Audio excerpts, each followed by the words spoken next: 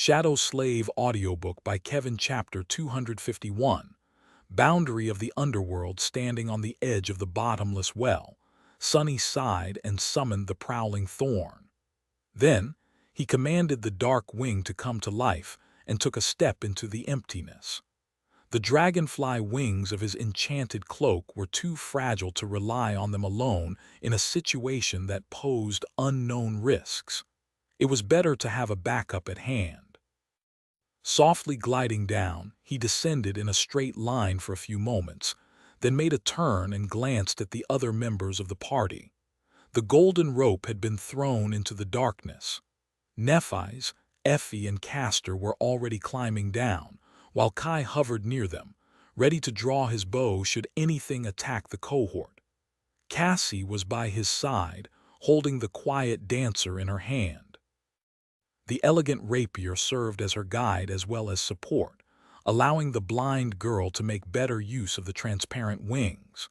With it, she was able to zip around with considerable speed or stay in one place without any surface beneath her feet. Handy. Just like that, the cohort descended to the bottom of the ancient mine. Sunny was gliding down in a wide spiral, sometimes close enough to the wall of the well to touch it with his hand. He was slightly ahead of the rest of the group. When the distance between them grew too much, he would insert the dagger into a crack in the stone and wait for others, attached to the vertical wall like a strange insect. His shadow moved further and further down, exploring the darkness below. Despite the tension that permeated the air in the end, nothing had attacked the group of descending humans. They discovered the reason for this unexpected respite at the bottom of the mine. Sunny was the first one to land on solid ground. With other members of the cohort still a few dozen meters away, for some time he was left in complete darkness. As soon as he took a step, something crunched under his foot. Looking down, Sunny saw a piece of pale bone. A few meters away from him, the remains of a giant skeletal creature lay broken on the ground. It resembled a snake with hundreds of tiny claws growing from its belly and a terrifying, round maw. Glancing up, he judged that the length of the dead abomination was enough to coil around the whole shaft of the mine at least several times. While Sunny was thinking, the other members of the cohort approached the ground. The light of their lantern memories fell on him, then shone further, revealing the remains of the colossal bone worm. Exposed by this light, a nimble shadow glided on the stone and attached itself to Sunny's feet. Nephi's was the first one to jump down. Glancing at the repulsive nightmare creature, she outstretched one hand and asked, "Sunny," he shook his head, "it's dead. Nothing is moving out here." Soon, all of them were on the ground. Gathering around the giant worm, everyone had the same thought.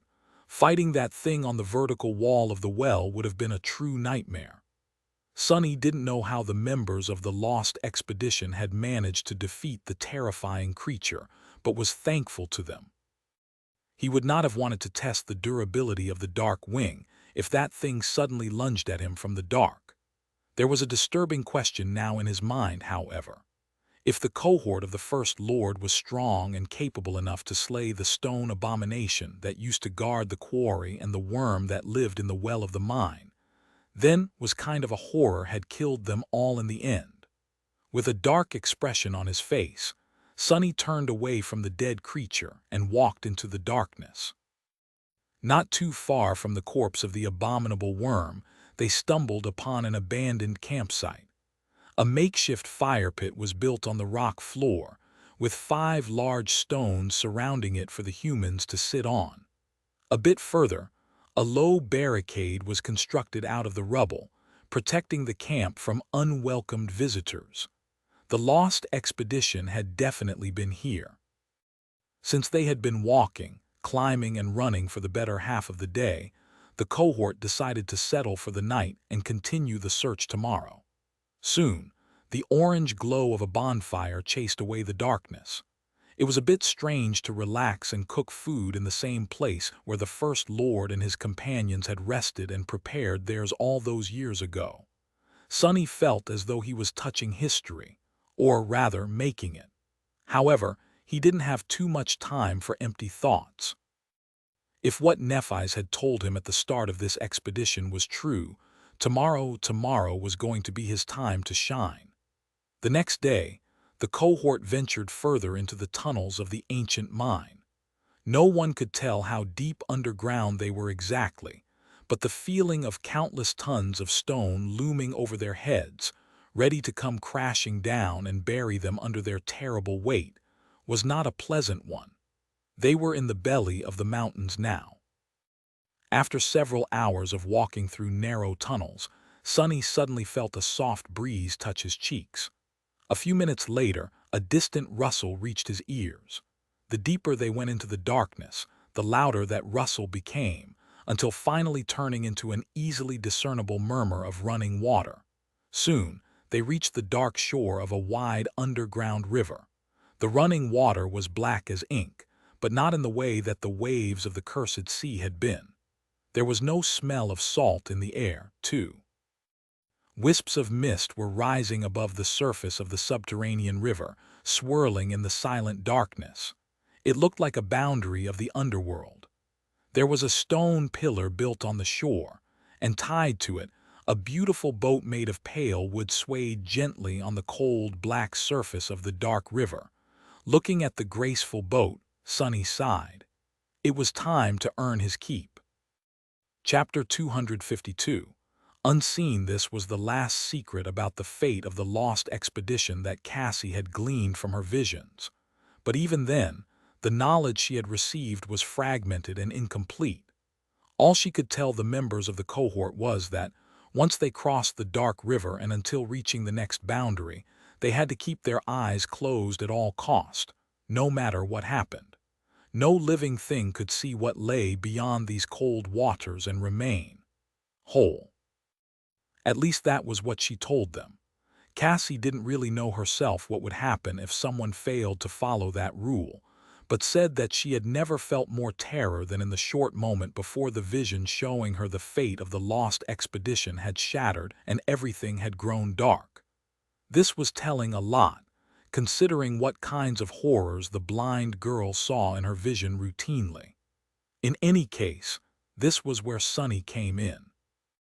While looking through the eyes of the shadow was still too dangerous, he could lead the cohort to their destination with the help of his ability to sense space through the shapes of shadows populating it, at least in theory. Standing on the shore of the dark river, 6 humans tied the golden rope around their waists. When everyone was ready, Nephis took out 6 strips of cloth and a block of wax. Lighting a small white flame on her palm, she sighed and turned to Effie. "You're first." The huntress made a complicated face, but then obediently approached their leader. What followed next looked simultaneously intimate and disturbing.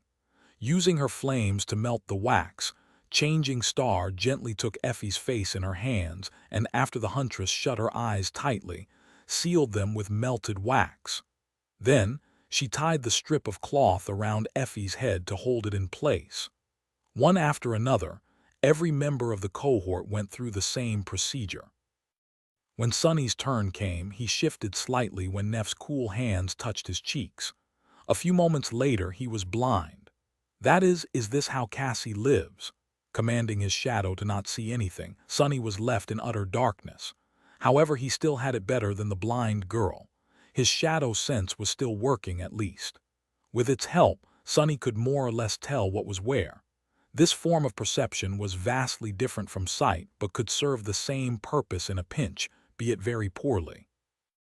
If conditions were right. Luckily, he had practiced navigating the world with the help of nothing else but shadow sense in the past. This was how he had defeated the strange basilisk creature in the Dark City, among other things. Leading the group of staggering humans to the graceful boat, he helped them to board it and untied the rope holding it in place. Then, Sonny found the oar and pulled on it, propelling the boat across the dark river. Soon, cold mist shrouded everything around. The deeper into the mist they sailed, the more it felt like they were leaving one world behind and entering another. A much darker, much more ancient, much more terrifying world. No one felt compelled to speak, so the silence was broken only by the murmur of rushing water and the creaking of the wooden oar. "This is not too bad. Yeah, I am not scared witless at all." Calming himself down with these silly thoughts, Sonny continued to guide the boat. However, one thing kept making him shiver. Being surrounded by mist and having to keep his eyes closed, Sonny couldn't help but remember the harrowing encounter with the being that appeared in a veil of fog and tried and lure him into gazing at it using a stolen voice. Was this where it came from? After some time had passed, he couldn't tell how much. No matter how hard he tried, Sonny suddenly sensed a solid mass in the distance. This was the opposite shore of the dark river. Soon, they were drawing near to it. As the bottom of the boat scraped against stone, Sonny jumped to the pier and tied the rope around the stone pillar. Then he helped the others disembark. Turning his head, he sensed another shape swaying on the surface of the water. There was a second boat here, presumably the one First Lord and his companions used to cross. But unlike Nephi's and her cohort, there had not been an oracle in their ranks. No one had warned them to keep their eyes shut. Maybe this was the reason why none of them had returned. Turning his back to the river with a strong feeling of unease, Sonny faced the mouth of the tunnel that led deeper underground. Letting out a resentful sigh, he slightly tugged on the golden rope and took a step forward. The other members of the cohort had no choice but to follow him. A few seconds later, they disappeared into the tunnel, leaving the shore of the silent river behind. As soon as Sonny stepped into the tunnel, he felt cold shivers running down his spine. Although he couldn't see anything about it, he could tell that it was different from the ones they had traversed earlier. This one still felt like it had been cut through the flesh of the mountains by someone or something, as opposed to being formed by a natural process. However, its creators were unmistakably different from the humans that had created the mine and the quarry outside. Everything about it was more pronounced, more skillful. The shadows populating the tunnel were different, too. They were much deeper, much darker, and much more ancient. Soon, the tunnel turned into a maze of wide passages, all filled with nothing but mist and silence. Another maze. Of course it's a maze. Everything in this damn place just has to be a maze. Before Sonny could finish the thought, though, he suddenly froze, paralyzed by fear. Because right in front of them, he felt the presence of a shadow that was different from all the others. A human shadow. Chapter 253. Without a master, the human shadow stood lonesomely in the mist, strangely aloof and motionless. As Sonny pulled on the golden rope to command his companions to stop, it shifted slightly and turned away, then became still once again. Sonny sensed a cold, dreadful feeling settle in his heart. The possibility of encountering another human in this dark and terrifying place was already unsettling enough. He did not consider, even for a second, that one of the members of the lost expedition could have survived down here, in the darkness, for all these years. Not unless they were no longer human. But even that was not the cause for the coldness and dread he felt. The real reason had nothing to do with logic and everything to do with his unique aspect. Because of it, Sonny sensed that there was something terribly, utterly wrong with the shadow. The feeling he got from it was one of eerie and utter wrongness. However, it didn't seem to be dangerous or hostile. Instead, it felt lost, empty, and mournful. The shadow was full of sorrow and anguish that he could not describe with words.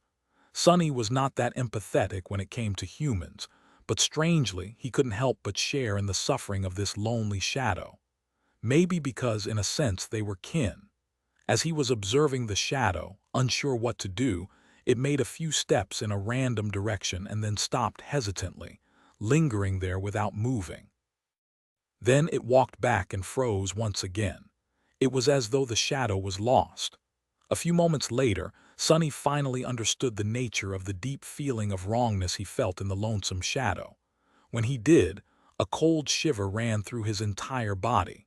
The reason why this shadow was so strange and eerie was because it wasn't connected to anyone. There was no human casting it. Not anymore, at least. The human that the shadow had once belonged to was gone, cut from existence by some unknown power. Sonny couldn't sense any bones anywhere either. It was as if the human had not been killed but simply erased, while the shadow remained to wander aimlessly in the mist for all eternity. What a terrible fate!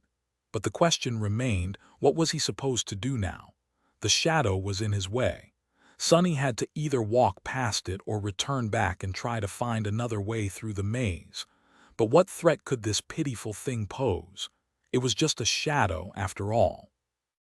His own couldn't harm a fly no matter how hard it tried. This one had to be the same. With a deep sigh, Sonny slowly walked forward. With each step he took, he could sense the lonesome shadow better. At some point it sensed him too. Turning to face Sonny, the shadow hesitated for a few moments, then tentatively glided closer. He could feel an outburst of muted emotions radiating from it: surprise, hope, and then sudden despair. Realizing that he wasn't its long-lost master, the shadow froze. Shoulders dropped.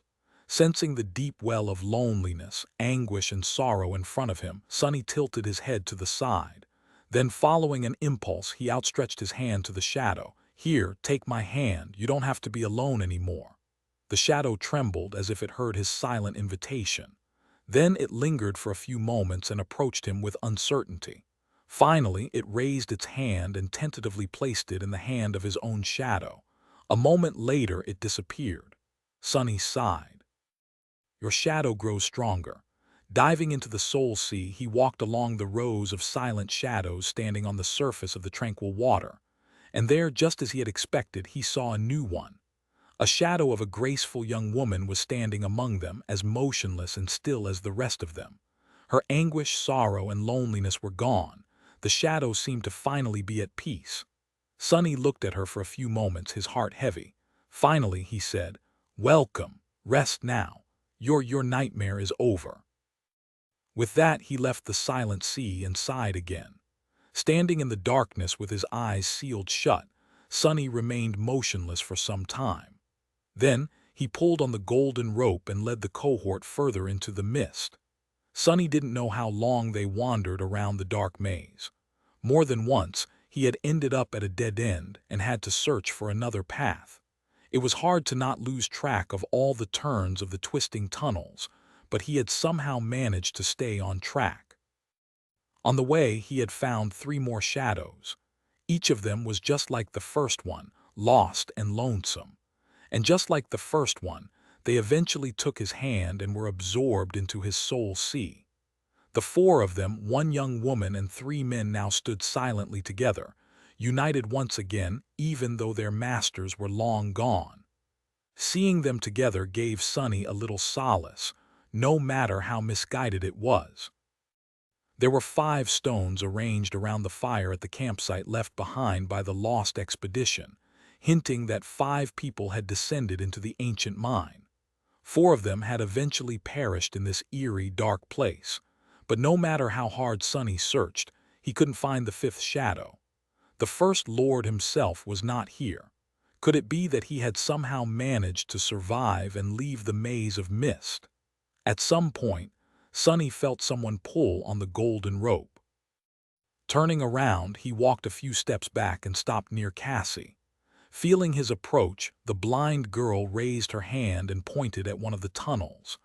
Understanding what she wanted to say, Sonny led the cohort in that direction. Soon, the sound of rushing water reached his ears. Sometime later, they came to the shore of another subterranean river. They had reached the second boundary.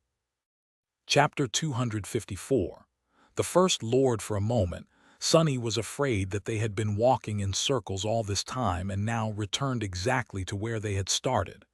But then he calmed himself down and noted that this river, while as eerie as the one they had crossed on a wooden boat, was rather different. He couldn't exactly explain it, but it didn't feel the same. Plus, there was no pier with 2 boats tied to stone pillars anywhere in sight, or rather sense. Instead, there was a bridge. Sonny could feel its shadow falling on the cold water, solid and firm as the stone it was built from. The bridge arched over the river, leading far into the distance. Not wishing to spend another minute in the terrible maze that no living thing could see if it hoped to remain alive, Sonny led the cohort toward the bridge. If Cassie was correct, they would be safe after crossing the second river. Sonny surely hoped that it was true, because the long journey where he had to play the role of a guide for 5 blind people had been nothing short of exhausting. After spending 7, or was it 8 by now, months on the forgotten shore, Sonny had thought that he possessed a high tolerance for terror. But this last ordeal tested the limits of his mental endurance. Walking through that dark place with his sight taken away, it was a miracle that Cassie had somehow managed to remain sane at all. He tensed up when they entered the bridge, expecting for something dreadful to happen at the last moment. But the silence was not broken by anything except for the sound of rushing water, their steps, and laborious breathing. The cohort walked on the bridge, leaving the dark maze behind. Soon, they could feel the mist surrounding them grow thinner, and at some point it was gone. They crossed the river without any trouble and returned to solid ground again. Making several more steps, Sonny stopped and finally allowed himself to tremble. Then he opened his mouth and said in a hoarse voice, "Are we through?" Although Cassie had not said anything about the need to remain quiet, each of them subconsciously avoided speaking ever since entering the mist. Because of that, the sound of his own voice startled Sonny a little. A few moments later, Cassie answered in a hesitant tone, I think so." Without wasting any more time, Sonny untied the cloth that covered his eyes and removed the wax from them. Then he carefully opened them and looked around. They were standing on a stone shore inside a vast cave, through which the underground river was flowing unobstructed. Some distance away from them, the wall of the cave came down, with a mouth of a wide tunnel visible in it. By his side, other members of the cohort were removing the strips of cloth. Sonny could hear the sighs of relief coming from them. However, his attention was instantly drawn to Nephis, who had already opened her calm gray eyes and was looking at something behind him. Turning around, Sonny followed her gaze and froze. Just a few meters away from them on the shore of the dark river, he saw a human skeleton. It was sitting on the cold stones, its back straight, facing the water. Unlike the ferocious undead from the catacombs of the dark city, this one was tranquil and untouched by the corruption of the forgotten shore.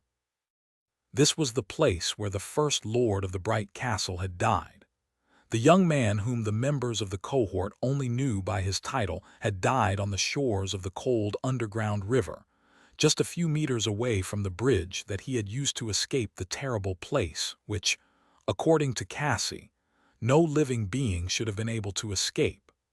Somehow, he had survived even without knowing that anyone entering the mist had to keep their eyes closed at all times.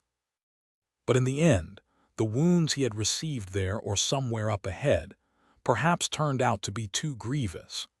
Before the last vestiges of life abandoned him, the young man, the first lord who had wrestled the Bright Castle from the nightmare creatures, created a safe place for the humans sent to the forgotten shore to live, and lead an expedition to find a way out of this cursed place, sat down and looked in the direction of the misty, dark maze. The place where his friends and companions had died, leaving him alone in the darkness of this forsaken underworld. Looking at the skeleton that sat quietly on the shore of the river, Sonny couldn't help but feel a deep feeling of awe and sorrow. He had never met this young man, but somehow, it felt as though they knew each other very well. Everything that humans had on the forgotten shore was thanks to his bravery, power, and skill. What a shame that he had died here in this lonesome place, with no one to share his last moments and tell the tale of his last deeds. The skeleton was strangely well preserved. It was sitting with its legs crossed, back straight, its hands resting on the hips, as if meditating. The skull of the First Lord gazed at the river with the dark cams of its empty eyes, strangely calm and at peace. What Sonny noticed, though, was not the whiteness of the bone, nor the eternal grin of the bare skull, but a thin strip of light metal resting on it like a humble crown. There was a single bright gemstone on the metal band, placed right above the middle of the skull's forehead. After the 6 of them gathered around the remains of the First Lord and stood there for a while in silence to express their respect for this extraordinary human, Nephi sighed and approached the skeleton. Gently, she took the strip of metal and removed it from the First Lord's head. A moment later, the band suddenly broke into countless sparks of light, which then disappeared, absorbed into her soul core. Sunny's eyes widened. The crown of the First Lord was a memory. Chapter 255. Dawn shard. As the last spark of light disappeared, Nephi's tilted her head to the side and remained silent for a few moments. Then she lowered her gaze and said, addressing the First Lord, "Thank you." She hesitated, as though wishing to say more, but eventually just took a step back. Kai, however, wasn't that reserved. Bowing deeply, he remained with his head down for a while, then straightened his back, looked at the skeleton, and voiced something that a few of them must have been thinking. "Thank you. We will finish what you started." His words echoed above the cold water, eventually disappearing into the darkness. A heavy silence settled above the shore of the underground river. A few seconds later, the charming archer turned to the rest of them and asked with uncertainty, "I think, should we bury him?" The members of the cohort looked at each other. Before anyone could voice their opinion, though, Sunny suddenly spoke. "No, just leave him as he is. He wanted to be closer to his friends when he died, so just don't touch him." With that, he turned his head and looked away. Since the First Lord died outside of the terrible maze, his shadow was gone too. Now it was just dumb and empty, like most shadows cast by inanimate objects. He had not shared in the harrowing fate of his companions, which meant that Sunny couldn't help him reunite with them, even slightly. Neither could they bring the remains of the First Lord back outside to bury him near the girl who had died in the quarry. It was better to just leave him be. Forget about it. Think of something else. Sunny had other matters to consider anyway. That strange memory that Nephi's had absorbed. He had never even heard of a memory that could exist outside of someone's soul. Had the First Lord somehow relinquished the ownership of it, or was this a quality that all shard memories possessed? And it was, without a doubt, another shard memory just like Effie's spear and his own stalwart blade. That memory was the reason why Changing Star had ventured on this expedition, to begin with. The thing that was supposed to somehow give her a chance of defeating Gunlog. Sunny stared at Nephi's, then said, "That headband, what is it called?" "No, actually, let me guess. Dawn shard, dusk shard." Neph looked at him and didn't answer. Her ivory face was calm and inexorable. Sunny grinned. "Full of secrets, are we?" A hint of some deep, sharp emotion appeared in her cold gray eyes. A few moments later, she said, "Weren't you the one who made it clear that you don't want to be a true member of this cohort? You chose to be a hired blade yourself, did you not?" "Why should I share my secrets with you?" Sunny remained silent for a bit, then sighed. "Well, fair enough. I did, and you have no good reason to share anything with me." Suddenly, Nephi smiled. "You can change your mind, you know. If you do, I'll naturally tell you everything." He stared at her for a while, then shook his head. "No need. Answer me one question, though. How exactly is that thing supposed to help us defeat Gunlog?"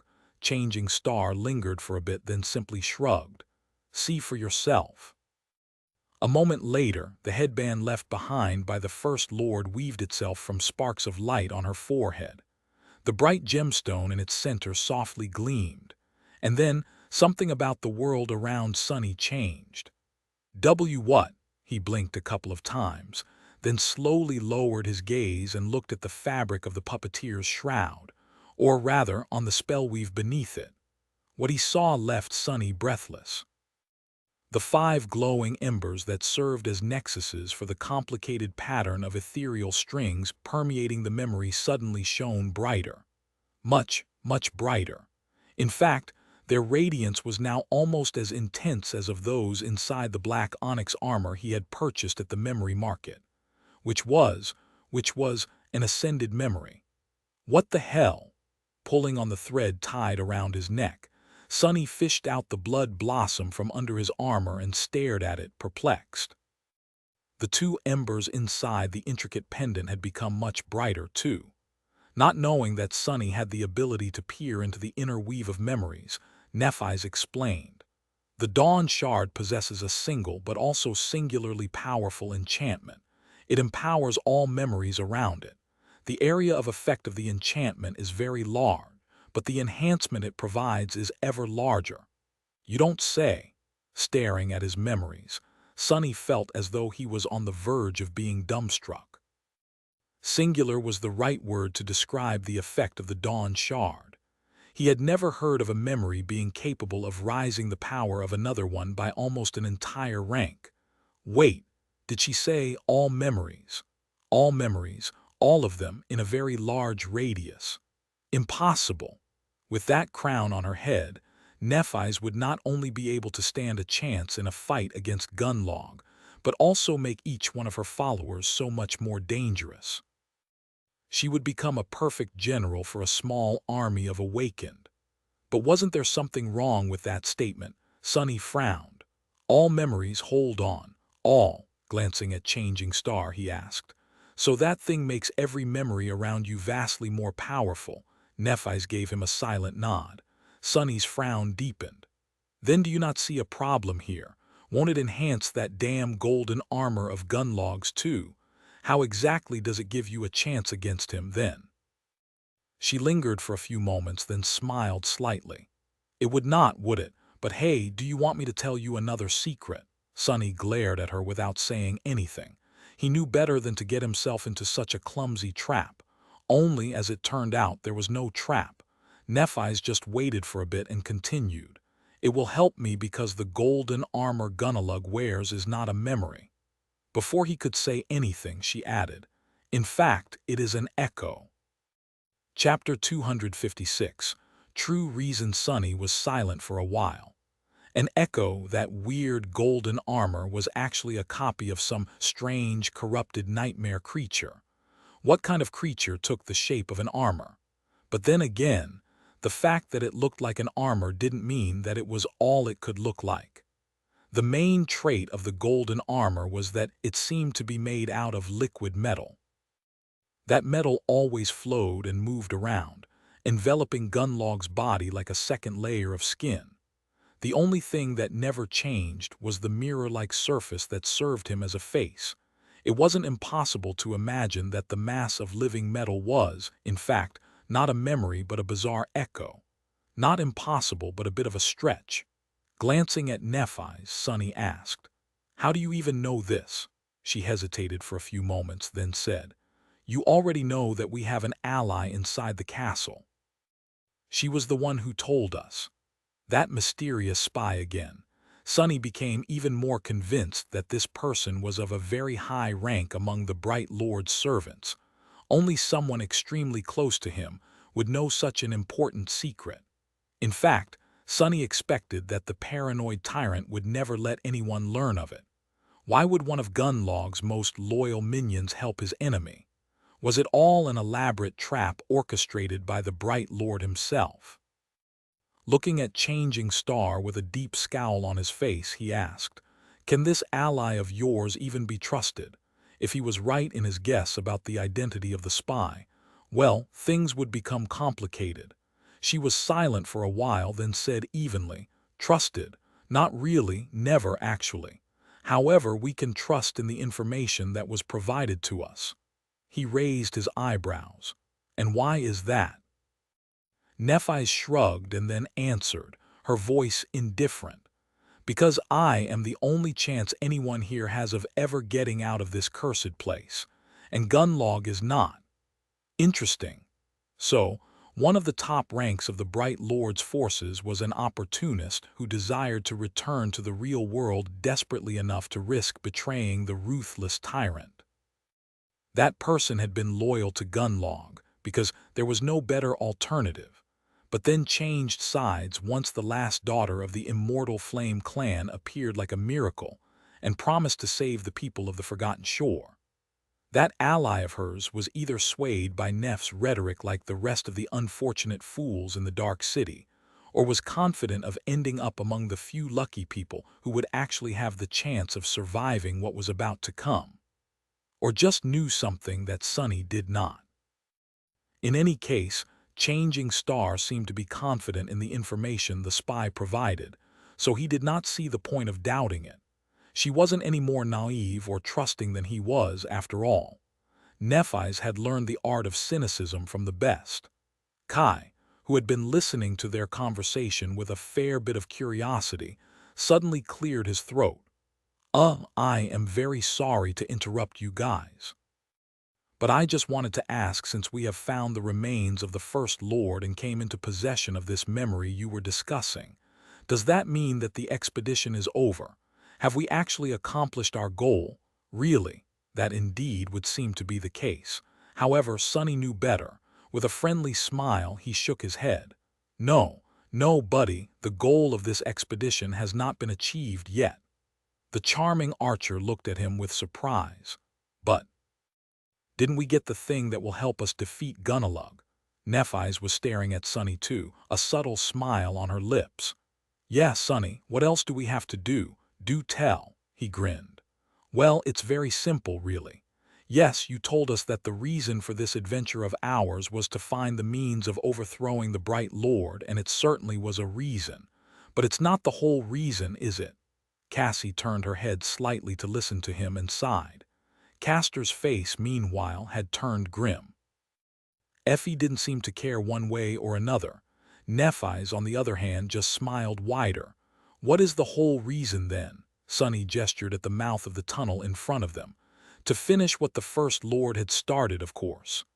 Kai was looking between him and Changing Star, unsure of what was going on. What do you mean, exactly? Sonny shrugged. Think about it, Kai. We saw the same map. What were the symbols drawn at the very edge of it, near the place where the First Lord's expedition had disappeared? The charming archer frowned. There were 3 of them, a crown, a question mark, and a red cross, Sonny smiled. Exactly.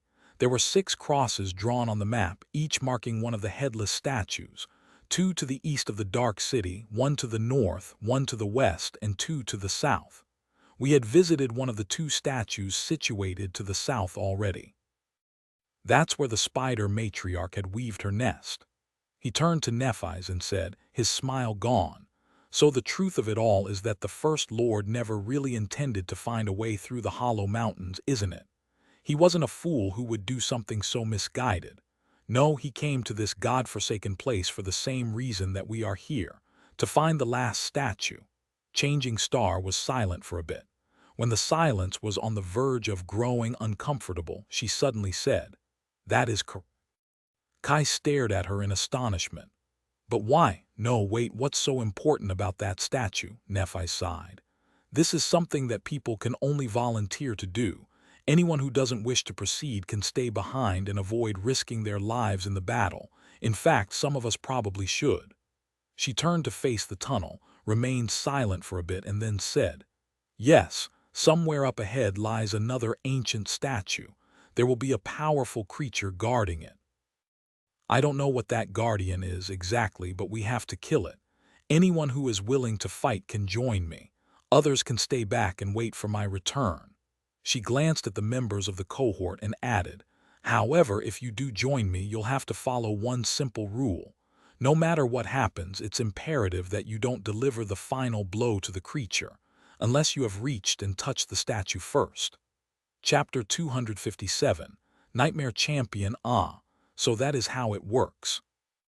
Initially, Sonny had suspected that the mysterious shard memories were just rewarded to those who managed to slay certain powerful nightmare creatures who dwelled close to the headless statues. The truth, however, turned out to be more complicated.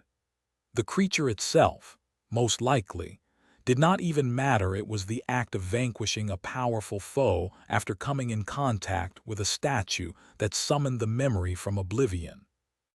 That was why they had received the Midnight Shard before even learning about how important these ancient monuments were. Sonny, Nephi's and Cassie had taken shelter atop the statue of the ancient knight and killed the carapace demon long after. But no, that didn't make a lot of sense. If this was true, Sunny would have received another shard memory after defeating the corpse eater. So, not any powerful abomination would do. Each statue seemed to have a nightmare champion tied to it by some invisible bond. The carapace demon, whom the creatures described as cursed soldiers of the fallen legion used to obey, was connected to the statue of the knight. The iron matriarch was tied to the statue of the hunter. Which statue had the dawn shard come from?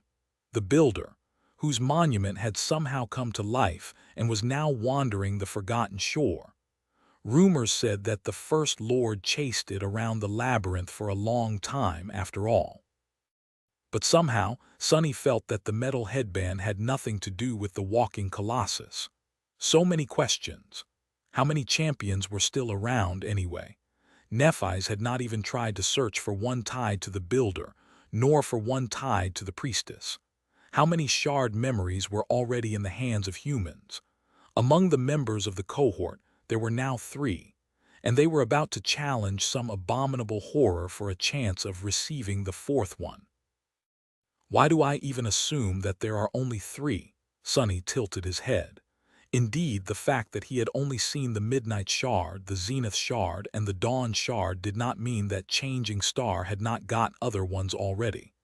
Not counting the memory they were currently hunting, 3 more were unaccounted for.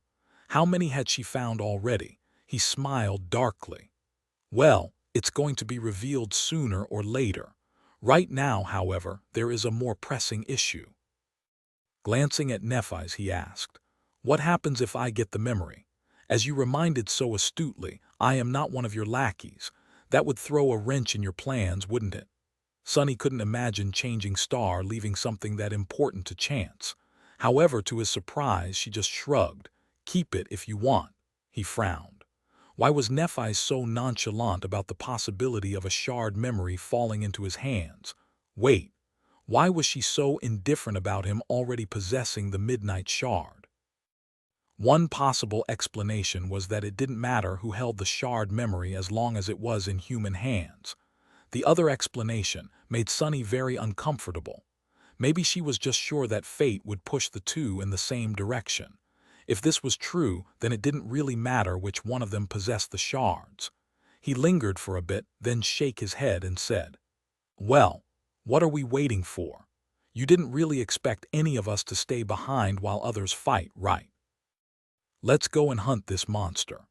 Honestly, while Sunny couldn't even imagine what type of terrible creature guarded the hidden statue, he was almost excited to find out.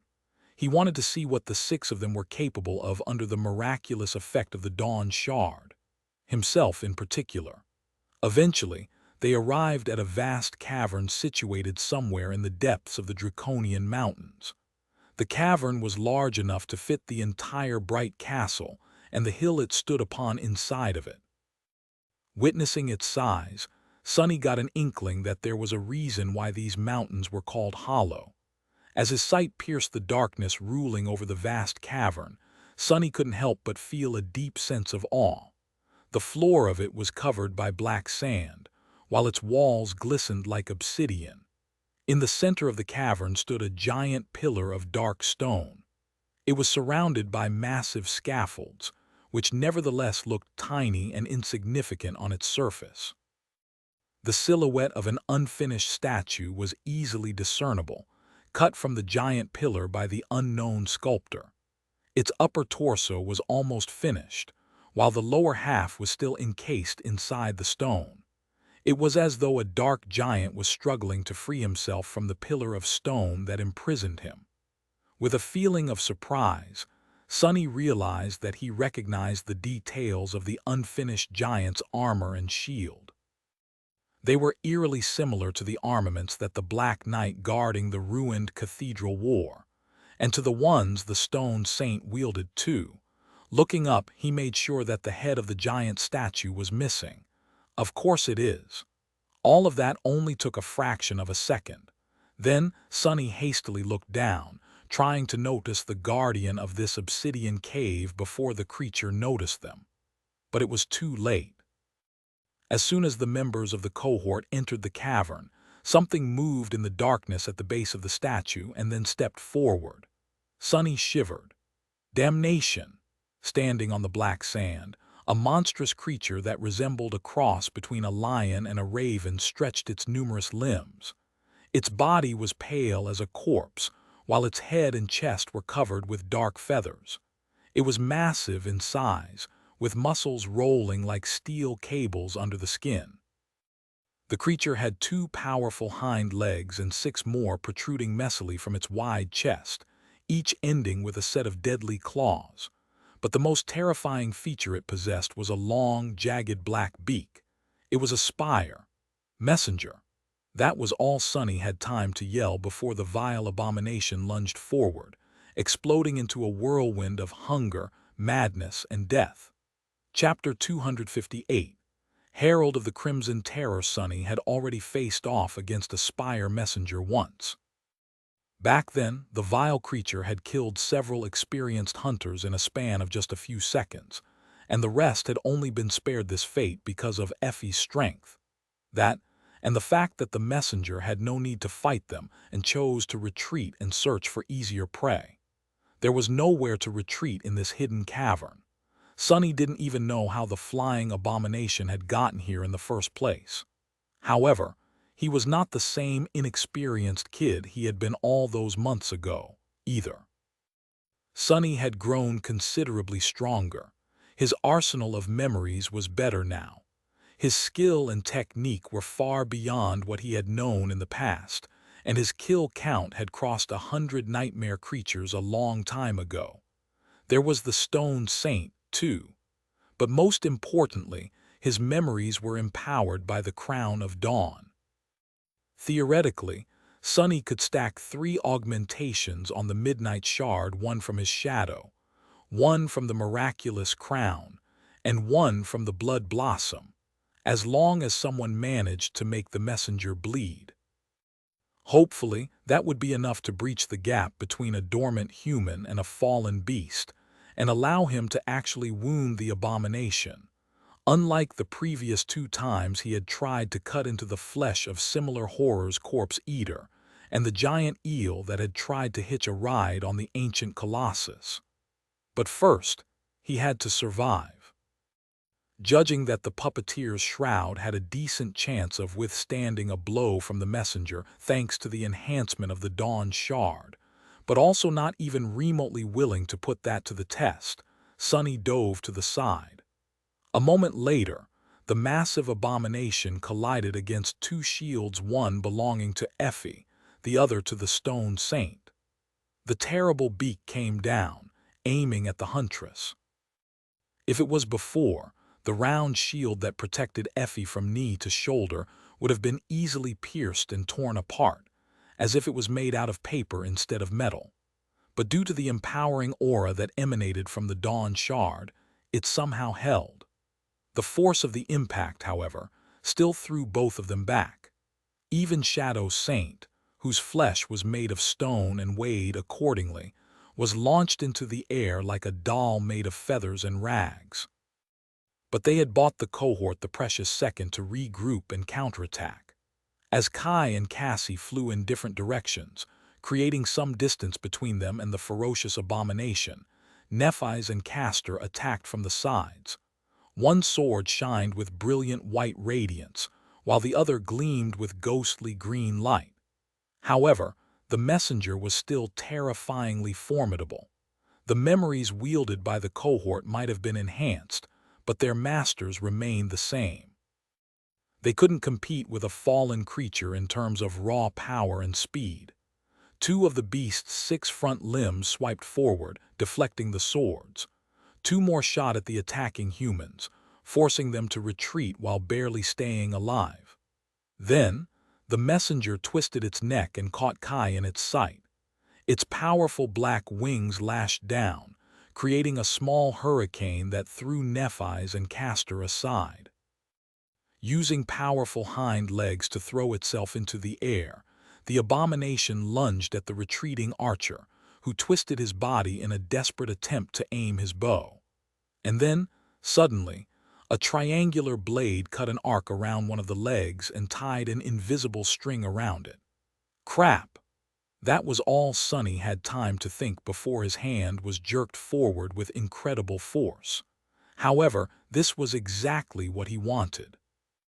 With the dark wing turning into a blur behind his back, Sonny used the momentum of the pull to turn his laughably slow levitation into real flight.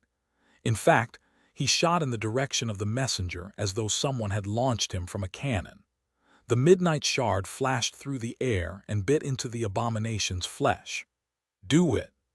Indeed, with both the shadow and the dawn shard augmenting it, the stalwart blade was able to cut into the flesh of the fallen beast.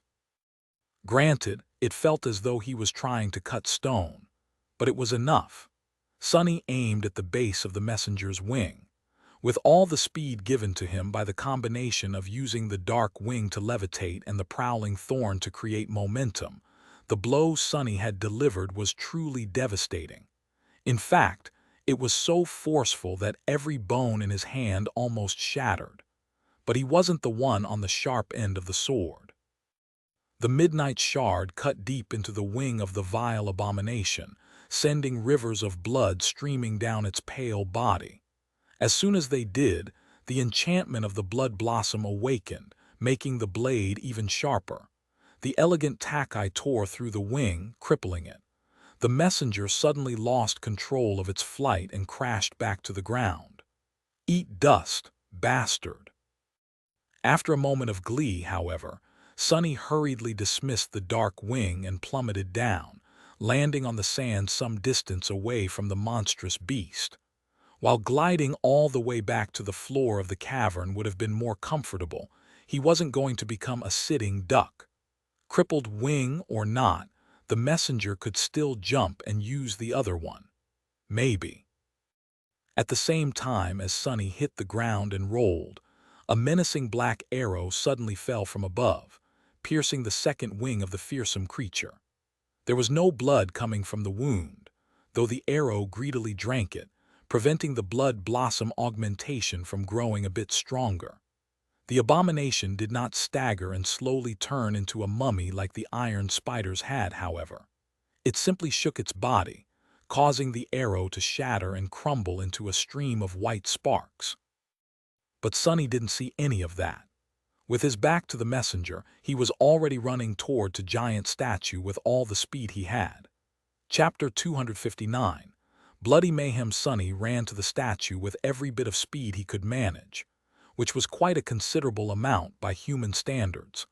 No, even by those of other sleepers. As the wind whistles in his ears, the shadow flew off the blade of the midnight shard and turned around, observing the wounded abomination. Despite the fact that its wings were mangled, the messenger did not seem perturbed. On the contrary, it opened its terrible beak and let out a blood-curdling shriek, then lunged at the tiny humans with even more bestial fury. I think it's not happy. Despite the mortal peril his companions found themselves in, Sonny did not stop to help them. Nephis had said that the creature guarding the cave had to be killed by a person who had touched the ancient statue until someone did. This battle was nothing but a futile and stupidly dangerous game. The essence of combat was murder after all. If no one truly aimed to kill the damn thing, how could they ever hope to survive? So Sonny was helping them after all in a way. Behind him, things weren't going well for the cohort. The messenger was too big, too strong, too swift for a group of sleepers, no matter how talented. It was already a miracle that none of them had been torn to pieces already. But how long would that last? As the shadow watched, the terrifying beak came down again, and once again bounced off Effie's stalwart shield. However, this time, a wide crack appeared on the surface of the round shield. Before the huntress could even react, several powerful limbs shot at the cracked shield, each striking it with the force of a cannonball. Finally, the memory gave in and shattered along with Effie's arm. Sunny saw fragments of bone piercing her olive skin as it twisted at an unnatural angle. Damn! Faster! As the pillar of dark stone approached, he watched the messenger try to finish the wounded huntress off and be thwarted by the stone saint.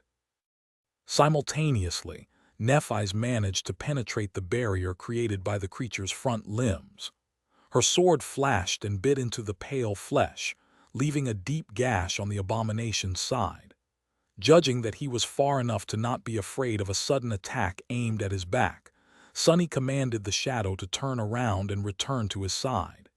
His view of the battle immediately disappeared, and soon the shadow caught up and wrapped itself around his body. Sunny's speed doubled. Pursued by the sounds of a ferocious battle, he neared the unfinished statue. However, before he could touch it, a human figure suddenly appeared in front of him in a blur and slid on the black sand, stopping right in front of the stone pillar. It was Castor. The proud legacy didn't look all too well. His shiny scale armor was torn by the claws of the terrible beast, leaving 4 deep wounds on his muscular chest. Blood was streaming from them, leaving the handsome young man pale and disheveled. No, it wasn't just that. Castor seemed a bit off, somehow. Sunny just couldn't tell what was wrong with him exactly. He did notice, however, a crystal amulet in the form of an hourglass hanging on a silver chain around his neck. What is that? A charm memory. I didn't know that Castor had a charm. Not wasting any time, the legacy put his bloodied hand on the statue and closed his eyes for a moment. He wasn't wearing one back on the marble arch. Right. Opening his eyes a second later, Castor glanced at Sunny with a dark expression and turned into a blur once again, rushing back to rejoin the battle. Just as soon as he disappeared, Sunny crashed into the stone pillar, unceremoniously using it to stop his momentum. Bouncing off the hard surface, he rolled on the ground and shakily rose to his feet. Og, damn it, that hurt. That counted as touching the statue, right? Had to. Glancing back, Sunny saw another blood arrow piercing the flesh of the spire messenger and shattering a moment later. It wasn't destroyed, at least, just returned to Kai.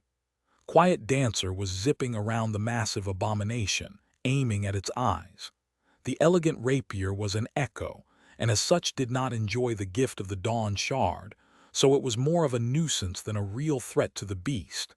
Still, it managed to deliver a couple of shallow cuts, causing the bastard to bleed. That was exactly what Sunny needed: blood, as much blood as possible.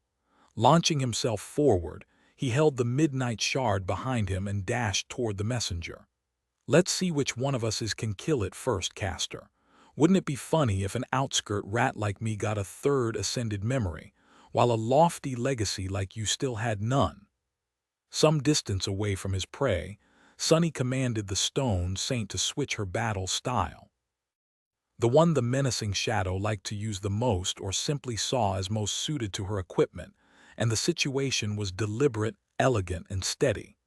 But that wasn't what Sunny needed right now. What he needed was carnage, savagery, and bloody mayhem. Lingering for a fraction of a second, the stone saint suddenly threw her shield away, grasped her sword with both hands, and lunged forward. Any sort of grace she had possessed earlier was now gone. Instead of a noble knight, the shadow now appeared as a barbarous butcher. It seemed as though she cared neither about self-preservation nor about protecting the members of the cohort anymore. She didn't even care about killing the enemy that much. All she aimed to do was inflict the maximum amount of pain, the maximum amount of damage, and most importantly, the maximum amount of bleeding, just like Sunny had commanded her to do. As he ran back, more and more small but heavily bleeding wounds appeared on the messenger's massive frame. Its pale body was now half covered in dark blood. Castor's enchanted sword added 1 or 2, but most came from the berserk shadow and changing star. Effie was still in the fight as well.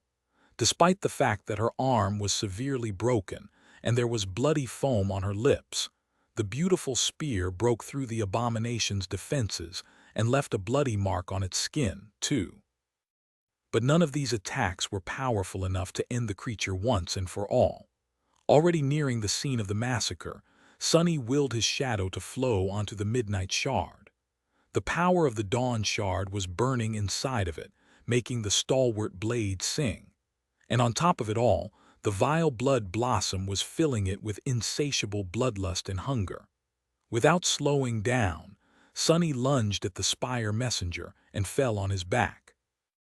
As momentum pushed him forward, he slid on the black sand and thrust the midnight shard upward.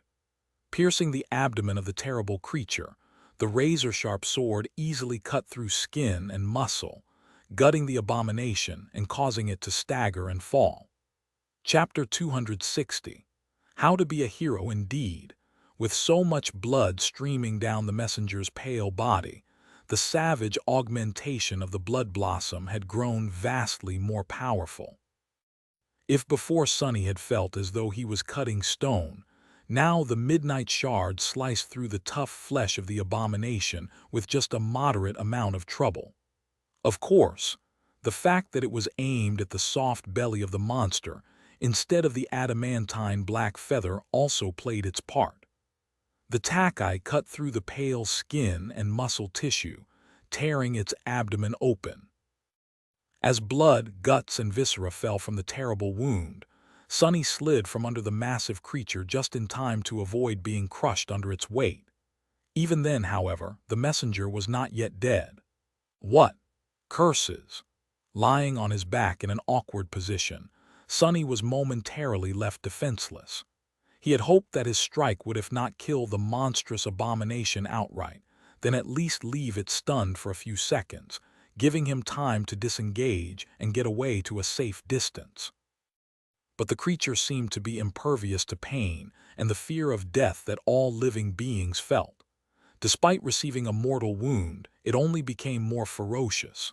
Staggered by the unexpected attack, the messenger lost balance and fell to the ground. Its head hit the black sand, sending a cloud of it into the air. Then, its round corvine eye locked onto Sonny and flushed with eerie madness. Knowing that he was not going to be fast enough, Sonny desperately tried to roll away. But it was too late. The terrifying jagged beak shot in his direction, threatening to impale him through the chest. Damn it, however, at the last moment, a human figure in an elegant black and white armor suddenly appeared between him and the abhorrent beast. The incandescent sword lashed out, pushing the beak slightly to the side. As the result, the messenger failed to kill Sonny. Instead, the beak pierced the Starlight Legion armor and tore through Changing Star's shoulder, almost severing her left arm. Nephi's was thrown aside in a rain of blood, while the abomination opened its mouth and let out another deafening shriek. For a moment, time slowed. Sonny, who had just rose to one knee, noticed a sword surrounded by ghostly green lights approaching the messenger's neck. Castor was seconds away from finishing the cursed creature off, but before he got the chance, a heavy triangular dagger flashed in the air and sunk into the creature's eye, penetrating through it deep enough to reach the brain. The messenger froze. Its ugly raven-like head swayed slightly. The beak fell open, revealing rows of sharp teeth and a long, wet, crimson tongue. Looking at the monster with a dark expression, Sonny pulled on the string of the prowling thorn, wreaking havoc inside its skull. The kunai tore through the round black eye on the way back, flying into the air in a stream of blood, bone, and chunks of brain matter. Finally, the creature convulsed and crashed onto the ground. Its eyes dimmed, then glossed over. The corner of Sonny's mouth curled upward. "You have slain a fallen monster, cursed herald. Your shadow grows stronger. Come on. You have received a memory." A triumphant gleam appeared in his dark eyes. The cohort was in a pathetic state. Effie had the bones in her arm shattered into tiny pieces, with sharp splinters tearing through her skin. Her ribs and lungs were wounded, too.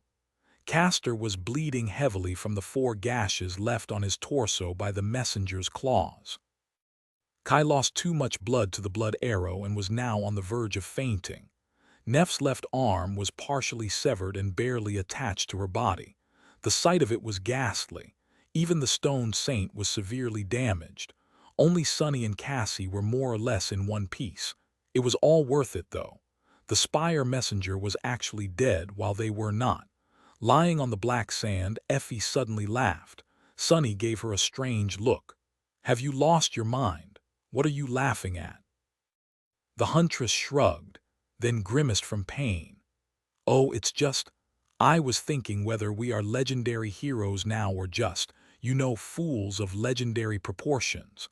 All of us in the outer settlement, the castle too, I guess heard the stories about the incredible exploits of the first cohort hundreds of times. Killing a spire messenger who made its nest in the throne room and all that. But I never once thought that I would actually do something that impossible as well." She grew silent and then added, "It's weird." Sonny sort of understood her feelings. However, he wasn't going to admit it. He didn't want his name to ever appear in the same sentence as the word hero. After everything he had experienced, Sonny had become allergic to it. He sighed. "You do know how one becomes a mythical hero, right? It's really easy, you just have to do something outlandish and then die. The death part is the key, actually. So I would rather not be a hero ever." With that, he stood up and tiredly dismissed his battle memories and the stone saint. Since only Cassie and he were unscathed, it fell to them to help everyone treat their wounds. Well, in this case, they just had to make sure that no one died before Neff summoned her flames and healed everyone. Sonny wasn't sure that she'll be able to remain conscious after that, though. Walking over to their leader, he sat down, looked at her, and then asked, "Are you stupid? Why did you do that?" She glanced at him with her usual indifferent expression, straightened her back, and said, "What do you mean?" Sonny sighed. "Why did you get between me and the messenger? Look at the state you're in." She looked at him, then shrugged with one shoulder. "I can heal myself, remember, you can't." He shook his head. "I also remember that my armor is 2 whole tiers above yours. Chances are I wouldn't be even wounded that terribly." Nephis was silent for a bit, then she simply said, "Too risky." Sonny couldn't help but laugh. "Gods, I just don't get you. I really don't. You are so morbidly cunning sometimes, but other times you are so stupidly naive. It doesn't make any sense." Changing Star did not respond for a long time and just stared at him. When she responded, her tone was as flat as usual. "Right back at you." Chapter 261, Moon Shard. Some time later, Sonny found the time to dove into the Soul Sea and take a look at the new memory he had gotten. It was a heavy round shield forged from dull, lusterless dark steel. Inside of it, visible only to him, a complex weave of ethereal strings shone with stark radiance. Memory, Dusk Shard. Memory rank, Ascended. Memory tier, Roman 2. Memory type, Weapon. Memory description, forged from a shard of a fallen star, this shield contains the weight of the heavens. Depending on the heart of its wielder, it can be light as a feather or heavy as regret. Memory enchantments, Indomitable. Enchantment description, following the will of its master, the Dusk Shard can change its weight. Sonny frowned. This enchantment, at first glance, it seemed very unassuming. People usually thought about the weight of their weapons only when they considered how much endurance they would need to wield them. In that regard, the lighter the weapon was, the better a light weapon could allow a person to fight longer without growing tired, which often meant the difference between victory and defeat. However, things changed when it came to the Awakened, who often possessed inhuman strength and endurance. Light weapons had their role to play, but more often than not, what you really needed was force. And the more mass something had, the more force it could produce. In the past, Sonny had only considered shields as a defensive tool. But after watching Effie and Stone Saint use them in battle, he realized that in the hands of a trained warrior, a shield could be as destructive and deadly as a sword. Sometimes much more so. Just imagining Effie bashing someone with a shield that weighed a few 100 kilograms sent shivers running down his spine. Not to mention that the weight could be changed on the fly, making it light to maneuver faster, then turning it into an improvised siege ram at the right moment. But even in terms of pure defense, A shield that could be turned into a literal wall was priceless. He could see a monster such as the Spire Messenger colliding with it, and simply bouncing off in the chorus of shattering bones. Maybe. Granted, Sonny never trained with a shield, and the sword he used demanded two hands to be wielded properly. But where there was a will, there would be a way. With a slight smile, Sonny summoned the dusk shard. The sparks of light appeared in a whirlwind around his arm. A few long seconds later, the silhouette of a large round shield weaved itself into reality. After a few more seconds, and the memory was fully formed. How nigh, oh crap. With a surprised yelp, Sonny staggered and toppled over. Luckily, he fell on top of the dull iron shield, otherwise he might have been crushed under its weight. This is so heavy. The damn thing was heavier than he had ever expected. In fact, it was probably too heavy for him to even lift, let alone carry around. The members of the cohort glanced at Sonny, who was struggling to stand up, with perplexed expressions. Gritting his teeth, Sonny rose to one knee and awkwardly tried to lift the shield off the ground. However, no matter how hard he tried, he only managed to drag it by a few centimeters. Curses. All right, I admit it, it's too damn heavy. Let's reduce the weight a little. But a few seconds later, his face froze. This can't be. No way. However, the truth was hard to deny. He couldn't change the dusk shard's weight at all. The enchantment that was supposed to allow Sonny to do that was there, but it required him to actively manipulate the soul essence shadow essence, in his case to access it. The most powerful enchantments were all like that, and the higher a memory rank, the more probable it was for the enchantments it possessed to be really powerful. The problem was that sleepers had no way to control and manipulate their soul essence. Sonny didn't know whether to laugh or cry. What were the chances of him coming to possess not one, not two, but three whole ascended memories, only to find out that two of them were completely unusable, while the third one required him to somehow become a master marksman to avoid dying from blood loss? Damn it. Damn it all. But especially damn that damned fated attribute. While Sonny was grinding his teeth in outrage, Effie approached him and glanced down from her considerable height. Then she leaned forward, took the dusk shard by the rim, and lifted it along with Sonny from the ground, seemingly without too much strain. That's it then, the memory you got from the pale bastard. Finally standing up with the help of the huntress, he stared at her for a long time, his expression unreadable. Then he suddenly smiled. Yes, by the way, Effie, we're friends, aren't we? See, I couldn't help but notice that your shield memory was destroyed in that last fight. How about? She rolled her eyes. Wait, don't tell me. Sonny's shady emporium is open for business again. He blinked a couple of times, then grinned. Why, yes, how did you know?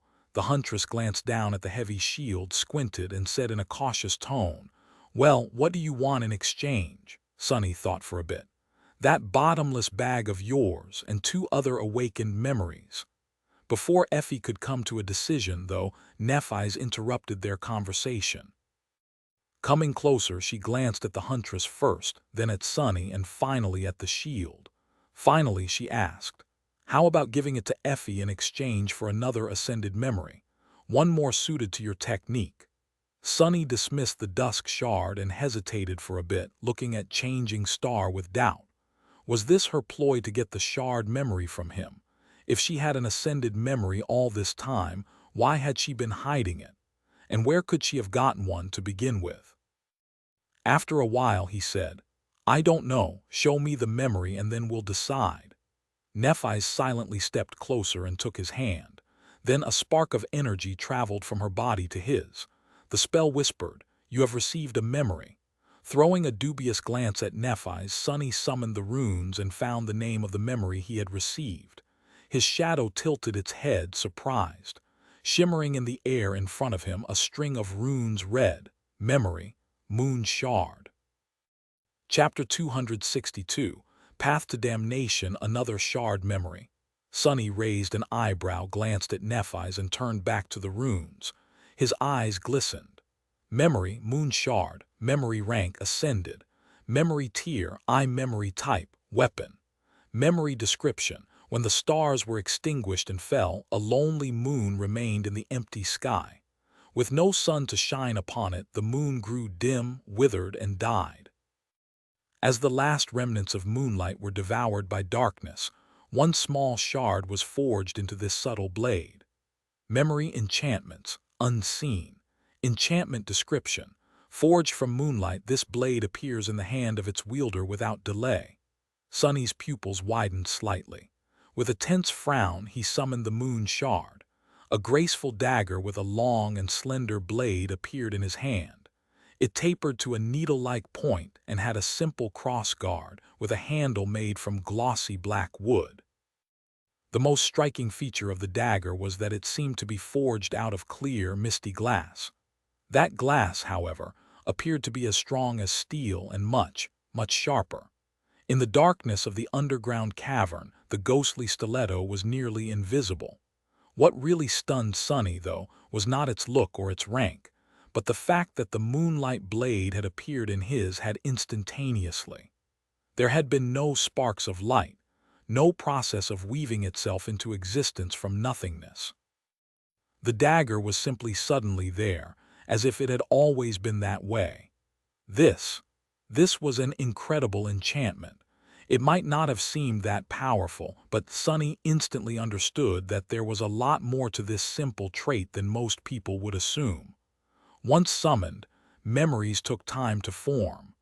The dusk shard had weaved itself into existence in about 6 to 8 seconds. But even if it was just a single second, like the time it took Nef's silver sword to appear, the process was still not instantaneous. What's more, the appearance of a memory was telegraphed in advance by the dancing sparks of light. In short, it was very hard to take the enemy by surprise by suddenly summoning a memory. A skilled opponent would always have enough time to notice it and react accordingly, unless they were lured into a cunning trap by a sword savant like Changing Star. But even then, it wasn't easy to plan and execute such a move. Yet all of that didn't apply to the moon shard. The slender blade of the ghostly dagger could appear out of nowhere in an instant and immediately strike at the target. What an insidious little thing. It was uniquely suited to Sonny's preferred method of engaging the enemy, indeed. He liked to strike from the shadows and kill with one strike. With the ghostly blade in his arsenal, though, he would not even have to hide in the darkness in order to deliver an unexpected and deadly blow. No one would see it coming, not to mention that it was an ascended memory. Armed with the moon shard, Sonny would finally be able to wound and kill fallen creatures, even without the miraculous enhancement of the Crown of Dawn. His own shadow would be more than enough. Granted, he would have to get really close and personal to a monster in order to use the dagger. But still, at least with it, he stood a chance. Suppressing a satisfied smile from appearing on his lips, Sonny turned to Nephi's and asked in an incredulous tone, "Where did you get this thing?" She lingered for a few moments, then said, "North of the Dark City." Sonny nodded. That made sense. There was another red cross on her map, about a week's worth of traveling time north of the ruins. It was drawn near a symbol resembling a grotesque, misshapen skull. Changing Star had indeed been busy in the 3 months that he had spent hunting monsters on the dark streets of the cursed city. Now, 5 of the shard memories were accounted for: Dawn Shard, Zenith Shard, Dusk Shard, Midnight Shard, and Moon Shards. Only 2 remained. Sonny wondered which statue they were tied to, and whether someone out there already held them in their hands. It didn't matter that much for now, though. With a sigh, he dismissed the ghostly dagger and said, "I have to warn you that the enchantment on that shield requires an awaken to activate it. It is supposed to be able to change its weight and mass freely, but actually it's just stuck being stupidly heavy." Nephi's glanced at Effie, who just shrugged. "I'm fine with it as is." Sonny finally allowed himself to smile. "Ah, that's great then. We have a deal." In the end, they had to spend a couple of days in the vast underground cavern. Nephis had to recover from her ghastly wound and the strain of healing the rest of the cohort, while all of them had not liked the idea of venturing back into the mist with their memories damaged. Eventually, though they were ready to head back, Sonny used this short moment of respite to rest and practice shadow dance, slowly moving toward his goal of mastering its first step. He knew that there was nothing but bloodshed ahead of them. First, they would have to fight their way through the untold horrors of the labyrinth. And once they reached the dark city, the last act of this messed-up play would begin. Looking back, he couldn't believe how far he had come in these past 8 months. When Sonny arrived on the forgotten shore, he was weak and inexperienced. His first fight against a single carapace scavenger almost cost him his life. And now, here he was, standing near the corpse of a fallen monster he had killed with his own 2 hands.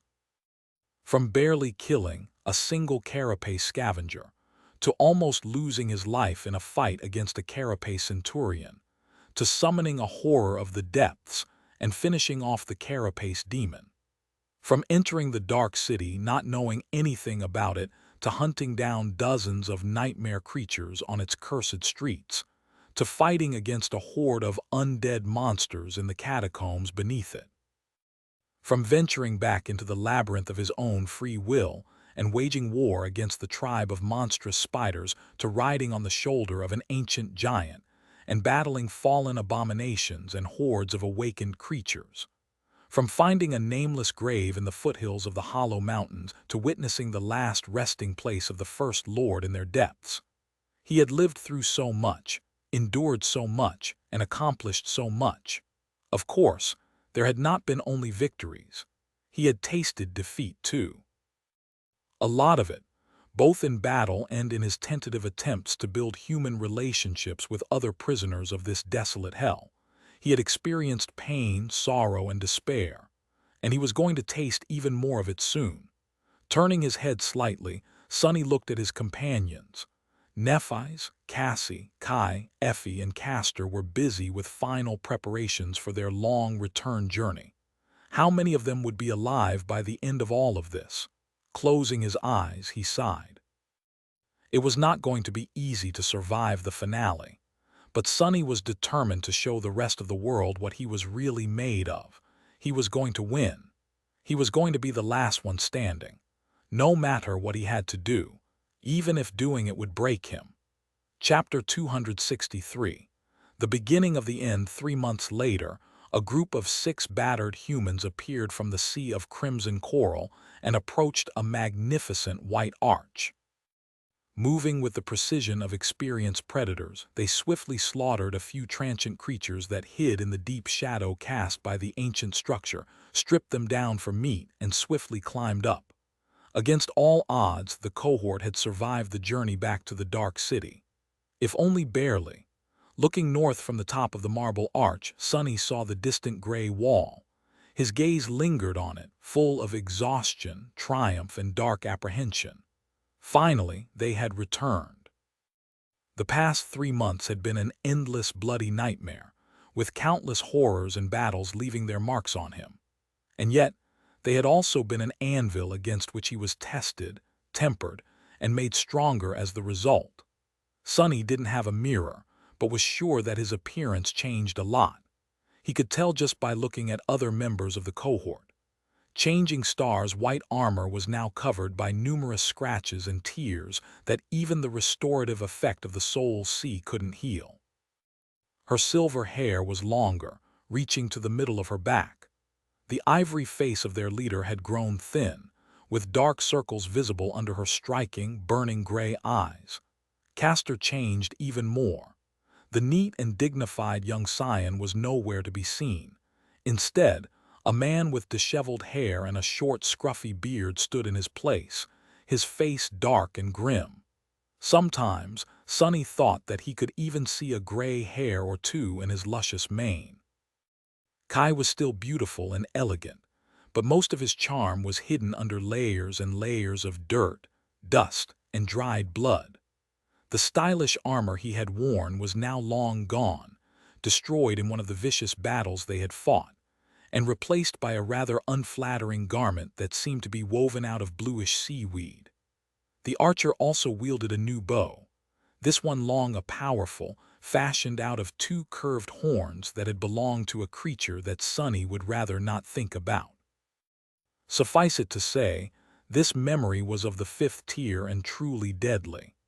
Effie was much the same, except for the fact that she had become even leaner, her robust musculature not covered even by a gram of fat. The huntress wielded two shard memories, both responsible for sending dozens upon dozens of nightmare creatures to their deaths.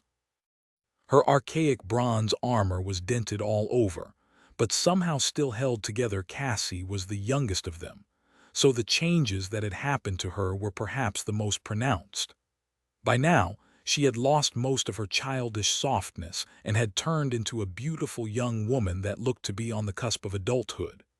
She had 3 echoes tied to her core now, one given to her by Nephi's, the other one by Kai. With the help of her echoes and the dark wing, Cassie was now able to move and participate in battles almost as if she was not blind. Almost. And then there was Sonny himself. He was perhaps even more beaten and battered than the rest of them, the puppeteer's shroud almost coming apart at the seams. His hair was long, messy, and in desperate need of a good wash. Sadly, his skin was still as pale as that of a corpse. He was also unable to grow even a bit of scruff, let alone a real beard. But oh well, why care about the little things? Summoning the runes, Sonny found a particular cluster and glanced at it. The runes shimmered in the twilight of the approaching night. Shadow fragments, 938/1000. A dark smile appeared on his lips. Almost. In the past 3 months, Sonny had participated in countless battles. His main responsibility was that of a scout, and as such, he was not a part of the cohort's main strike force. But even then, he had faced and slain more than 100 nightmare creatures, closer to 200 in fact. Among them were beasts, monsters, as well as a few demons and even a devil or two. Sonny absorbed the remnants of their shadows and used his share of the soul shards to trade for memories with other members of the cohort, which he then fed to the Stone Saint. And now, he was so close to reaching full saturation of his shadow core. His prowess and physique were considerably enhanced, too. Somewhere along the way, Sonny had crossed the line of humanly possible and was now firmly in the realm of inhuman ability. He was faster, stronger, and more enduring than any mundane human could ever hope to be. His shadow had grown much more potent, too, since its enhancement increased proportionally to his own power. Or was it the other way around? In any case, Sonny felt that when the shadow was wrapped around his body, he was now almost at the level of an actual awakened. Very few sleepers on the Forgotten Shore could challenge him in terms of raw power. Of course, all of them had deadly aspect abilities of their own, and several of the most deadly sleepers among them were all right here, with him, setting up camp and getting ready to cook him food. Sonny wasn't sure, but guessed that Effie and Castor had already fully saturated their soul cores, beating him to it, the huntress, because of the years she had spent hunting monsters on the streets of the Dark City, and the legacy because of the soul shards his clan must have provided him before his first journey into the dream realm. Nephi's. Sonny wasn't sure. Logic dictated that she should have reached the point of saturation before Sonny did, but he still saw her absorbing shards after each battle. So either she did not, or her aspect had other uses for the excess soul essence, or she was just putting on an expensive show. Kai and Cassie were behind him in terms of the amount of accumulated essence, but not by much. Each of them was now a powerhouse, just like the rest of the cohort.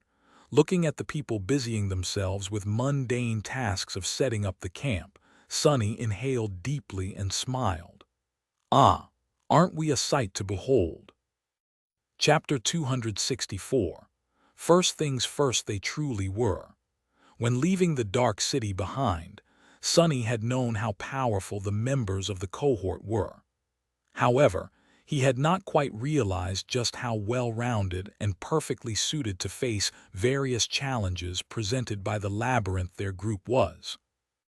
With Nephi's, Effie and Castor leading the charge, most nightmare creatures populating the forest of crimson coral had little chance to survive, not with the crown of dawn pouring raw power into the armor and weapons of the cohort, at least. Each of the three was a deadly and versatile fighter, with their own unique approach to combat and strengths that complemented each other.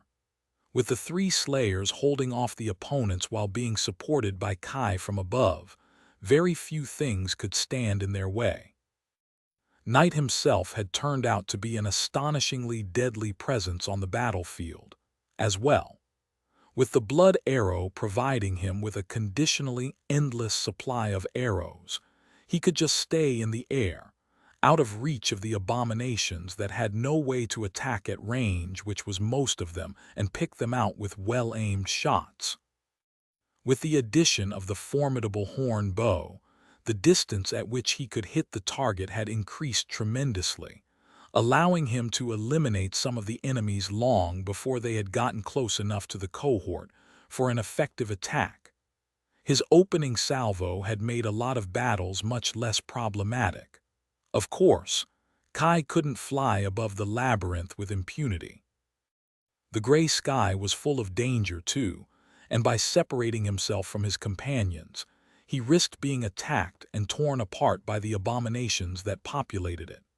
He had to maintain a fragile balance, but the flying nightmare creatures were a threat to the cohort regardless of whether or not the charming archer rose into the air or not. Actually, this was the type of enemy they were equipped to fight the least. That's why Kai's ability to fly had turned out to be priceless. Especially because he was usually able to fly faster, or at least maneuver better than most of the creatures that dwelled in the sky. More than once, they had survived only because the archer was able to draw the fury of the aerial abominations and dodge their attack long enough to either fell them with a perfectly aimed arrow or give his companions a chance to join the fight.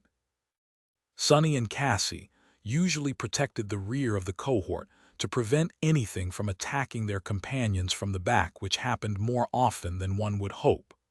With the help of the Stone Saint and the Quiet Dancer, and later the other two echoes belonging to the blind girls, they were able to hold off anything until the main force was done with their share of the opponents and joined the fray.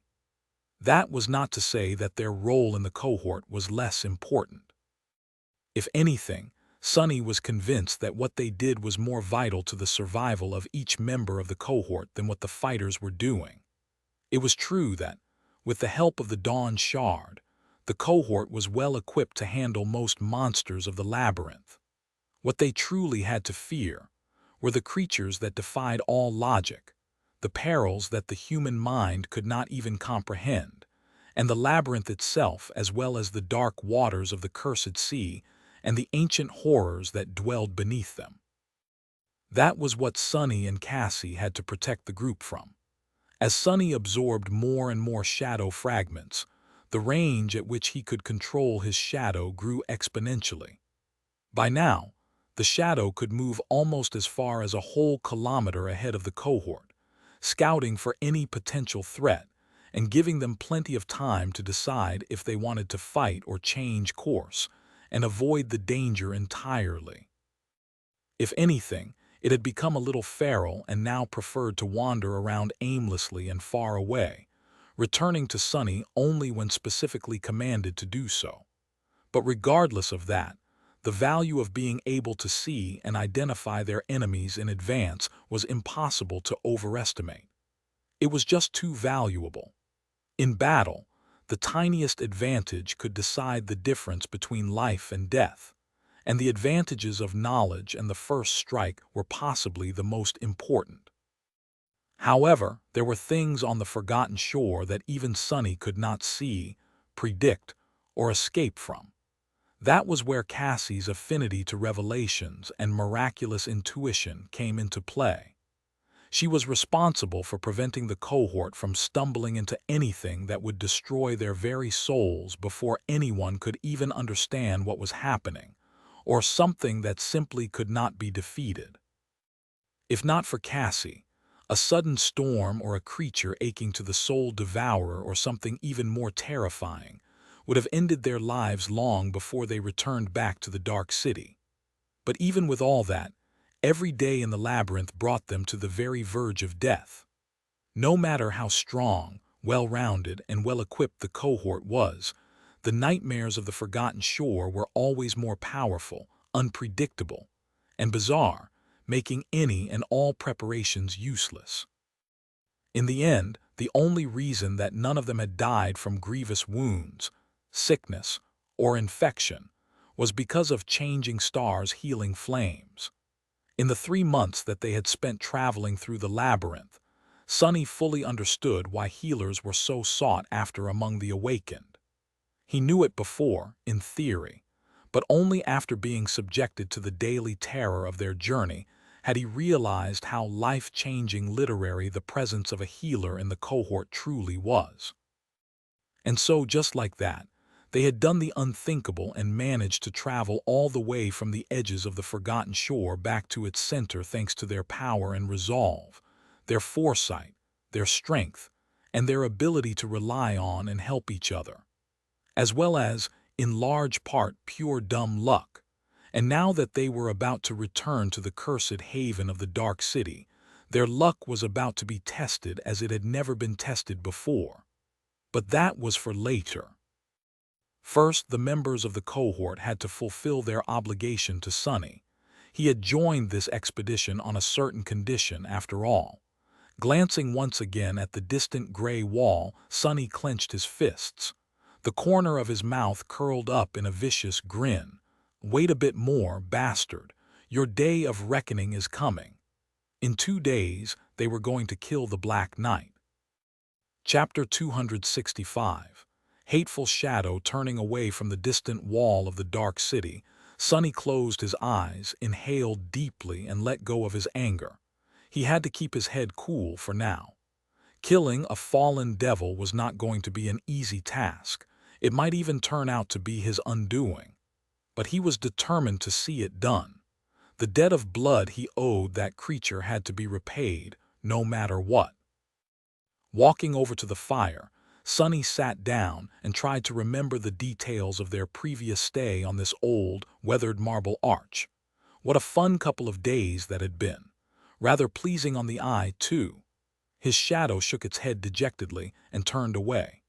Soon, Nephi's handed him his share of the food. Her culinary skills had improved a lot during these months, despite the fact that there had not been a large variety of ingredients at their disposal. Still, being able to turn the most repulsive of monsters into a delicious meal was something that not everyone was capable of. This should be a separate course at the academy.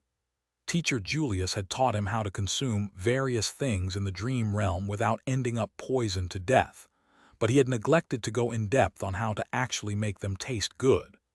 Sinking his teeth into a juicy piece of meat, Sonny forgot about his troubles for a bit and simply enjoyed this rare moment of bliss.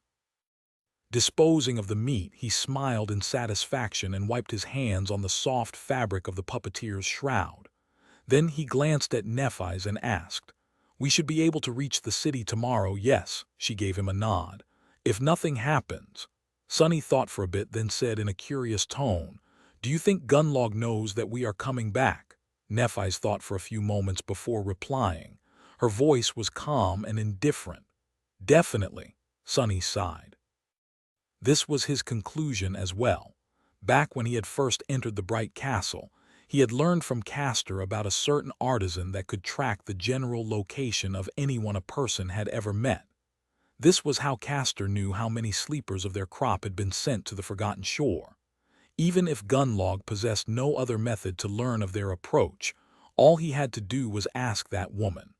Sonny shifted a little and asked, "Should we expect a welcoming party?"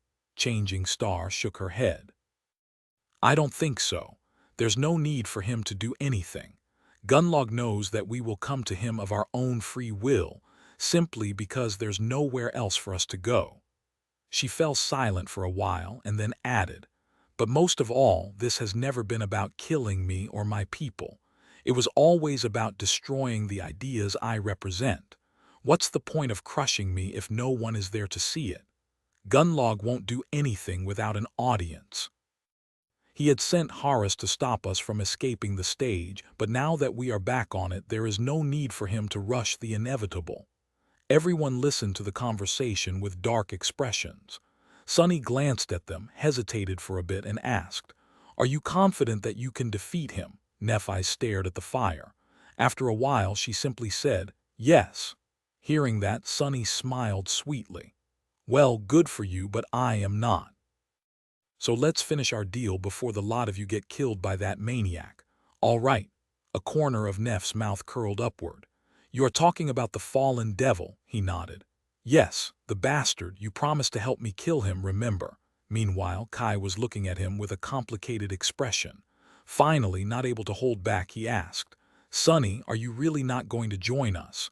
Don't you see that we only have one chance to escape this place? Not to mention all the lives we can save."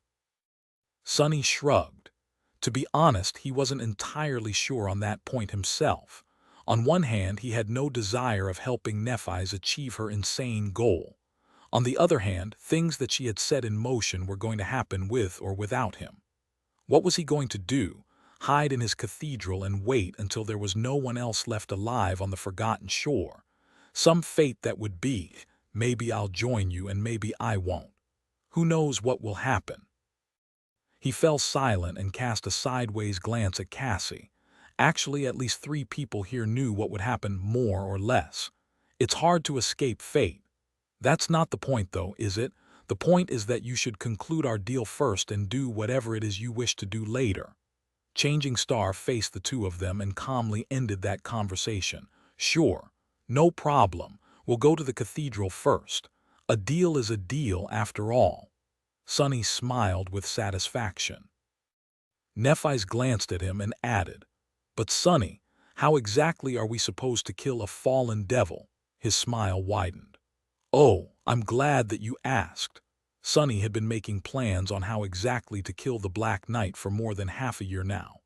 Prior to leaving the Dark City, he had spent 2 entire months observing the terrifying fiend and trying to learn everything there was to know about him. Needless to say, the task of slaying a creature that powerful was not going to be trivial. In fact, it was going to be the hardest battle they had fought yet. It almost seemed impossible. But was it really? The fight against the Spire messenger, who had turned to be a fallen monster, nearly cost several members of the cohort their lives. They had barely been able to hold off against the creature of its class, and a devil was 10 times more dreadful. However, there was a big difference between the messenger they had faced and the Black Knight. That difference was, basically, very simple. It was that Sonny did not hate the messenger with all his dark, vindictive heart. And now, that hate was going to tip the scales in their favor. Chapter 266. The Devil You Know at the core of it. Things were indeed rather simple. Sonny hated the Black Knight enough to do his due diligence and thus spent an incredible amount of time studying it. He was so motivated to kill the creature that had hurt him that he had even gone so far as to settle in the same old cathedral as the devil. As a result, Sonny had become a singular expert on everything having to do with the Black Knight. He knew his strengths, he knew his weaknesses, the patterns of his behavior, and most importantly, he knew what type of unnatural powers the devil possessed. Unlike nightmare creatures of lower ranks, devils had access to bizarre and harrowing powers that were akin to the aspect abilities of the awakened. That was what made them so dangerous, and that was why the fact that Sonny had learned the Black Knight's power was so vital. Unlike the Spire messenger, whom they had to fight blind, the cohort was going to go into battle with the fallen devil fully aware of what they would face. As such, they could plan, come up with strategies, and make preparations. Knowing your enemy was half the victory. The second half was knowing yourself. The smile disappeared from Sonny's face. Leaning forward, he said, "The Black Knight is truly a living nightmare. He is as strong, fast, and indestructible as you would imagine a fallen devil to be. I've seen countless creatures fall to his sword no matter their shape, size, rank, or class. He is just too powerful." Effie giggled. "You're not really making your case, Sonny. You know that, right?" He glanced at her and grinned. "That's not even the worst part. What really makes him an incarnation of death is not his astonishing might, but the darkness that lives in the grand hall of the cathedral and seems to obey him.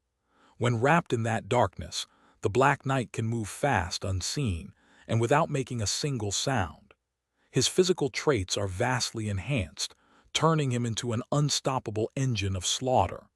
Sonny grimaced. "What's more, any damage done to him is instantly repaired as long as he is surrounded by the darkness.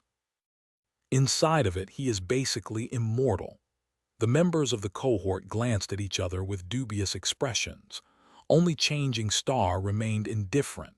A tentative smile appeared on Sonny's face. Turning to Nephi's, he said, "But that is where you come in, Neph. With your radiant light, that darkness will vanish. Your flames can strip the bastard of his greatest weapon. Without his dark power, the Black Knight is nothing more than a powerful abomination. He will be only slightly more dangerous than a demon of the same rank." Castor stared at him and said, his voice flat, "You say it as though a fallen demon is an easy enemy to face." Sonny shook his head. "No, I am not saying that. I fully understand how hard that fight will be. In fact, I understand it better than any of you. The truth of the matter is that even with the Dawn Shard, our weapons won't be able to wound him. Not because his flesh is too tough, but because he is covered in heavy armor from head to toe. I am not even sure that there is any flesh beneath it, to be honest. There is only one chink in his armor, and that is the visor of the helmet." The Black Knight had two burning red embers instead of eyes, so Sonny didn't even know if the bastard had a face. Kai shifted a little and said with uncertainty, "So the only way to kill him is to hit the crack of the visor. I am not sure that this is possible. On a fixed target, sure, but on a moving one, especially one that fast and deadly, I can't promise that I'll manage that." The others nodded, expressing their agreement. Sonny smiled. "Ah yes, that would indeed be tough. Luckily, we don't have to." He paused for a moment and then revealed the secret that had taken him a long time to uncover. "The truth is, the visor is a trap. It seems like a weak spot, but it's not. The real weakness of the Black Knight is not even protected by the armor." A dark expression appeared on his face. "It's his sword." Indeed, after observing the devil for months, Sonny had come to the conclusion that the secret to destroying the damned thing hid not in finding a way to pierce the bastard's armor, but in destroying his terrifying greatsword. By watching the Black Knight fight against countless nightmare creatures, Sonny had been able to notice a curious pattern. Just like the members of the cohort, the abominations who wandered into the cathedral tended to instinctively go for the eyes of its guardian. But the bastard didn't care about those attacks at all. He did, however, tend to protect his sword against most powerful blows, going so far as to receive them with his body instead of blocking, or deflecting them with the obliterating black blade, as if wary of any damage being done to it. By focusing on this pattern, Sonny had confirmed that the sword was indeed the only thing that the fallen devil seemed to be reluctant to put in harm's way. It was his true weakness. Nephi's tilted her head slightly and echoes his words. "His sword," Sonny nodded. "Yes, if we want to kill the Black Knight, we will have to destroy his greatsword. That is the only way." Effie blinked a couple of times, then glared at him in outrage. "Is that what you call not being protected by the armor?" "Of course it's not protected by the armor, because it's even tougher than the armor, you doofus." She shook her head. "How are we supposed to break a sword fit to be wielded by a fallen devil, huh?" Sonny smiled. "Oh, you don't have to. In fact, I insist that you don't. You are there to help me, but no one can kill that bastard except for me. No one, you understand, so your task will be to hold that fiend off. Leave the sword to me." The huntress scoffed. "That's not really an answer. If none of us is strong enough to even come close to breaking such a powerful armament, how are you going to destroy it?" Sunny stared at her for a bit, then shrugged. "I am not going to destroy it. Do I look like someone who can destroy it? No, I don't, and I can't." A dark grin appeared on his lips. "But the stone saint, I am willing to bet that she can. She was able to slaughter 2 fallen beasts before even becoming his shadow." Not that Sunny's own shadow had grown strong with almost 1,000 fragments fueling it with power. There were very few things in the Dark City that the saint couldn't destroy with its help. So yes, he was willing to bet that she would be able to break the sword of the Black Knight. In fact, he was going to bet his life on it. Chapter 267. Let there be light. 2 days later, they entered the Dark City once again. Nephi's was right, no one from the castle was there to ambush them. Gunlog seemed to be content letting them come to him instead, so his hunters and the dreadful hunchback were nowhere to be seen. Just as well. The cohort scaled the impregnable gray wall late in the evening and spent the night in one of its towers, almost like how Sunny, Neph, and Cassie had done all that time ago. When the morning came, they headed toward the ruined cathedral. The ruined streets of the cursed city surrounded them once more. After months spent in the labyrinth, their monotone colors seemed strange and bizarre. There was nothing but dark stone and dust around, with rare islands of crimson leaves and moss growing through the rubble, and swarms of terrifying fallen creatures, of course. It was nice to be home. Sunny caught himself thinking that and blinked. He had never thought that one day he would feel sentimental about returning to this cursed, ancient prison. And yet, there was a strange feeling of comfort deep in his heart now. It had been there ever since they had crested the city wall. What weird creatures we humans are. Truly, there is nothing we can't get used to. Glancing at his companions, he noticed that they were feeling the same way, especially Effie, who had spent years surviving, hunting, and even thriving on the streets of the Dark City. She even called it a paradise once. The only kind that humans deserved. Sunny sighed. Regardless of the strange ideas the huntress had, he believed that humans weren't meant to live in a paradise. If they were to ever find one, they would quickly turn it into hell. Just like what the humans trapped on the Forgotten Shore were doing right now. Soon, the ruins of the magnificent cathedral were in front of them. The members of the cohort stopped some distance away, looking at the ancient temple with dark expressions. The journey through the Dark City had turned out to be uneventful thanks to Effie's masterful guidance, and the shadows scouting ahead to help her learn of any dangers ahead of time. But the real danger hid at the end of the path, and now they had reached it.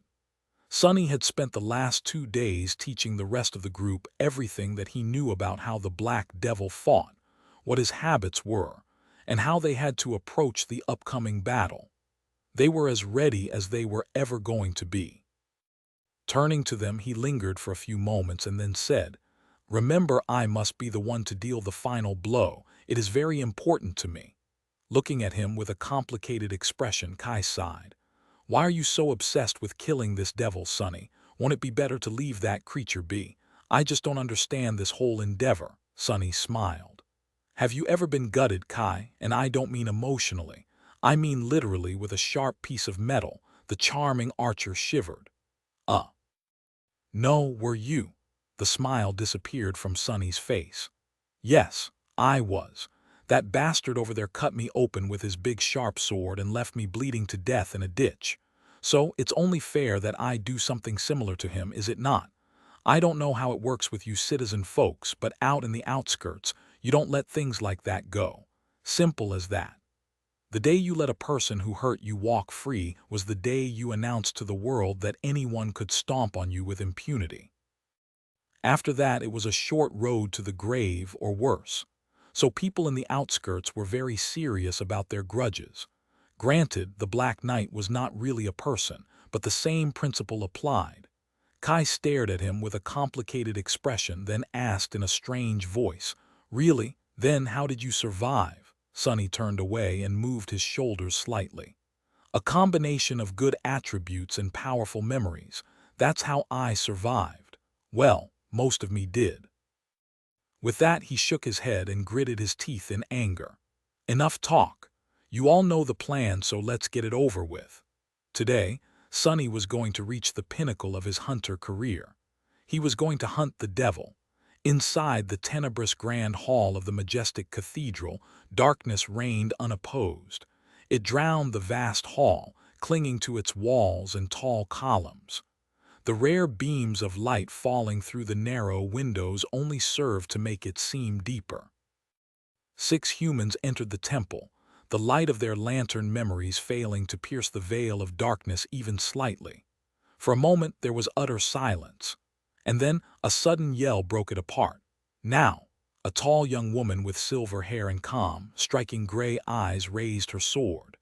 Then a wave of brilliant white light shone from it, reaching far and wide. The darkness was instantly torn apart and obliterated, vanishing into the deepest, darkest corners of the cathedral. And there, right in front of them, a giant clad in black steel armor was revealed, his sword already on its way to reap the lives of unfortunate fools who had dared to desecrate the silence of the ancient temple. The greatsword he wielded seemed as heavy as the stone pillars that supported the roof of the temple. Falling from above, it looked like a vertical tear in reality that revealed the impenetrable darkness hiding beneath. What could stop such a monstrous blow? Perhaps the shield that contained the weight of the heavens themselves could. Effie dashed forward, raising the dusk shard. The heavy shield received the terrible impact of the devil's unstoppable attack. A deafening sound of steel clashing against steel rolled across the grand hall like a sound shockwave, growing louder as it reflected from the stone walls. The shield held. The floor beneath Effie's feet, however, did not. It cracked and shattered, sending the huntress reeling back. A pained yelp escaped from her lips. The Black Knight lingered for a moment, seemingly surprised by the obliteration of the darkness that had shrouded him. However, his hesitation lasted only for a fraction of a second, not nearly enough for the humans to prepare themselves for his next attack. And it was already coming. Without paying any attention to Effie, who was flying back, the devil turned with astonishing swiftness and aimed his sword at Nephi's. But before he could perform his second strike, a massive piece of rubble the size of an adult human suddenly flew through the air and crashed into the armored giant at full speed. All the Black Knight could do was lean forward and meet it with his shoulder. The boulder exploded into 1,000 pieces, leaving the devil unscathed. The creature that threw it walked through the dust with utter indifference, 2 ruby flames burning behind the visor of her helmet. The stone saint had arrived to face the Black Knight. Chapter 268. Clash. The stone saint walked toward the Black Knight with stalwart indifference. Her body shone with dark radiance, and there were wisps of ghostly gray fog dancing on her elegant armor. The ruby eyes of the taciturn monster burned with menacing crimson flames. The darkness that served the devil had been vanquished by changing stars' incandescent light, but the shadows populating the ancient temple only grew deeper because of it. Now they were shifting, as if reaching toward the saint to fall upon her shoulders like a mantle. Without slowing down, the shadow raised her shield and hit its rim twice with the edge of her sword, as though challenging the Black Knight to a battle. With the 2 creatures finally facing each other, it became even more apparent that there was a mysterious connection between the 2 of them. Despite the fact that the Black Knight towered above the graceful living statue, their general appearance and the design of their armaments were eerily similar. It was just that in front of the intricate stone-like armor of the shadow, the devil's own formidable full plate, which had been masterfully forged from indestructible black steel, seemed almost crude. Facing the original masterpiece, he looked like a clumsy imposter. Sonny knew that his intuition was right when he caught a hint of the same dim, nascent emotion that the shadow had shown toward the walking colossus. Despite the fact that the fallen devil was vastly more powerful than her and both outclassed and outranked her, witnessing him, the stone saint felt nothing but disdain, contempt, even. All of these observations had not taken Sonny more than half a second. In the next moment, both creatures dashed forward and collided in a furious clangor of metal. The battle had begun. Now that his core was close to being saturated to the brim by the shadow fragments Sonny had collected from hundreds of nightmare creatures and a few humans, the augmentation provided by the shadow was able to make him powerful enough to almost reach the level of an actual awakened. By the same logic, the stone saint should have been brought very close to the power level of a fallen abomination. Sonny even suspected that she was enhanced by the shadow even more than he would be himself. The shadow and the shadow seemed to intertwine perfectly, almost as if this was the true purpose of the augmenting facet of his aspect. The saint had slaughtered 2 fallen beasts even before becoming a shadow, although it had been at the cost of her life. What would she be able to do now, reborn and reinforced by the mystical power of his divine aspect? Kill a deadly bastard of a fallen devil, hopefully. But still, the gap between the two of them was just too vast. Even with the help of the shadow, the stone saint was clearly not a match for the Black Knight in terms of sheer power. Luckily, she was not alone. As the two creatures collided and turned into a whirlwind of steel, the humans joined the fight to support their monster. Castor appeared at a terrible speed, striking at the giant black sword with his elegant giant. The ghostly green blade slid off the surface of the greatsword without any result, but the impact of his strike managed to slow the Black Knight by a fraction of a second. That was all the stone saint needed to deliver a blow of her own, closing the distance to the giant fiend in order to turn his size and reach superiority against him. She struck upward at the pommel of the greatsword with her shield. The hands of the Black Knight were thrown above his head, and using that opening, she bulldozed into his abdomen with her shoulder, sending the giant reeling. The violence of the impact was so fierce that several fractures appeared on the surface of her stone-like pauldron.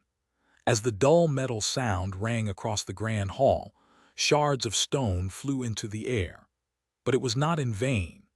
The momentary gap in the defense of the devil allowed Nephis to deliver a devastating thrust with her silver longsword.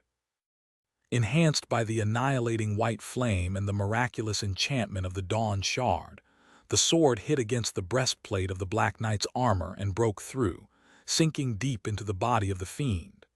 For a moment, everyone froze, stunned at the ease with which they were able to pierce the seemingly impregnable armor of the fallen devil. Just a moment before, Castor's giant didn't even leave a scratch on the black steel of the fiend's greatsword. But then, things took a sharp turn for the worse. The Black Knight did not seem to care about several inches of incandescent steel penetrating his chest at all. Regaining his balance, he indifferently swiped his sword down, forcing both Nephis and the stone saint to stagger back. The black blade hit the marble floor, causing the ground to shake and throwing Neph to the ground.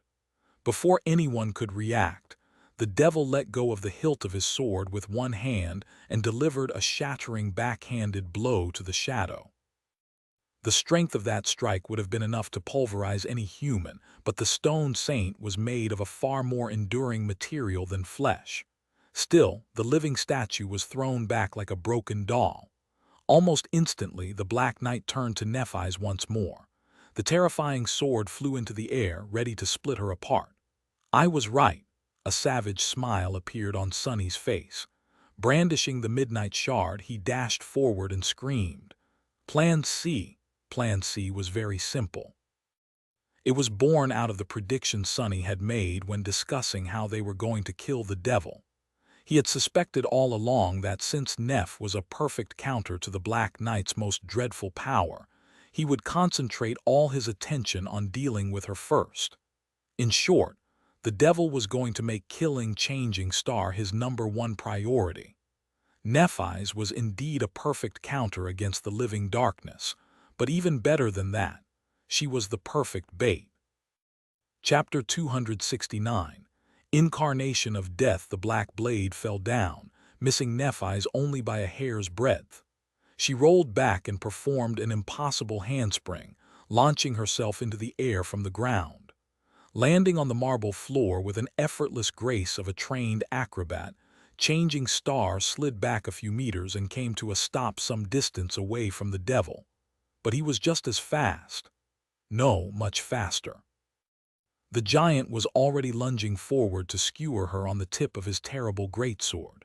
She shifted slightly, dodging the deadly attack, dashed forward along the vast length of the black blade.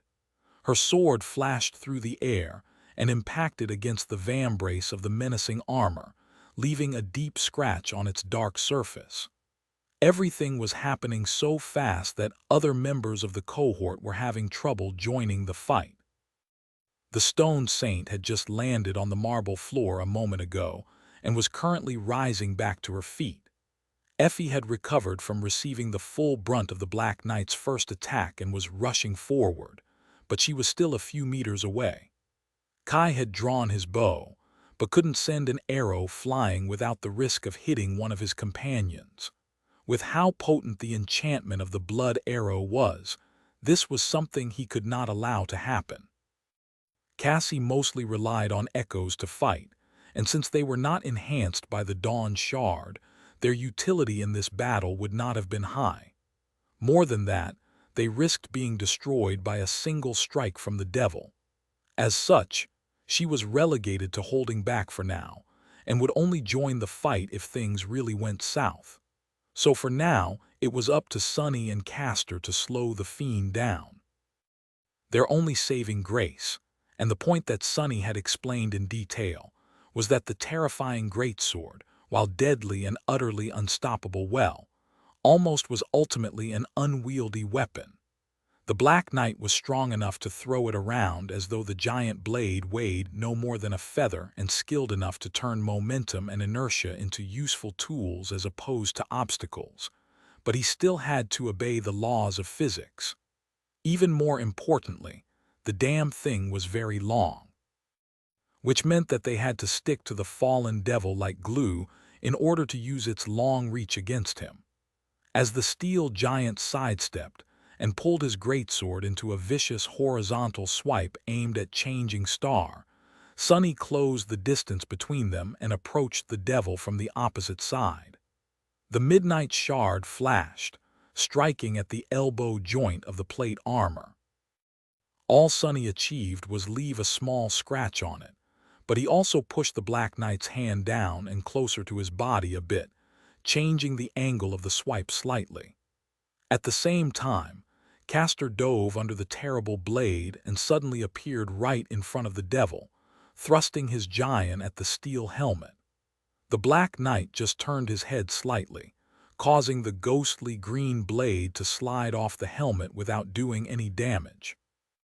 At the same time, he let go of the sword with one hand and threw his elbow back, almost smashing Sunny's skull in, all the while continuing his deadly strike at Nephis.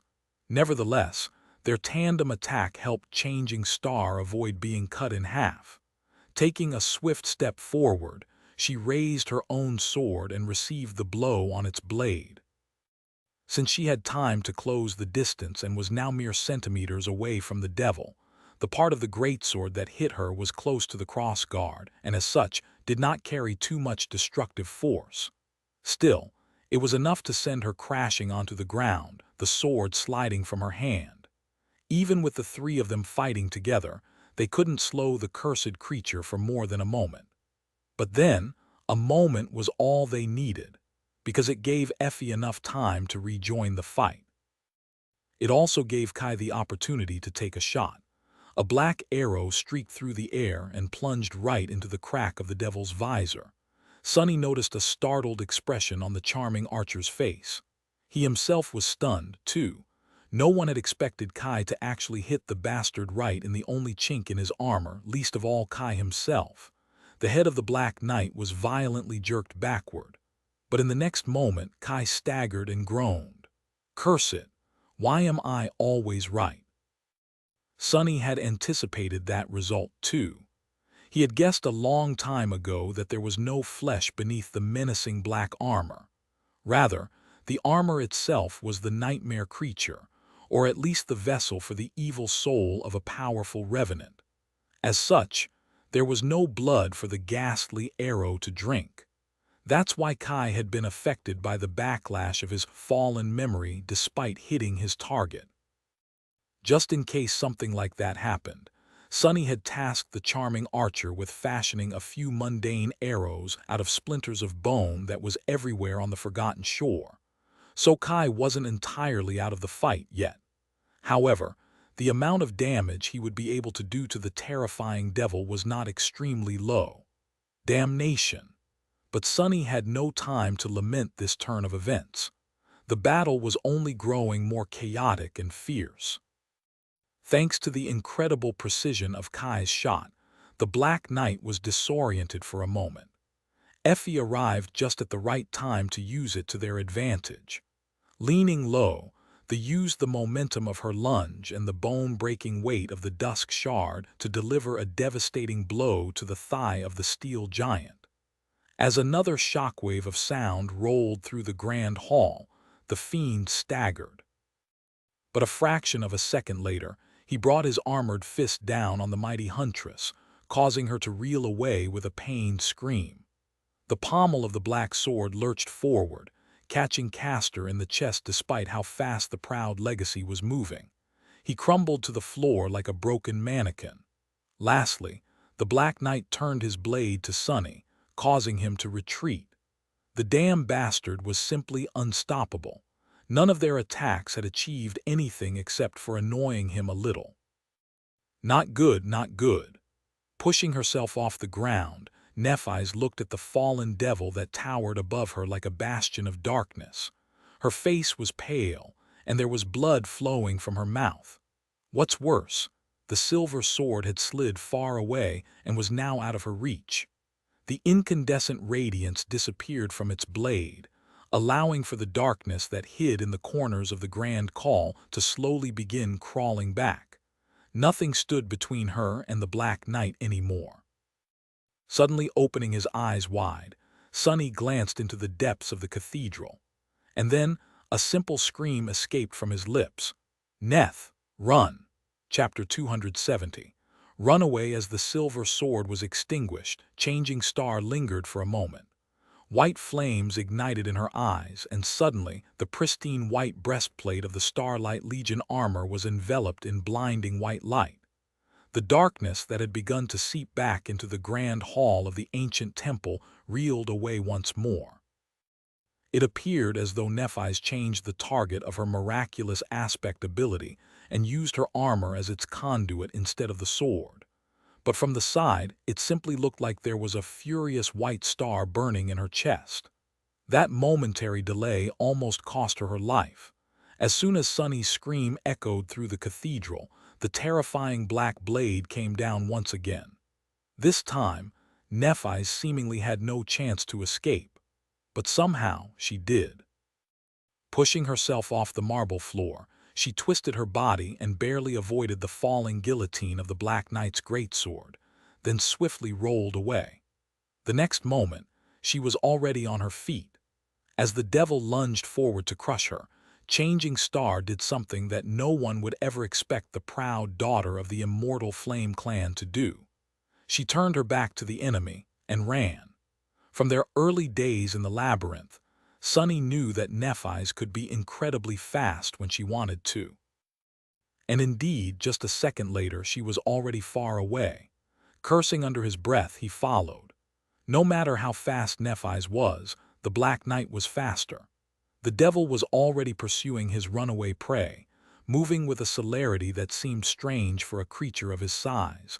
especially one clad in an incredibly heavy suit of steel armor. With each moment, he drew closer and closer to Changing Star, his sword ready to reap her life. Straining his muscles to their limit, Sonny ran as fast as he could, too, desperately trying to catch up to them. With Effie and Castor temporarily put out of commission and Cassie and Kai sidelined, he was the only one left. He had to make it in time, no matter what. If he didn't, come on. Gritting his teeth, Sonny somehow managed to accelerate even more. Nephis was already halfway through the grand hall of the cathedral. The statue of the nameless goddess on the far side of it must have appeared in her sight. It was then when she suddenly stopped and turned around, sliding on the marble floor a few meters because of the momentum. The silver sword had already been dismissed and summoned back from her soul sea. It seemed as though out of desperation, Nephis decided to mount one last, suicidal attack on the swiftly approaching steel giant. Or maybe she had just gone crazy, but it only seemed that way. The corners of Sonny's mouth curled upward. That's my girl. Plan C was about to come to fruition. Changing Star had performed her role perfectly. Well, what else did Sonny expect from her? All that remained was to stall the Black Knight for a few seconds. The devil descended upon the silver-haired girl in a fury of obliterating black steel. Nephis met him with her usual calm resolve, dodging strike after strike with incredible skill. Just like a lifetime ago, when she had been facing Castor at the dojo of the academy, she used her understanding and control of the flow of combat to breach the gap in speed between her and her opponent. She wasn't as much reacting to the deadly blows delivered by the devil as predicting them, moving to evade the strikes of the black greatsword before they could even happen. Of course, this deadly dance could not last. The tiniest of mistakes would have been her last. And even if she didn't make any, Nephis was not going to be able to keep this level of concentration for long, not to mention the insane toll this fearsome clash took on her stamina and endurance. But she didn't have to. All she needed to do was to keep the bastard busy for a couple of seconds. And when those seconds ran out, a sudden crack of breaking stone resounded in the darkness of the ancient temple. In all the commotion, the stone saint had strangely disappeared. After Sonny had confirmed that the fallen devil was targeting Nephis above everyone else, their strongest combatant, his shadow, was nowhere to be seen. That, of course, was on purpose. She was laying the groundwork for the plan to work, while the rest of them kept the Black Knight distracted. The plan, however, could only happen in a certain spot in the Grand Hall. That was where Changing Star had to lure the Black Knight in case he fixated on her. Following the descriptions provided to her by Sonny, she led the devil deeper into the cathedral and stopped just in the right place. And then, she engaged him in a fierce battle to give the saint time to close the trap, which she did by taking a running start and crashing with all her weight into one of the tall, magnificent pillars supporting the roof of the cathedral. This pillar, in particular, was damaged at the base, making it uniquely unstable. Sonny knew every corner of the ruined temple like the palm of his hand, so he knew about this flaw of the pillar as well. That had been what he based Plan C on. As Sonny ran, he could see everything that followed in all its majestic brutality. The breaking of stone resounded in the vast hall of the ancient temple. A net of cracks appeared on the massive, incredibly tall column and quickly spread to a deep gash in its base. Shards of stone flew in every direction, and the column began to topple. It seemed slow at first, but in fact it wasn't. In the center of the hall, the Black Knight paused his relentless onslaught for a moment and turned his head, following the sound of cracking stone. He was a second too late. As Nephis dashed away, the pillar fell on the devil, crushing him under countless tons of hard stone. Chapter 271. Insurmountable, the massive pillar plummeted down and fell right on the Black Knight. The devil turned slightly at the last moment, lowering his sword to the ground. His crimson eyes flashed with unassailable menace. As a thunderous crash resounded in the dark hall of the ruined cathedral, pieces of stone and clouds of dust flew into the air. "Got you!"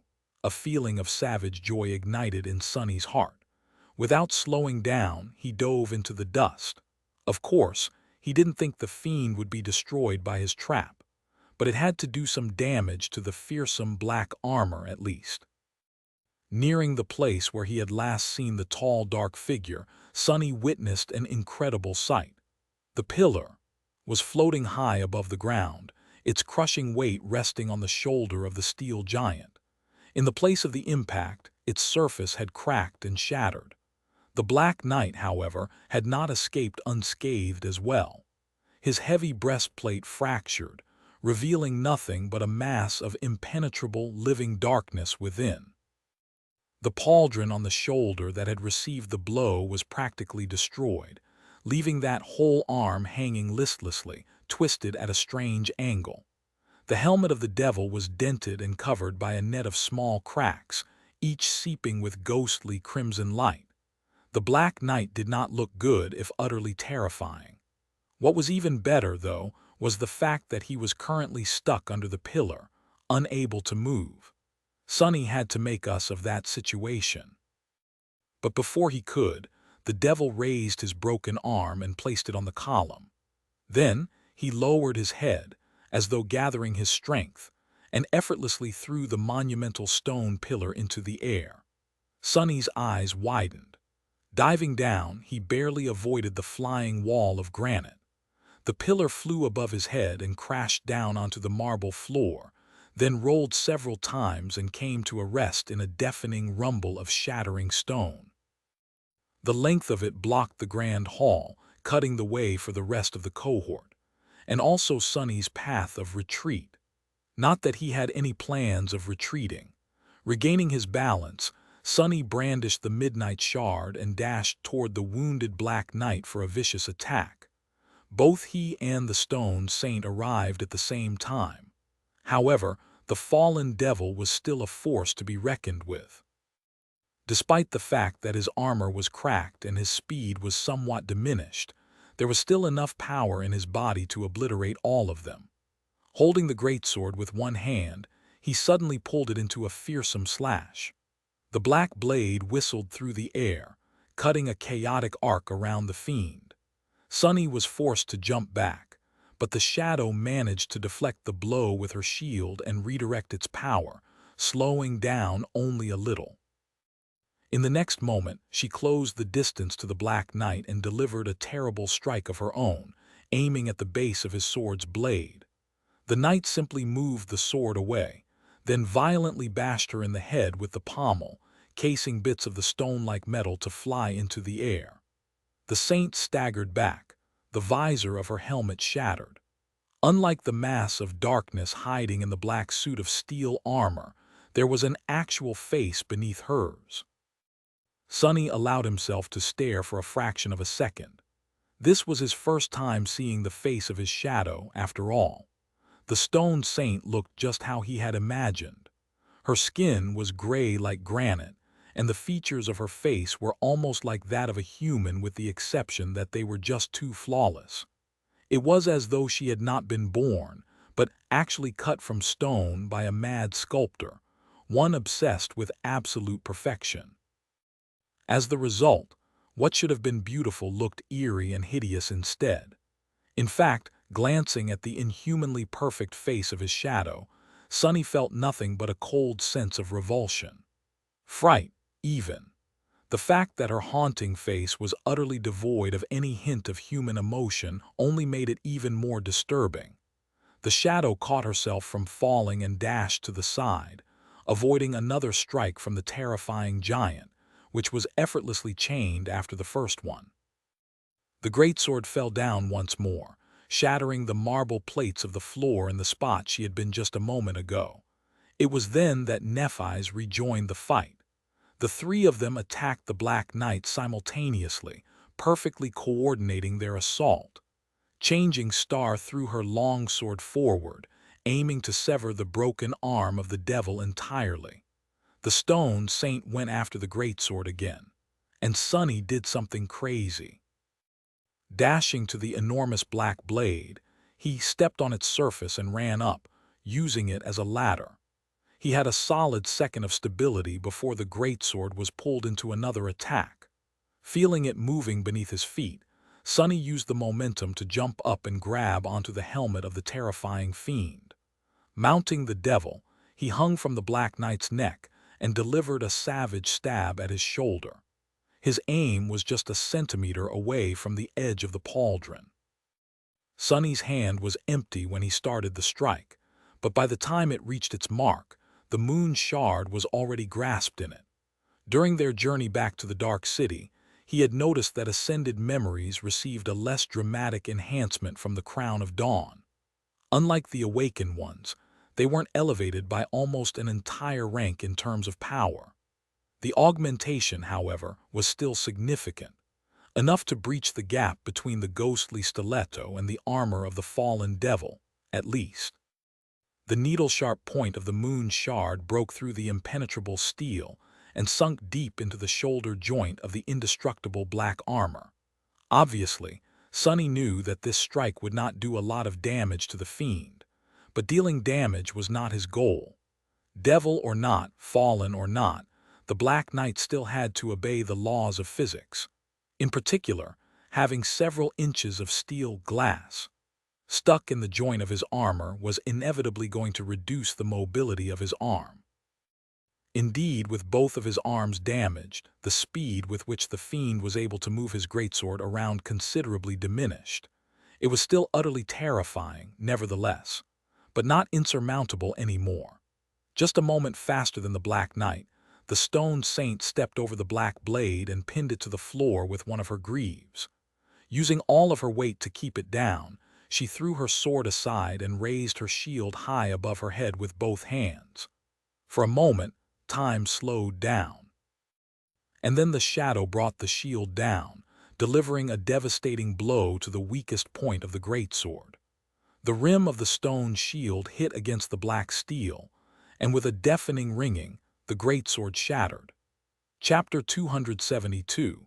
Shadow and darkness augmented by the shadow, and with the help of 900 fragments that Sonny had collected, the saint had become incredibly strong. The graceful stone body of the taciturn monster hid incredible power to begin with, and now it was vastly enhanced. Holding her shield with both hands, the shadow delivered a devastating blow at the weakest point of the black blade.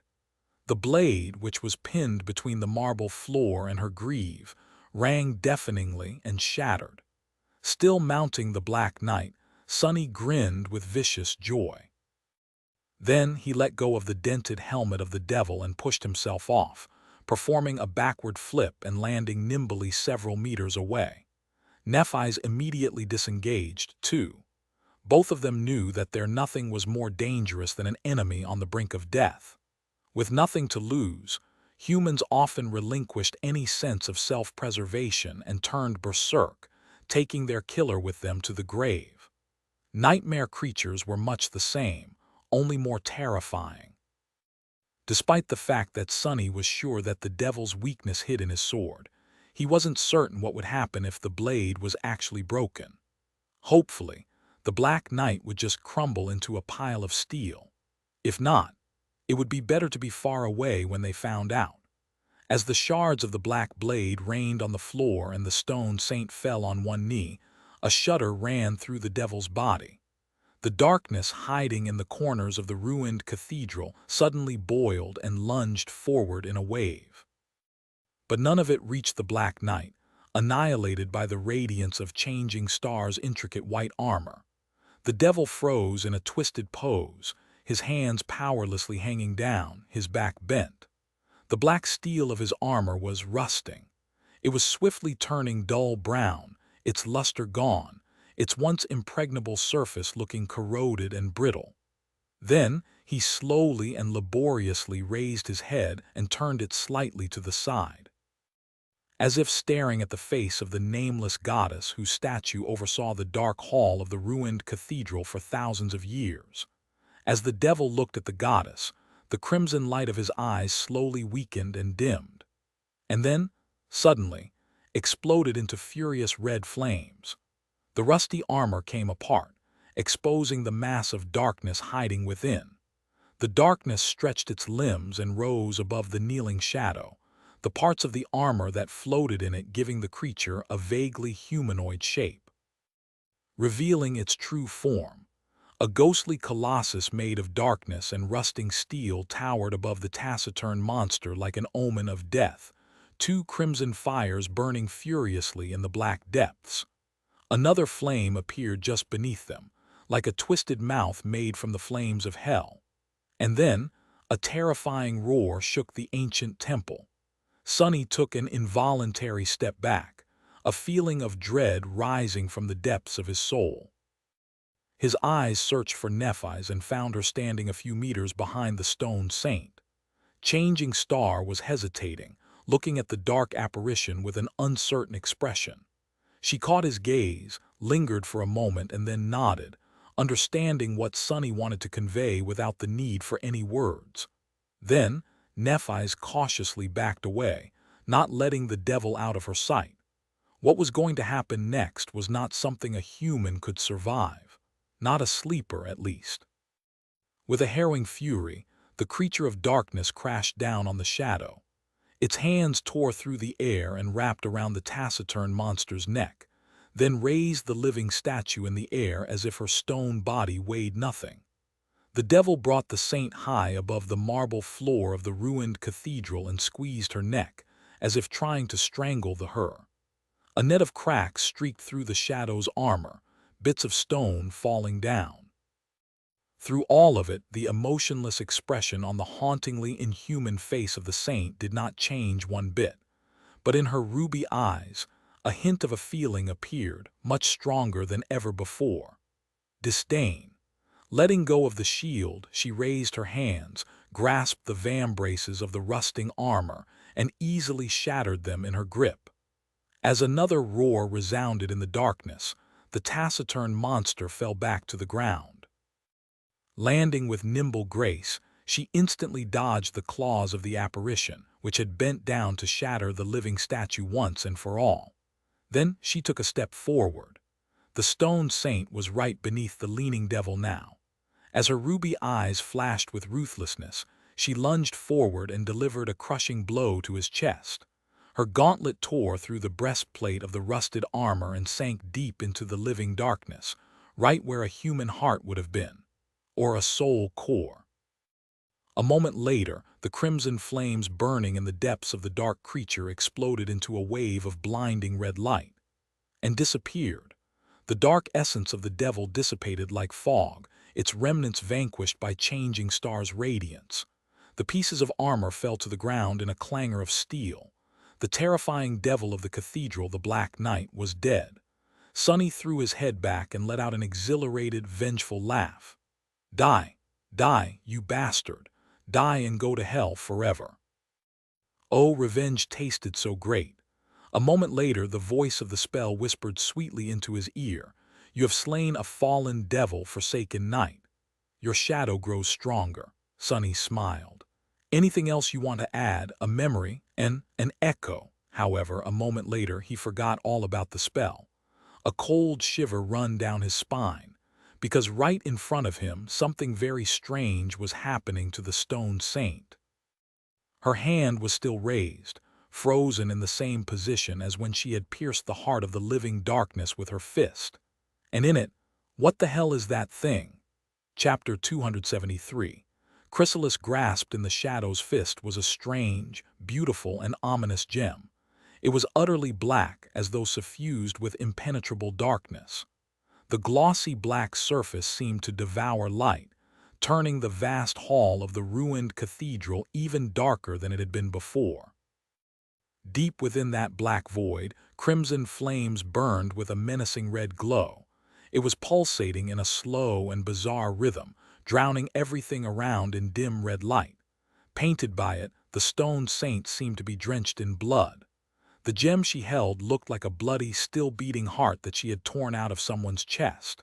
Gazing at it, Sonny felt a strange sense of foreboding. What the hell is this thing? The gem looked sort of like a soul shard, but different. He had never seen a black shard to begin with, or one radiating such an intense glow. It also didn't seem like a piece of a broken core. On the contrary, it appeared whole. Is that what a soul core of a nightmare creature looks like? No, not a soul core. A soul. Stunned, Sonny counted the crimson flames burning in the depths of the black gem. 1, 2, 3, 4. 4 flames for the 4 cores of fallen devil. The thing that his shadow held in her hand was the Black Knight's soul. Or some sort of his essence, at least. By how had it turned into a material form? Did the stone saint do it? If so, how? No, why? What is she doing with it? As Sonny and Nephi's looked in stunned silence, the shadow finally moved. Bringing the black gem close to her face, she lingered for a moment. A hint of a dark, macabre emotion appeared in her eyes, and then the stone saint swallowed it. Sonny blinked. What? The shadow opened her mouth, bit into the eerie crystal, and swallowed it. Just like that, the soul of the Black Knight was devoured. The red glow it emanated disappeared, returning the world to its natural shade. And a moment after that, the stone saint fell into the shadows and disappeared too. Wait, I didn't dismiss her. What the hell is happening? Nephi's looked at him with a perplexed expression. What just happened? What did she do? For once, Sonny didn't have to twist the truth and deceive anyone. Opening his mouth, he honestly said, I have no idea.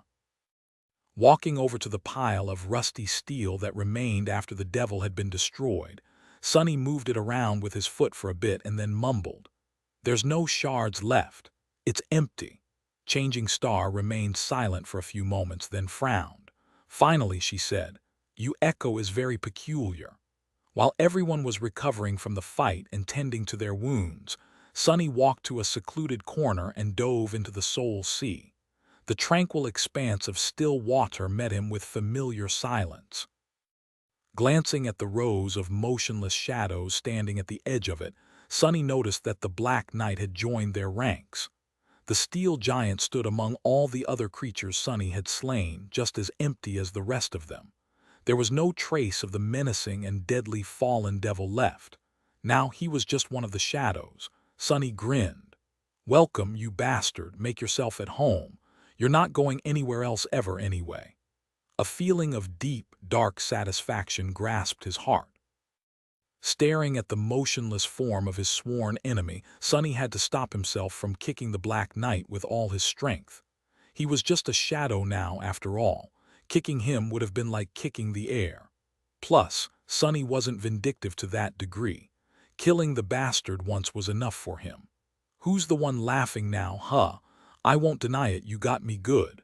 But I'm still breathing while you're dead. At the end of the day, that's all that matter. This world, no, both this world and the real one were full of creatures that were bigger, stronger, and more powerful than Sonny. Many of them had either threatened his existence or felt compelled to treat him like dirt to show their superiority. But he was still here despite all of them, neither destroyed nor subjugated. He was free, alive, and growing stronger with each day. One day, they would be the ones cowering in front of him or be destroyed by him, just like the Black Knight had been. With a dark expression, Sonny turned away and walked to stand beneath the black sun of his shadow core.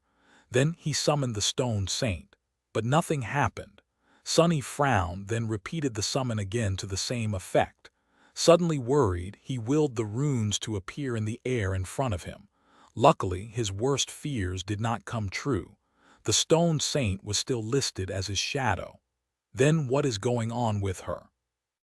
Concentrating on the runes describing her name, Sonny made it expand and read. Shadow, Stone Saint. Shadow rank, Awakened. Shadow class, Monster.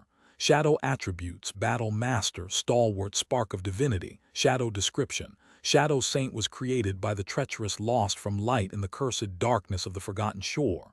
Shadow fragments, 80/200. So far, everything was the same. Even the number of shadow fragments he had fed her did not change. However, there was a new string of runes shimmering beneath that number where nothing had been before. When Sonny saw it, his eyes widened. The runes read, "The stone saint is evolving." He lingered for a few moments and then looked up at the shadow core.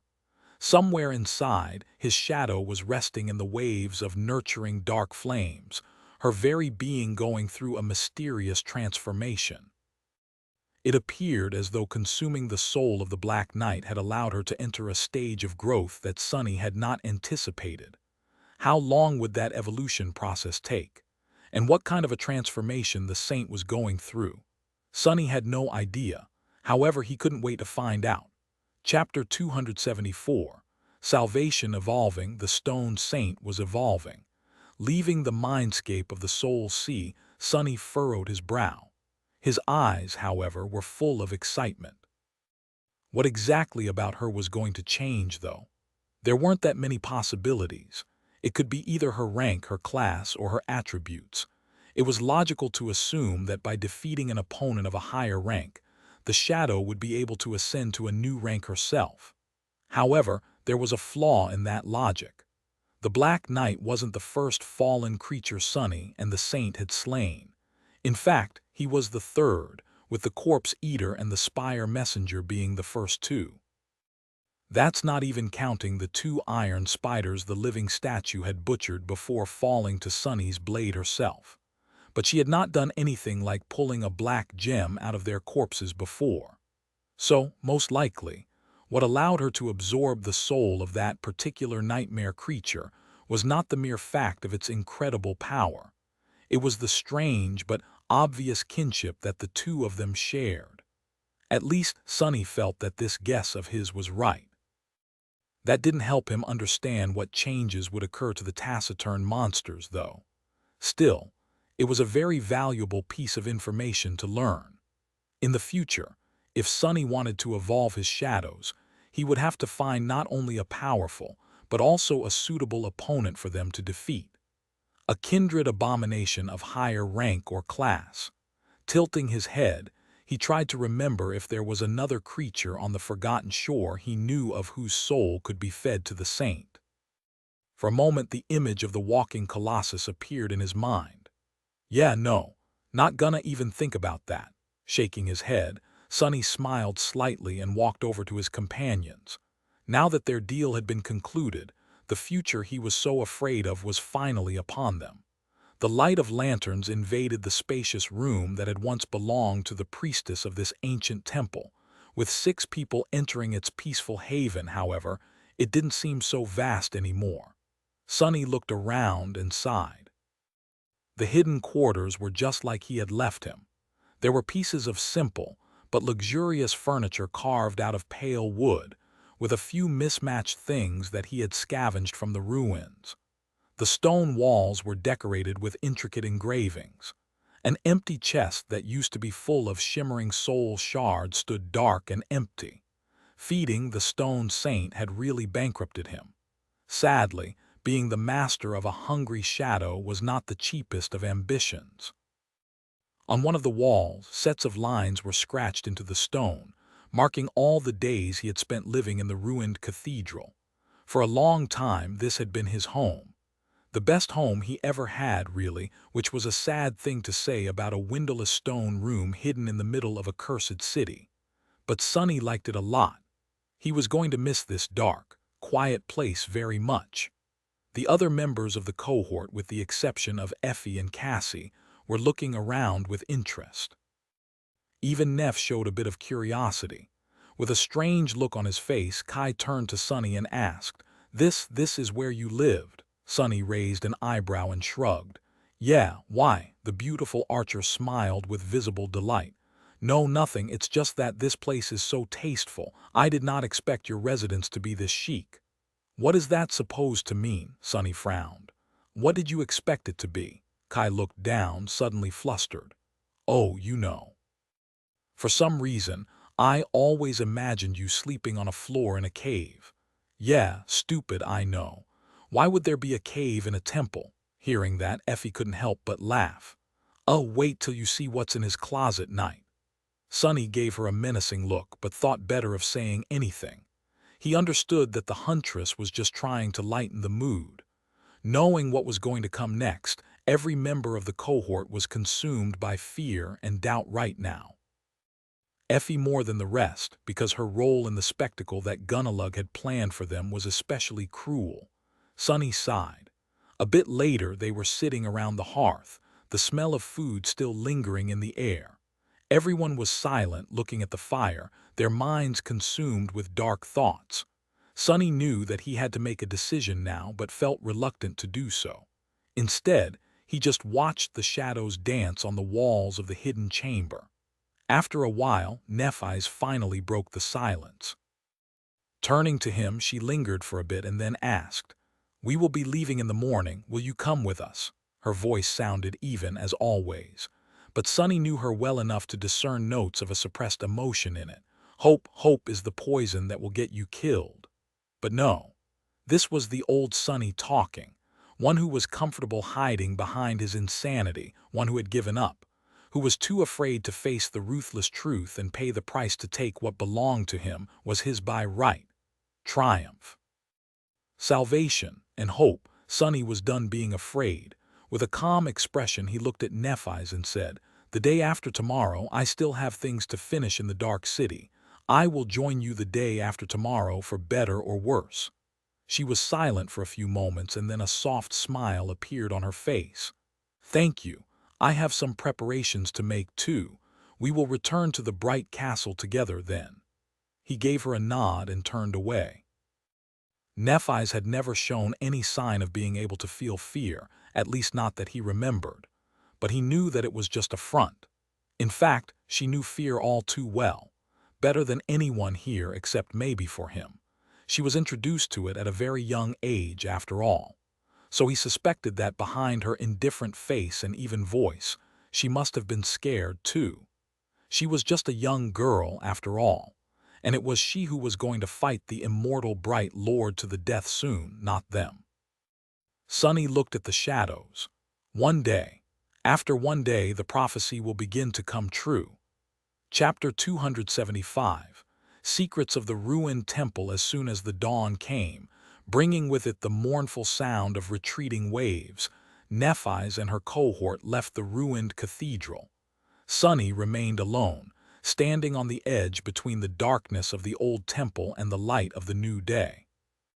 Lingering in the ornate doorway, he remained motionless for a while and watched as the artificial sun rose into the bleak gray skies above the cursed city.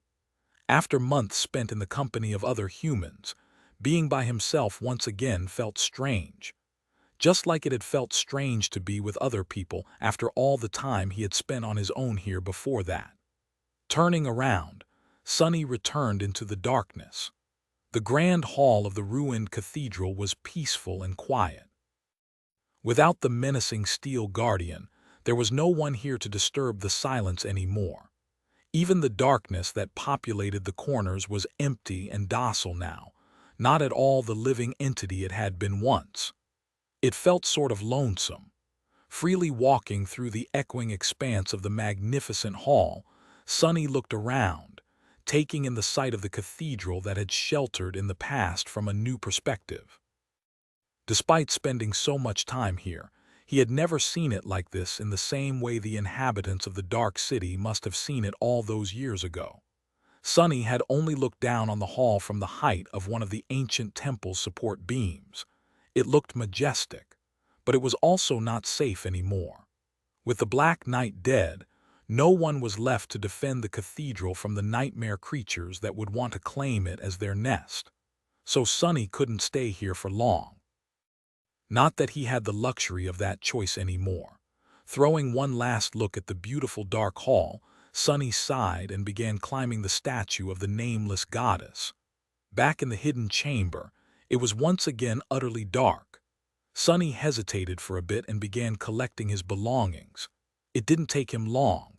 Growing attached to material things was pointless on the forgotten shore. There was no way to take them with him to the real world, after all, if he was even going to survive that long. But he still felt sad leaving all of his spoils behind. Back in the real world, Sunny never had a home like this, nor a lot of stuff to call his own. He had dreamed of enjoying a lavish lifestyle after becoming an awakened, but got stuck in this hell instead. This spacious room he called his home was a form of consolation, but now he had to leave. In the end, he only took the bare necessities and then tidied the place up, wishing to leave it clean and orderly despite knowing that there was little chance of anyone stumbling on this place again. After everything was done, Sonny glanced at the tranquil room and hesitated for a bit. Then, he walked over to the wall where he had once scratched countless lines into the stone to count the days and summon the prowling thorn. He wanted to leave a mark of his presence here. Something to tell that he had lived in this hidden chamber in the ancient ruined cathedral in the dark city on the forgotten shore in this world. A small mark to witness that he had been here, had struggled here, and then left to fight for a chance to escape. Sonny wanted to come up with some profound words, but nothing came to mind. He wasn't really a profound person anyway. What he really wanted to carve into the wall was his true name. But even now, the paranoia stopped him. What if someone would come here one day and read it out loud? What a funny disaster that would be. Finally, he raised the kunai, carved something beneath the lines that marked the days he had spent living in the ruined cathedral. Then, Sonny turned around and walked away. There were two runes left on the wall behind him, one meaning sun, the other meaning loss. There were two things Sonny wanted to accomplish before tomorrow morning. One was in the ruins of a library that he had never finished exploring, and the other one was right here in the ruined cathedral. Returning to the grand hall with his rucksack on his shoulder, Sonny walked past the statue of the nameless goddess and dove into one of the doors leading into the temple's inner sanctum. He had never been there before, kept away by the living darkness and the black night. But now that the devil was gone, Sonny was finally going to see what was hidden inside. Walking through the rooms and corridors that the priests and priestesses had once used, he looked around and didn't notice anything of interest. Everything was pretty much destroyed and ruined, with only a few mundane things remaining untouched. There was nothing here at all, at least that was what others would think. Sonny, however, suddenly stopped in front of a certain wall and tilted his head. There was nothing special about that wall, at least nothing that could be seen. But he could feel a heavy mass of shadows hiding behind it, as though there was a hollow space there. After searching for a while, he found a hidden lever and pressed it, or at least he tried. The ancient mechanism had rusted through and disintegrated over the thousands of years of neglect, of course. With a sigh, Sonny summoned the midnight shard, looked closer at the hollow wall, and inserted the takai into the seam between its moving parts.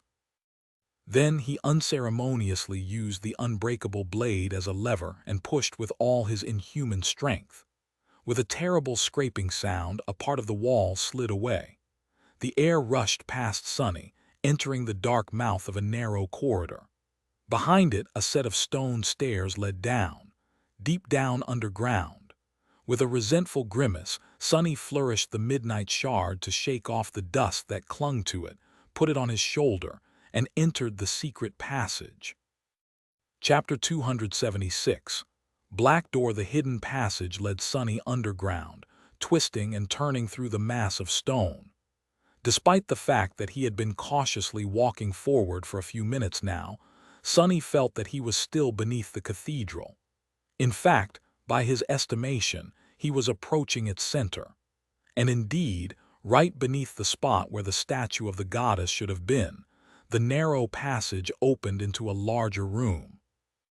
In it, a deep well leading even further down was situated, with a winding staircase spiraling down into the darkness. Sonny frowned. What is it with this place and creepy dark wells? Going further down was going to place him dangerously close to the catacombs. He knew all too well what kind of danger that would pose the last time Sonny had ventured into the maze of ancient tunnels below the city. He barely escaped alive. After hesitating for a while, he stepped onto the staircase and began descending. Deep, ancient shadows surrounded Sonny, giving him a little comfort. At least he was among his kin. After a minute or so of walking down the stairwell, Sonny entered a large chamber that seemed to be carved into the bedrock, as opposed to being constructed by human hand. On the other side of it, a large door forged from black steel stood, illuminated by two burning torches. Two thoughts entered Sonny's mind simultaneously. The first one was that the metal from which the monolithic door was made looked eerily familiar. It was the same dark, lusterless, impenetrable alloy that the Black Knight had been made of. The second thought was even more disturbing. How come those torches are still burning? Had they been aflame for several thousand years? Come to think of it, the torches looked very strange. They seemed to be producing light, but it was pale and ghostly. There was no heat that came with it, too. The shadows cast by the ghostly flames were the most disturbing, though. Because of the movements of the fire, they were supposed to be dancing on the floor, but instead, the shadows were absolutely motionless. It was as though the light of the torches had trapped and paralyzed them somehow. Sonny thought for a while, and that ordered his own shadow to stay back. The shadow did not protest, in fact. It was visibly relieved. Taking a few exaggerated steps back, it merged with the deep darkness at the exit of the stairwell and waited there, glancing nervously at the strange, motionless shadows from time to time. Sonny cautiously approached the black door and lowered the midnight shard into a protective stance. He was ready to face any sort of danger, but nothing attacked him. The only thing that happened was a sudden chill that ran through Sonny's body when he had entered the circle of light cast by the two ghostly torches. These torches are. They are definitely some sort of a protective charm. I am almost sure that their power can harm even shadows. The question he had to ask himself, though, was this: were the torches meant to keep something from entering the space that hid behind the black door, or were they meant to keep something in? Well, there was only one way to find out. What Sonny was doing seemed absolutely crazy, but in fact it was not. He had not come into this underground chamber just because of idle curiosity or because of being blinded by greed and the prospect of finding a treasure. What led him here and pushed him to study the black door was his intuition. By now, Sonny had to admit that his intuition was more than a mere manifestation of his subconscious. It had turned out to be correct one too many times, especially ever since he had consumed the drop of ichor. After that day, he was able to sense the presence of divinity, and sometimes he was even drawn to it like he was drawn to this cathedral and to the mysterious key that lay buried in the body of the Lord of the Dead. The two seemed connected, and Sonny felt that he was about to find out how and why. But it was not all his intuition was capable of. There were other aspects to it, too. In fact, Sonny suspected that it had more to do with his faded attribute than it had to do with the spark of divinity. If he were to guess, he would say that after he had been changed by the ichor, that attribute was slightly enhanced, giving him the ability to sense subtle tremors that ran through the strings of fate from time to time, the strings that were, apparently, tightly wrapped around his body. The combination of the change that happened to his eyes and his close relationship with those strings gave Sonny a slight affinity to revelations and fate similar to the one Cassie had possessed, but infinitely less potent. It was enough to guide him to this door and make him want to open it. Nevertheless, stepping close to the monolithic black door, Sonny gazed at it and came to the conclusion that not even an entire army would have been able to break through this monstrous barrier. There was, however, a small keyhole hidden on its dark surface. Pulling on the string tied around his neck, Sonny took off the small metal key that hung on it and gripped it tightly in his hand. After hesitating for a few moments, he carefully inserted the key into the lock of the black door. It fit perfectly. As soon as Sonny put the key into the lock, the faint light of divinity it emanated suddenly became a little bit brighter. Sonny sighed, then readied himself and turned the key. Something clicked inside the metal door, and then it silently opened. The pale light of the ghostly torches swayed, as though moved by an otherworldly wind. Behind the door, a small room was carved into the rock, and in it, a corpse in a dark mantle was chained to the floor inside a circle. Sonny couldn't tell if the corpse belonged to a man or a woman, because there was a strange mask covering its face. The mask was made out of black lacquered wood and carved to resemble the face of a ferocious demon. Its teeth were bared, with 4 fangs protruding from its mouth.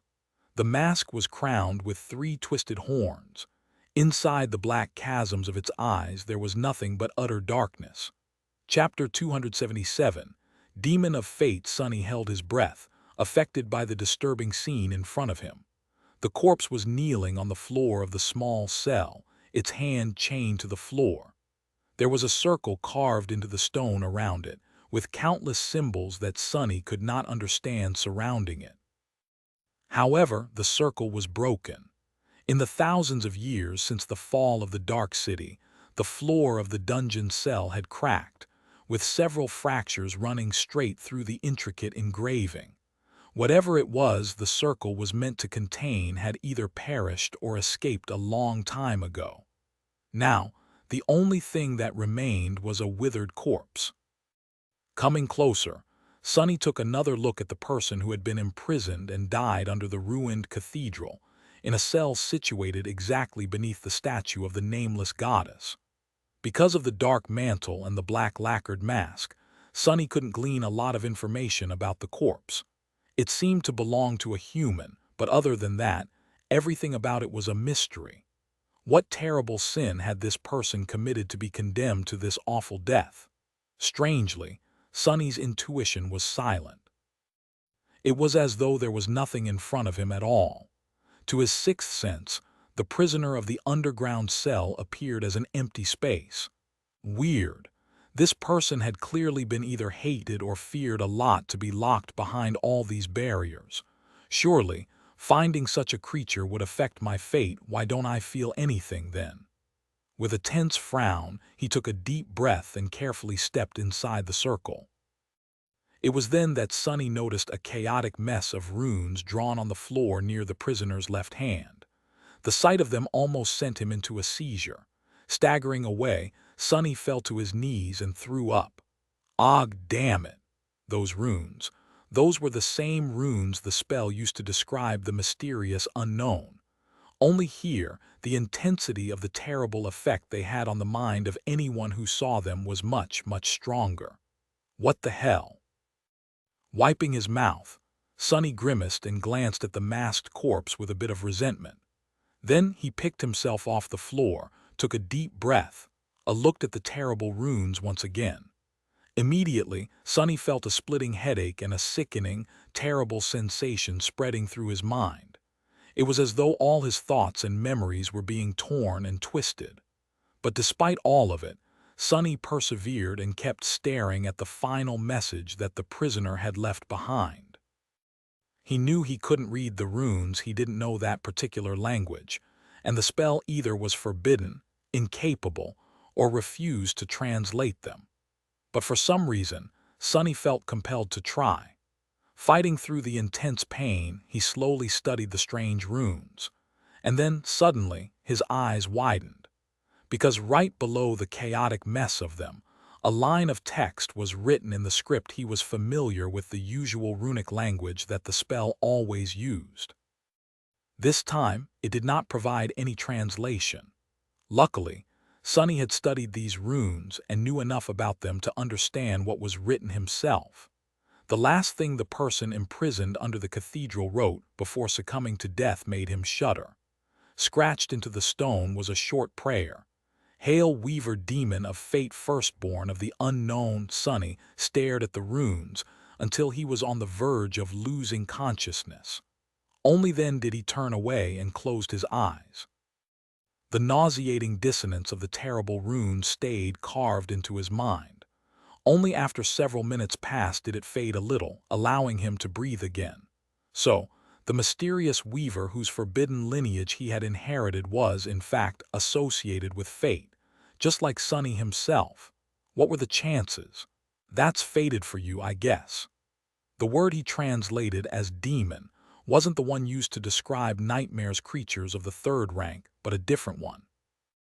Perhaps calling it a spirit or a demon would have been more suitable, a mortal, but powerful and ominous deity. One different from gods, but sharing the same nature. However, Sonny wasn't that versed in mystical terminology. All he knew was that the runic language was incredibly rich in words describing all types of monsters and creatures, while the human language wasn't. Hence, demon was fine with him. Apart from the tantalizing revelation about the mysterious weaver, he had noticed one other important thing by forcing himself to study the runes. Before, Sonny had thought that there was a single entity that the spell refused to call by its name, and simply described as unknown, leading him to call it the unknown. Yes, Sonny was not that imaginative when it came to word choice. Whether the unknown were a kind of beings, a single existence, or a force of nature, he did not know. But now he realized that there were actually two types of forbidden runes, and two things that the spell did not know how or did not want to mention. One was the same as those used in the description of the drop of ichor, which stated that the vile thieving bird was hated both by the gods and by the unknown. It also said that the reflection of the unknown stayed forever frozen in the depths of Weaver's pupils, and that just looking at it drove the thieving bird mad. The other was the same as those used in the description of the stone saint, which was created by the last child of the unknown, and now here by the dead prisoner, who had called Weaver the firstborn of the unknown. What the hell does all of this supposed to mean? His suspicion that Weaver had something to do with the creation of the nightmare spell only grew stronger after learning that it. They had something to do with the domain of fate. After all, the spell seemed to be weaved out of numerous strings of fate, and there was this being called Weaver, who had the blood of gods in their veins, but was also somehow connected to the unknown. Feeling his headache only growing stronger, Sonny winced and shook his head. Later. I will think about it later. There would be time to ponder about all this later, or not if he dies trying to escape the forgotten shore. Either way, that time was not now. Turning back to the chained corpse, Sonny cautiously avoided looking at the dangerous runes and kneeled in front of it. He wanted to know what was hiding behind the mask, but as soon as he touched it, the corpse suddenly shattered and fell apart, turning into dust right in front of his eyes. Even its dark mantle rotted and disappeared, as though the thousands of years that had passed since the fall of the Dark City and the destruction of the cathedral finally caught up with it. Soon, all that was left was a pile of dust. And the lacquered mask lying on top of it, its black surface glinting slightly in the pale light of the ghostly torches. Chapter 278. Weaver's mask. Sonny looked at the black mask and the darkness hiding in its eyes. Its features were not as much contorted as fearsome by nature. It was simultaneously fearsome and somber, bestial and regal, as though existing at the border of all things. But most of all, the striking mask radiated a sense of mystery. The vicious fangs, the twisting horns, the black lacquered wood of it all once again, his intuition was silent. There was nothing he felt toward the black mask, as though it didn't even exist. How strange. Sonny waited for a few moments, then picked up the mask and brought it to his face to take a closer look at it. But just a moment after his fingers touched the sleek surface of the polished wood, the mask suddenly disintegrated into a swarm of countless white sparks. Acting like water, the stream of light flowed toward Sonny's chest and entered into his body, disappearing into the dark depths of his shadow core. The voice of the spell thundered suddenly, louder than it had ever been before. You have received a memory. Sonny remained motionless for a few seconds, thinking about what just happened. By now, he knew that some memories could exist outside of the soul cores, just like how shard memories did. Was the black mask one of them? Somehow, he felt that it wasn't. Why, I am even guessing. Let's just take a look. The reason he was lingering was because of the magnitude of the situation. Sonny didn't know anything about the mysterious mask, but he believed that this relic of the past was truly unusual. The circumstances that had led to its discovery were too extraordinary, and the place it was hidden in was too uncanny to think otherwise. So he was understandably apprehensive. With a bit of tension, Sonny dove into his soul sea and looked up at the spheres of light floating around the black sun of the shadow core. There was a new one there, which seemed to be much brighter than the rest. Summoning it down, he soon found himself looking into the eyes of the dark mask that hovered in front of him. It was as though he was facing an invisible person wearing it. Shifting uncomfortably, Sonny lowered his gaze a little and looked beneath the black lacquered wood. A moment later, he had to suppress the involuntary desire to cover his eyes with a hand. Inside the black mask, 7 radiant embers were burning with such intensity that it almost blinded him. All around them, incalculable ethereal strings were weaved into a pattern so vast and intricate that it almost seemed boundless. 7 anchors gods. Stunned by the visage of the mask's spellweave, Sonny hesitated for a bit and summoned the runes that described it. What he saw made him take a step back and gasp. Memory, Weaver's mask. Memory rank, divine. Memory tier, Roman 7. Memory type, tool. Memory description. Weaver believed that knowledge was the origin of power and so always hid behind numerous lies, wearing them as a mantle. No one knew Weaver's thoughts, Weaver's face, and Weaver's heart. Even the gods could not see what hid behind the mask. Memory enchantments, mantle of lies. Simple trick. Sonny had to look away for a moment to take a breath. Divine memory of the 7th tier, holy hell. Words weren't enough to describe his astonishment. He was, however, surprised to see that the mask only had 3 enchantments.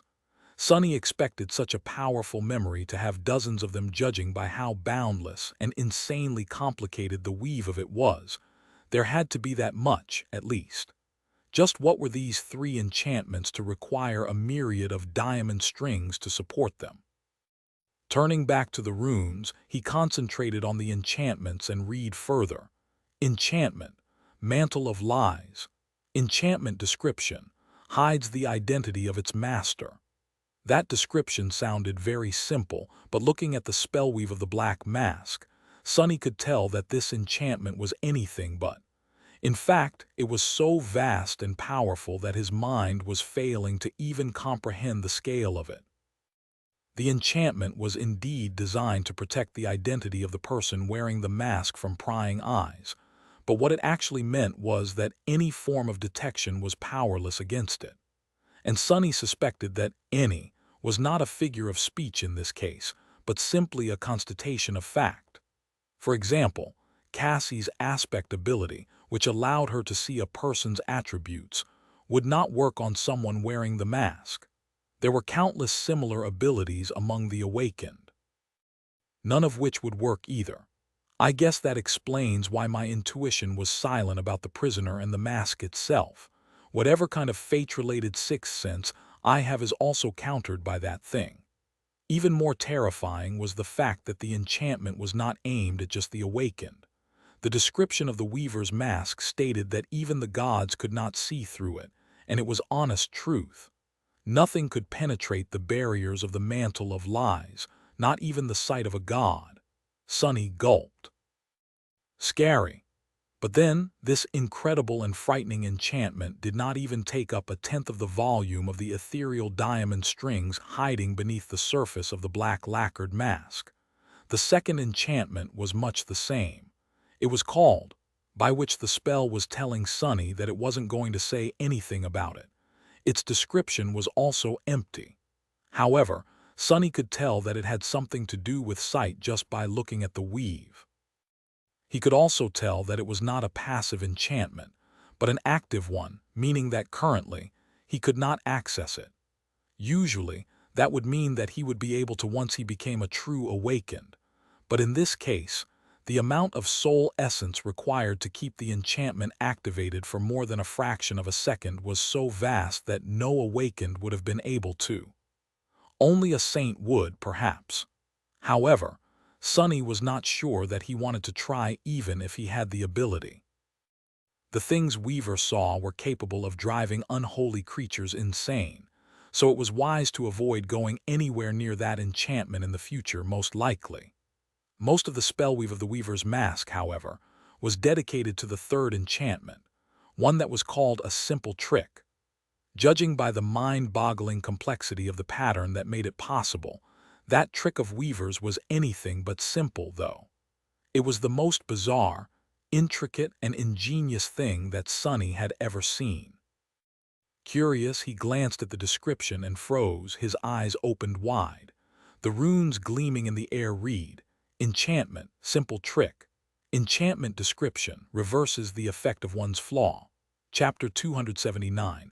Guilty conscience. Sonny remained silent for a long time, staring at the black mask. The tranquil sea of his soul was still and silent, not at all like the storm that was currently raging in his heart. After a while, he thought, that Weaver was one sly guy girl person. Being, well, the fact that I don't even know that much only serves to prove the point. And I thought I was good at deceit and manipulation. How devious one must be to not let even the gods, even the nightmare spell know anything about them. But it was fitting, in a strange kind of way. If Weaver's domain was that of fate, there was no other way. Fate was a terrifying but subtle tool. Manipulating it to your advantage required a very special kind of genius, one that was directly opposite to any kind of directness, straightforwardness, and brutal power. However, if given the choice, Sonny would have preferred to face War God in battle than to make someone like Weaver his enemy. Masterful liars were far more dangerous than deadly warriors. He knew it better than most. Exiting the soul sea, Sonny hesitated for a little and then summoned the Weaver's mask. The cool wooden surface of the mask appeared on his face, held in place by some invisible force. Immediately, his vision changed slightly. Everything became sharper, clearer, more vivid. Sonny could feel the mask reaching into his eyes and connecting to something, the strange legacy he had inherited by consuming the drop of Weaver's blood. He sensed his intuition becoming more potent, too. It was as though he could almost see the mysterious strings of fate that span across the entire world. Almost. Glancing at the pile of dust that remained of the prisoner, Sonny frowned slightly. The identity of the person who had been wearing the Weaver's mask remained a secret. Just who had this corpse belonged to, and how had they ended up chained to the floor in a hidden dungeon cell beneath the majestic cathedral? The easiest thing to assume was that it was Weaver themselves, but Sonny dismissed that theory immediately. From everything he knew about the original master of the mask, the power of that creature was just below that of the gods, and that of the unknown, perhaps. If Weaver appeared on the forgotten shore, the whole dark city would have been wiped out of existence before any harm was done to them. So who could have been wearing Weaver's mask? Some powerful carrier of the nightmare spell that had received it as a memory, just how Sonny did.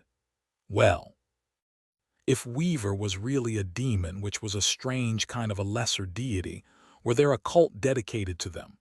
Had there been priests and followers of Weaver? The message the prisoner had left behind sounded awfully close to a prayer. Had that person been deemed a heretic and condemned to this place for that reason? Sonny sighed. There was no way to know. Hesitating for a bit, he turned away and left the somber dungeon cell behind. He only had this one day to finish all the things he had left undone in the dark city. There was no time for fruitless pondering. Once outside, Sonny walked over to the place where he had left his shadow and took a look at himself through its eyes. What he saw made him blink a couple of times. Huh! The black lacquered mask sat snugly on his face, hiding his features. He couldn't even see his eyes, which were drowned in darkness.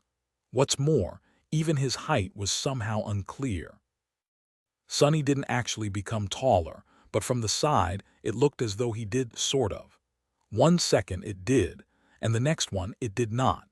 It was sort of similar to how people's faces changed when lighted from different directions.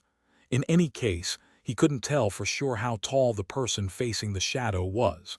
How fun! It was not that Sonny became completely unrecognizable, though. He would still have to be careful to hide the context clues about himself while wearing the mask.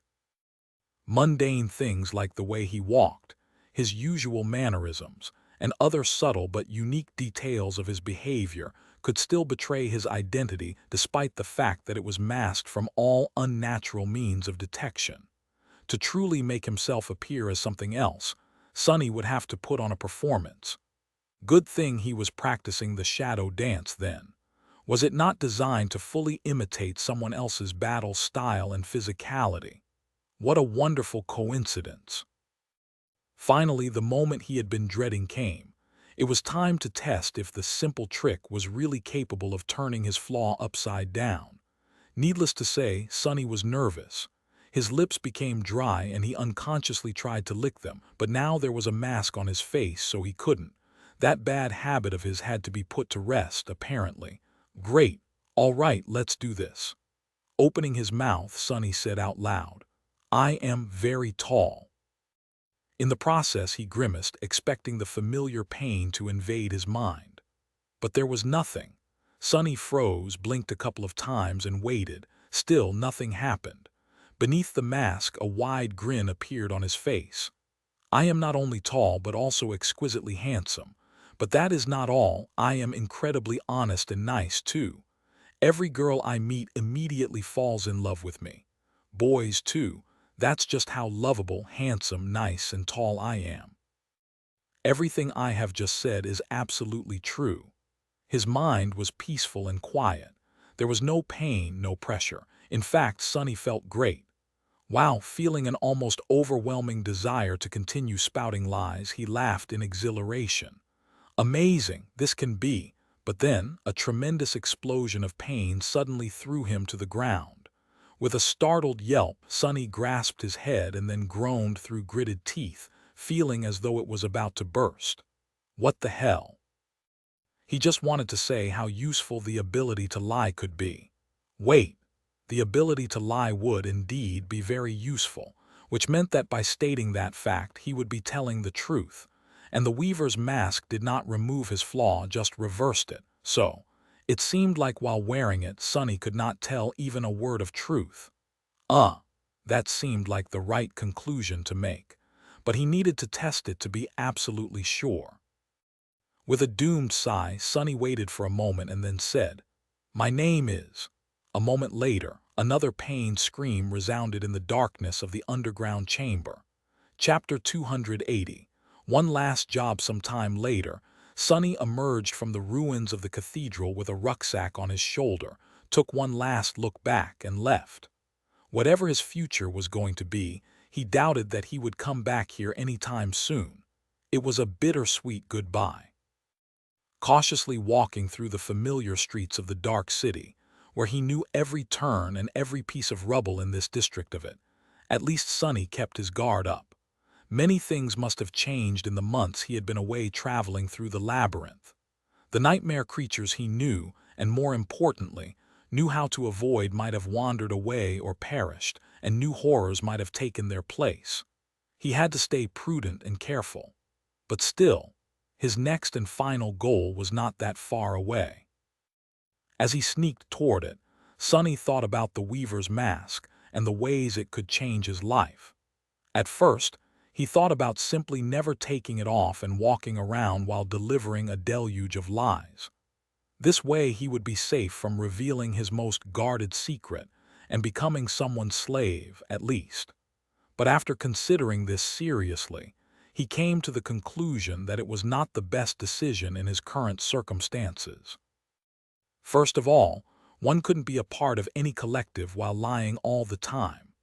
Sonny had an unpleasant experience of being expelled from various groups for various reasons, and not being sincere and honest was one of the surest ways to make people want to avoid you at all cost, eventually, at least.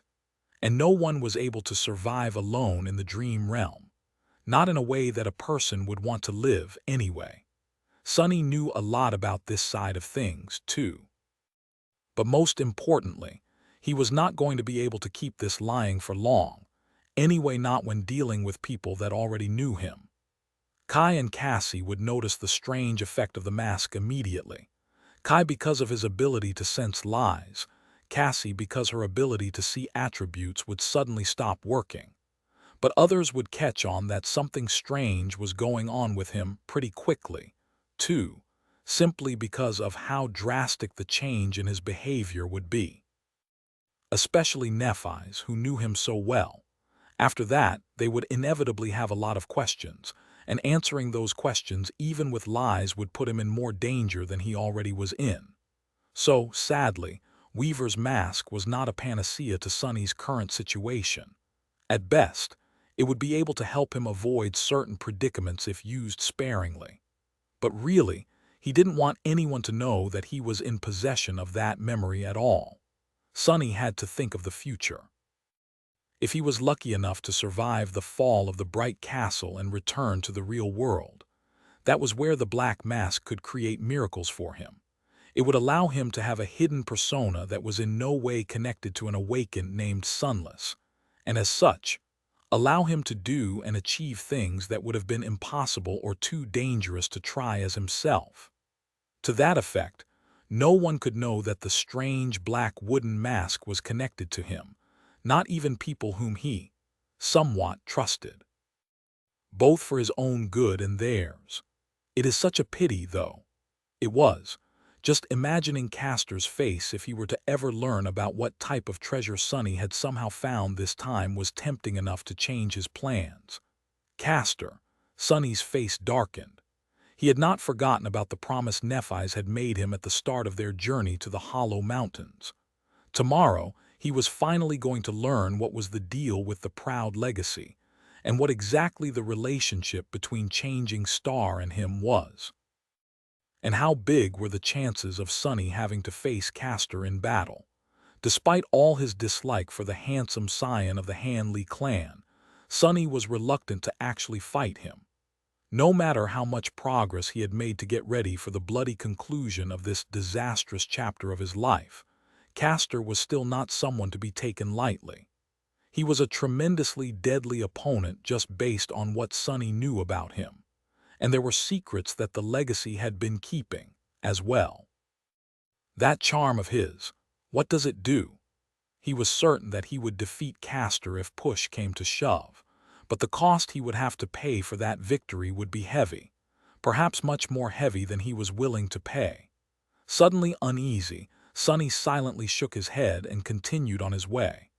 As the sun began to roll toward the western horizon, he approached his goal, the ruins of an ancient library that stood lonesomely among the decimated buildings. Back near the end of his lonely months of hunting monsters on the streets of the Dark City, Sunny had begun exploring this ruin for bits of information about the history of the Forgotten Shore. Because of his chance encounter with the Stone Saint, and then with Kai, which led to him abandoning the ruins for a long expedition into the labyrinth, he had never finished this project. There was this one vast mosaic, in particular, that Sunny was interested in. It sprawled across the entire floor of the library's main hall and was mostly covered by rubble. In the past, Sunny was not strong enough to move the rubble out of the way.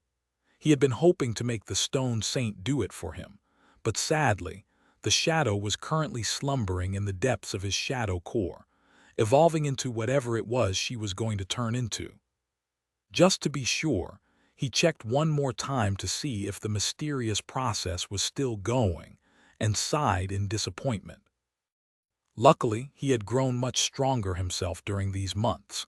Sunny was pretty sure that now he would be able to clear the mosaic with his own two hands. It was just going to be a lot of work. Sending his shadow into the library to make sure that no abomination had made its nest there during his absence, Sunny entered its cool shadow of the ruin and sighed. Better get started. Soon, the scraping sound of heavy boulders being moved could be heard under the partially collapsed roof of the ancient building. Chapter 281. 7 Heroes in the Depths of the Night. Sunny was finally done with the arduous task of clearing the floor of the ruined library. Tiredly standing in the center of the circular hall, he found himself in the middle of a vast mural. The mosaic had endured the passage of time in an almost pristine condition.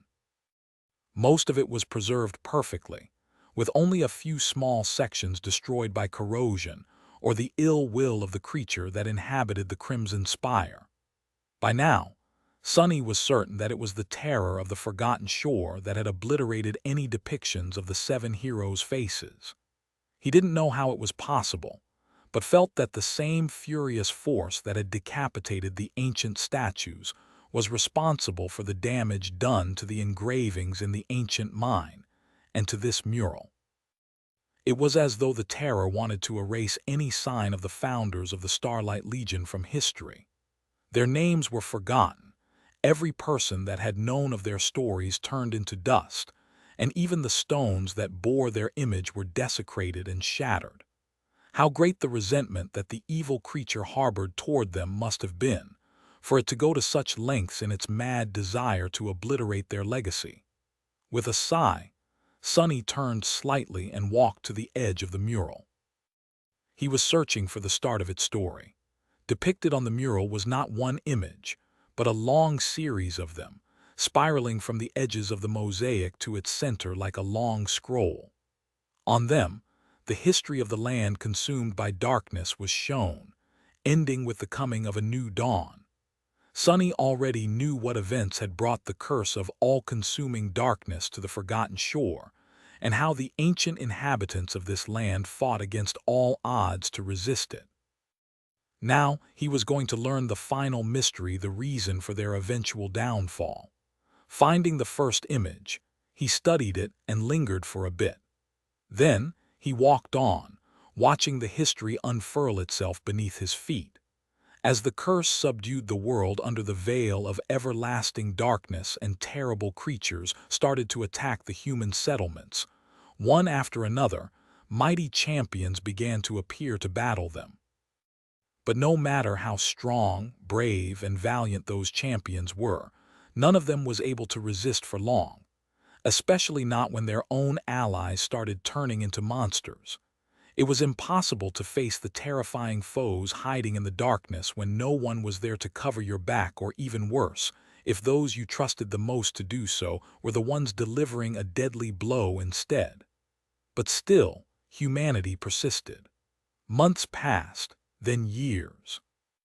And eventually, a new generation grew up in this horrible world.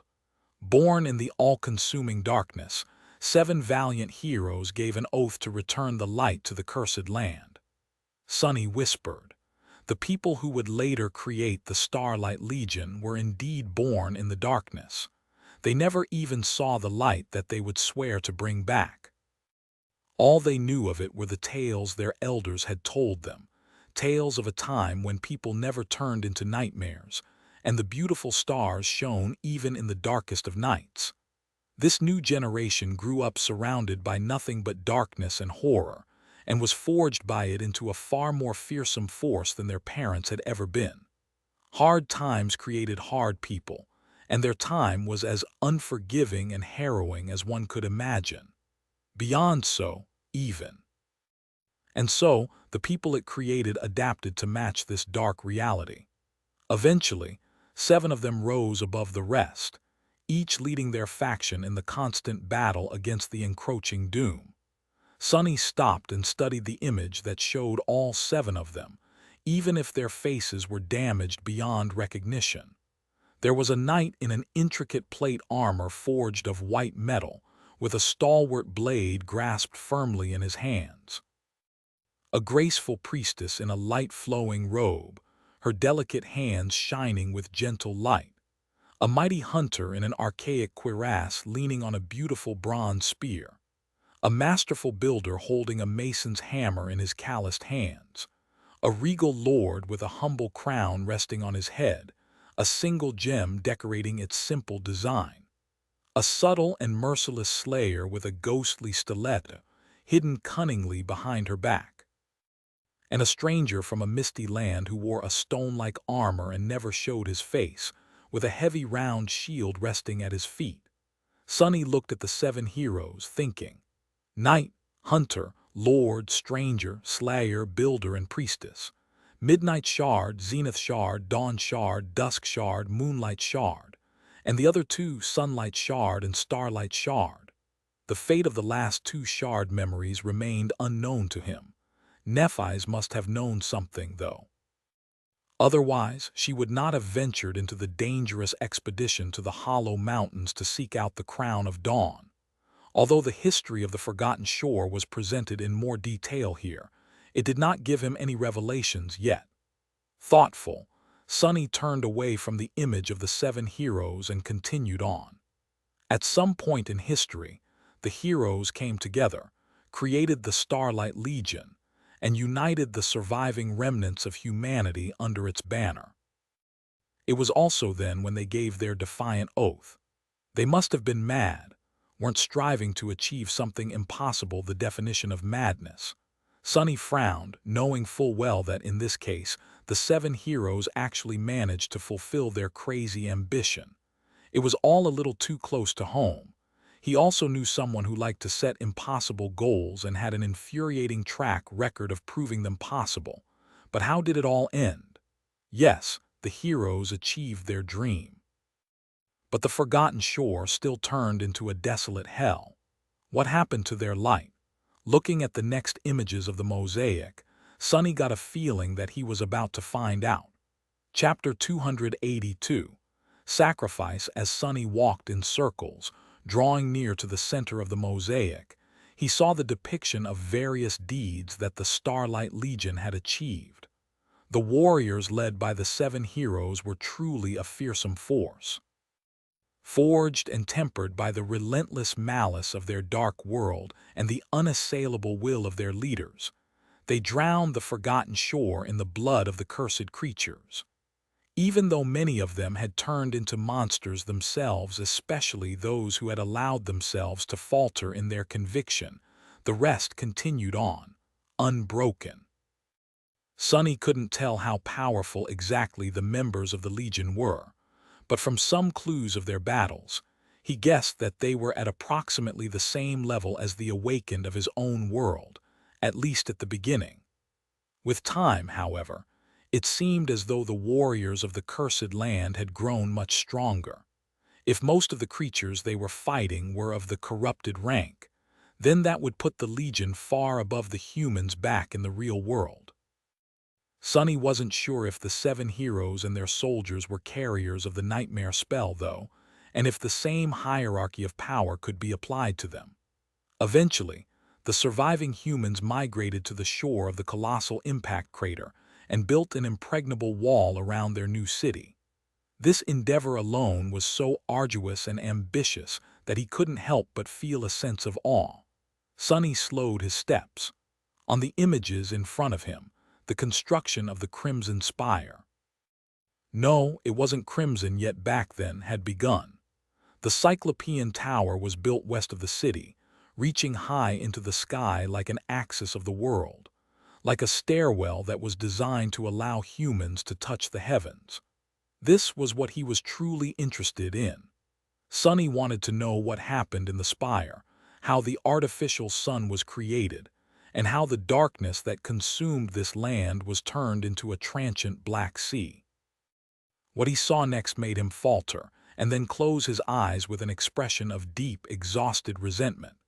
In the second-to-last image, the 7 heroes were depicted standing apart in the 7 spots of the Forgotten Shore. In front of each of them, a crowd of thousands of people kneeled, waiting. Among those people were the warriors of the Legion and the civilians from the city, men and women, old and young. Each of the heroes held a weapon in their hands. Of course, this is what happened. What else would it be? A feeling of dark, bitter disappointment grasped his heart. Sonny didn't even know why he felt this way. It was not like he knew anything about the 7 heroes, really. But at some point, maybe because he needed to believe that there was a tiny glimmer of light in the vast and endless night, he had begun thinking of them as a symbol of the best humanity could be. What a foolish thought! He of all people should have known better. Curse you all. In the last image, one that took the center of the mosaic, 7 tall hills made of dead bodies surrounded the spire. Tens of thousands of people had been slaughtered, their blood flowing like rivers toward the dark tower. On top of each hill stood one of the valiant heroes, their hands stained red to the shoulder. As the last sacrifice, the slaughterers turned their weapons on themselves, thrusting them into their hearts. And somewhere out there, he knew, a tiny black seed floated in a pool of blood. Sonny grimaced in disgust. This was your dream. This is how you decided to bring back the light, you sick wretches. As the rivers of blood flowed to the spire, 7 streams of glowing crimson light moved above them and entered it from 7 directions. These streams represented the sole essence of numerous humans who had been sacrificed to create the artificial sun. But theirs wasn't the most terrible fate. In the center of the spire, a lone human figure was drawn, convulsing in harrowing agony as the raging storm of soul energy entered her body. The conflux of all that power, the sacrificial vessel meant to be its conduit, the anchor of the sun. Sonny recognized that figure too. To him, the features of her face were painfully familiar.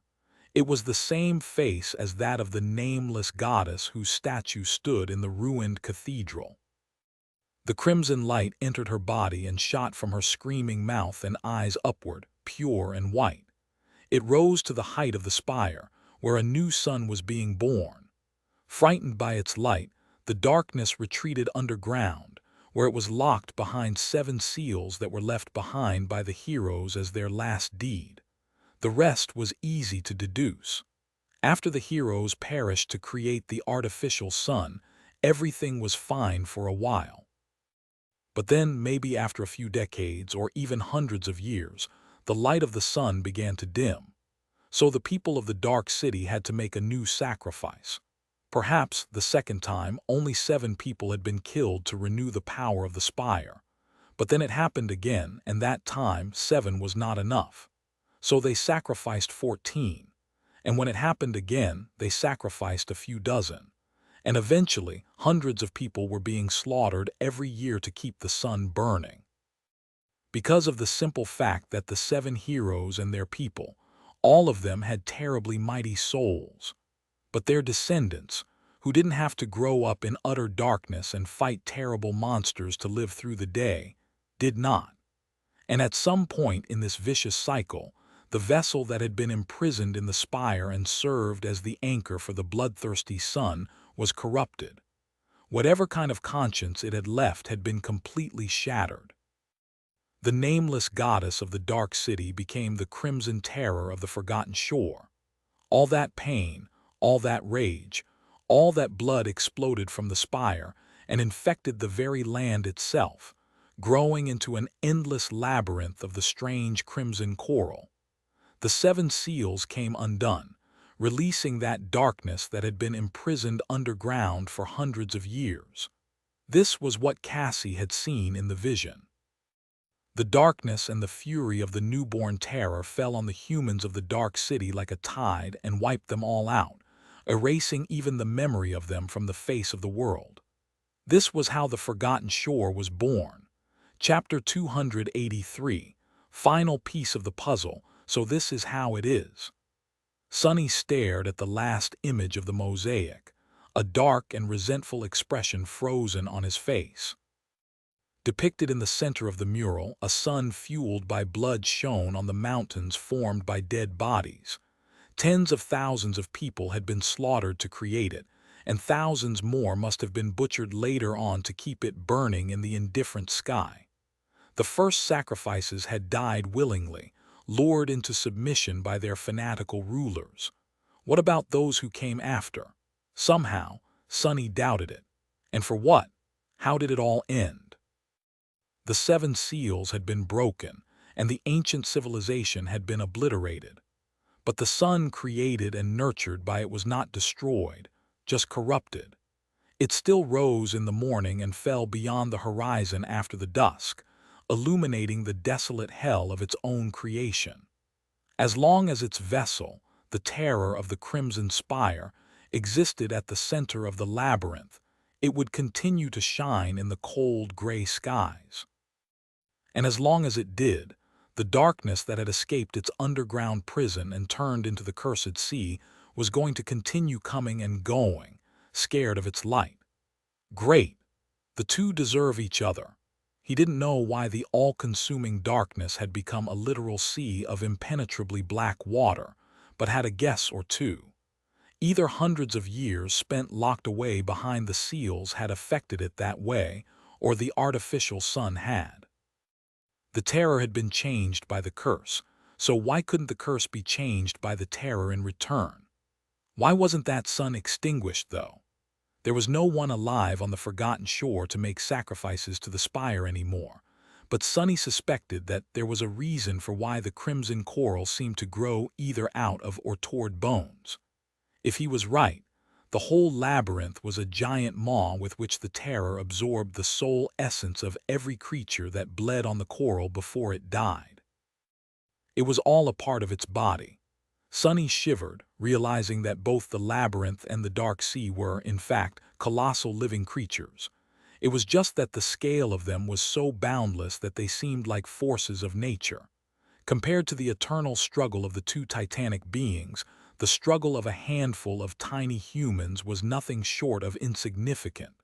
Or was it? Suddenly, he frowned. What about Nephi's and her plan? How did the shard memories come into all of this? At first, a dark thought entered his mind. He imagined that Changing Star was preparing a mass sacrifice of her own, a hecatomb to appease the Crimson Terror. The number of the sleepers being sent to the Forgotten Shore each year was too eerily similar to the number of sacrifices made to the Crimson Spire by the inhabitants of the Dark City to be a simple coincidence. But he quickly dismissed that thought. After all, the sacrifices were meant to renew the power of the Blood Sun, and that was not Neph's goal. If anything, she meant to destroy it once and for all to gain entry to the gateway hidden in the spire. So, what did it all mean? Sonny scowled, remembering every piece of information about the 7 heroes and their cursed land he knew, and most importantly, those that came directly from the spell. After a while, he muttered, "Time has erased their names and their faces, but the memory of the defiant oath still remains." This was the second part of the description that the spell had given the Starlight Legion armor. His eyes widened. All this time, he thought that this sentence simply meant that the legacy of the 7 heroes lived on even after their deaths. But now, he suddenly realized that the truth might have been far more straightforward. The key to understanding the secret of the shard memories was right in front of him this whole time. In fact, it came from the first memory he had ever gotten on the Forgotten Shore. The Azure Blade. "On this forgotten shore only steel remembers," he whispered, a sudden understanding dawning on him like a revelation. The memory of the defiant oath remained, and only steel remembered. Sonny rubbed his face. "I am such a fool." Everything he needed to learn the truth had been at his disposal from the very start of it all. The heroes were long gone, but their terrible oath was still here, preserved in cold steel. It was not the memory of it that remained, but the memory. The shards were that memory. Of course, it all makes so much sense now. But then, what was their purpose, and why was Nephi so motivated to find each one? That was easy to guess, too. Cassie had basically told him all those months ago. "In the end, I saw a colossal, terrifying crimson spire. At its base, 7 severed heads were guarding 7 locks." In its fury, the terror of the Crimson Spire had beheaded the statues of its creators and brought their heads as trophies to guard the entrance to its lair, where Cassie had seen them, as well as 7 mysterious locks. What did a lock need? A key. All locks required a key to either open them or shut them closed. Sonny slowly exhaled. The 7 seals that kept the all-consuming darkness locked underground came undone, but they weren't destroyed. If one had all the keys, it was still possible to seal the cursed sea once again. That was what the 7 heroes had left behind. And with the cursed darkness locked away, the spire would lose its most deadly line of defense. Finally, everything became clear. Sonny remained motionless for a long time, looking at the bloody images beneath his feet. After a while, he sighed and turned away. There was a bitter taste in his mouth. Sick. I am sick of this place. So sick of all of this. Cassie's vision showed her fire and rivers of blood. Good. It could all burn to the ground. He didn't care anymore. Chapter 284. Nothing serious in the cold light of dawn. Sonny approached the spot where the other members of the cohort and he agreed to meet. The Shadow had already located their camp in the ruin of an ancient building and was currently watching them, hidden in the darkness. The 5 youths were busy preparing for the last stretch of the way to the bright castle. They were calm and collected, not at all like people who were about to face the horrifying wrath of the Bright Lord. What kind of horror had they not faced already? Climbing over the rubble, Sonny let Nephi's and the rest know of his approach and jumped down. Landing just a few meters away from the group, he straightened his back and gave them an indifferent look. Hey! They greeted him in a reserved manner. A palpable tension permeated the air, making everyone reluctant to speak too much. Only Effie was seemingly unaffected by this dark mood. Leaning on a stone wall, the huntress was enthusiastically gnawing on a juicy bone. Her white teeth were effortlessly crushing it into tiny pieces, which were then chewed and swallowed along with the marrow. Noticing Sonny, she smiled. Hey, doofus. He gave her a nod and wanted to turn away, but then noticed a slight frown that appeared on Effie's face. Looking at him with a bit of uncertainty, she asked, You all right?" Sonny was silent for a few moments, then smiled. Finally, he said in an even tone, "I'm perfect." Leaving the doubtful huntress behind, he walked past Castor and approached Nephi's. The changing star was standing with her back to the group, looking up at the silhouette of the bright castle that loomed in the distance. Hearing his steps, she turned around. The gentle light of dawn reflected in her eyes, making them appear to shine. "You've made it, Sonny. I am glad," he shrugged. "Why, you didn't expect me to show up." She was silent for a while and then looked away. A lock of silver hair fell on her eyes. Nephi's tucked it behind her ear and sighed. "Could I not? It's not like I know the future." After that, she smiled. Amusing. In the 11 months they had spent on the Forgotten Shore, this was only the second time Sonny heard Changing Star tell a joke, and the first time it was actually funny, if a little macabre. But what was the harm in indulging in a bit of dark humor at this point? Sonny did not return the smile, however. Glancing in the direction of the bright castle, he asked, "So, what's the plan?" Nephi shrugged.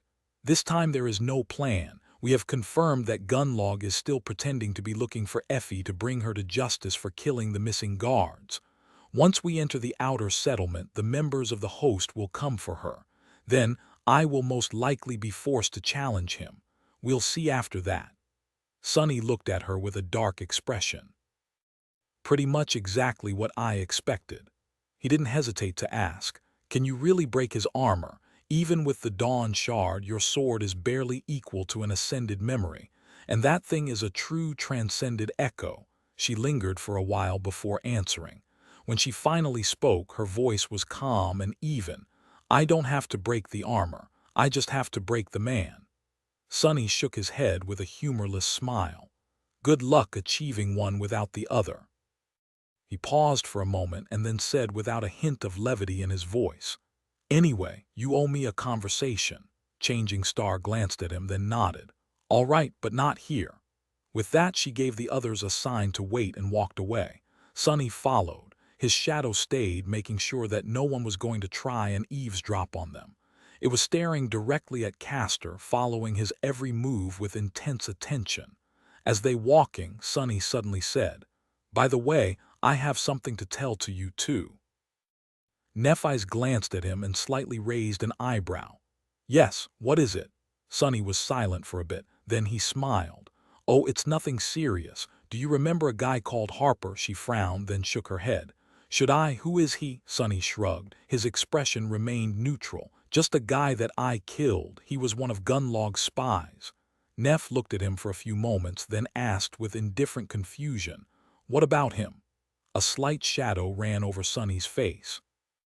However, his smile remained exactly the same. "No, nothing, just wondered if you knew him." When they walked far enough and were concealed from the eyes of the cohort by several tall walls, Changing Star stopped and turned to face him. Looking at Sonny, she said, "It is good that we can speak privately. Actually, I wanted to ask you a favor." He blinked. "Well, that is unexpected." "What is it?" She hesitated for a few moments. "After my fight with Gunalug is over, when I win, I might not be in the best shape. Even if I am, there will be a flood of soul essence pouring into my body. It will incapacitate me for a bit." The changes that happened to the body after a small portion of soul essence was consumed were subtle, but in large quantities it could be disorienting, sometimes even debilitating for a short while.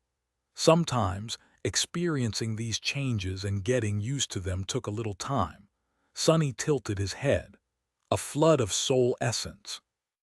What does it matter if her core is either full to the brim or at least almost saturated? He frowned, trying to guess what he wanted from him. "So what do you need me to do? Keep Horace busy while you recover?" She shook her head, then looked away. A light sigh escaped from Changing Star's lips. "No, I want you to make sure that Castor is nowhere near me when that happens." Here it was. The truth was about to come out. Sonny stared at Nephi's, his expression cold and dark. After a few moments of tense silence, he asked, "Why, what's the deal with you and Castor?" She looked at him, her striking gray eyes calm and deep. Then she said, "It's very simple, really. Castor has been sent here to kill me." Chapter 285. Kill Order. Sonny remained silent for a few moments. Finally, it became clear that Nephi's wasn't going to continue. Feeling a slight sense of exasperation, he asked, "Why would Castor want to kill you?" Despite the calm appearance, there was a tempest raging in his mind. The revelation of Castor's true intention had shaken Sonny. Yes, he disliked the proud legacy. And yes, their dynamic with Changing Star had always been a bit strange, but he never expected to hear something like this. In his mind, Castor was more of an opportunist with distasteful ambitions, most likely having to do with the purity of his clan's bloodline, than a cold-blooded killer. In what world did him wishing to kill Nephi's made any sense? He was her #1 fan. The only logical explanation Sonny could find was that the proud scion had been secretly working for Gunlog all along. But then, that theory also didn't hold when subjected to a close inspection. The Bright Lord was determined to kill Changing Star with his own 2 hands and in front of hundreds of people. What would he need Castor for? Nephi's lingered for a bit, then shrugged. "People have been trying to kill me for as long as I can remember. Have you forgotten?" Sonny slowly shook his head. No, I did not. But what does that have to do with Castor?" She smiled. "They were not going to stop just because I came of age, survived my first nightmare, and was sent into the dream realm. If anything, that would have been the perfect opportunity to finally make me disappear forever. Sleepers enter this cursed world alone, away from the protections of society and whatever allies they might have in the real one. Do you see?" He gave her a nod, his expression growing dark. Indeed, no one was as vulnerable as young sleepers entering the dream realm for the first time. Nephi sighed and looked away. "In any case, when I enrolled into the academy, I knew that someone among our classmates had to have received orders to make sure that I never returned from the dream realm. I just didn't know who it was." Suddenly she glanced at him, the corner of her lips curled upward. "Actually, for a long time I thought that it was you." Sonny blinked and stared at her in disbelief. "What, me? Are you actually never mind? What exactly about me made you think that I'm an agent of some secret legacy cabal? Do I look like a legacy to you?" Nephi's calmly looked him in the eye. Honestly, not any legacy that I know. But there were too many things about you that didn't make sense. He frowned. Do tell. She slowly raised her hand, then began counting on her fingers. Let's see. You claim to be an orphan from the outskirts, but somehow managed to survive both the first nightmare and the arrival on the forgotten shore. You didn't consume any soul shards, but kept growing more powerful. You said that you had never held a sword in your hand, but absorbed my lessons with astonishing speed. And finally, every other word you said was a lie, especially when it came to your origins, your past, your strength, and your aspect. Running out of fingers on one hand, she made a fist and pointed to it. Need I continue? Sonny cleared his throat. No, well, when you put it like this. She smiled and shook her hand, then lowered it. But after some time, I realized that my suspicions about you were wrong. If you were really tasked with killing me, you could have just left me on the ashen barrow. Back then, I was as good as dead, but you didn't. In fact, you risked a lot to take both Cassie and me with you. The smile slowly disappeared from her face. So when we reached the bright castle and Castor immediately appeared, insinuating his way into my inner circle, I knew pretty much instantly that it was him. Sonny frowned. Aren't you getting ahead of yourself? Don't get me wrong, I'm the last person in this world who would want to defend that pompous bastard, but there were hundreds of sleepers in our crop, and out of those, only 7 were sent to the forgotten shore, and only 4 lived long enough to see the castle. What are the chances that the person with orders to make you vanish was among them? Isn't it a bit too big of a coincidence? Changing Star slowly shook her head. Who said it was a coincidence? People often tend to forget that the spell has a mind of its own. It sees all and hears all, and it really loves to play with fate. If there was someone among those hundreds of people tasked with killing me, the chances of me having a fateful encounter with them in the dream realm would be all but guaranteed. That is how the spell always does things. Sonny had to agree. The spell, indeed, loved to play with fate. His whole damn life was proof of that. Meanwhile, Nephi's continued. Of course, despite my suspicions, I wasn't sure at first. But the more I observed Castor, the more convinced I became that I was right.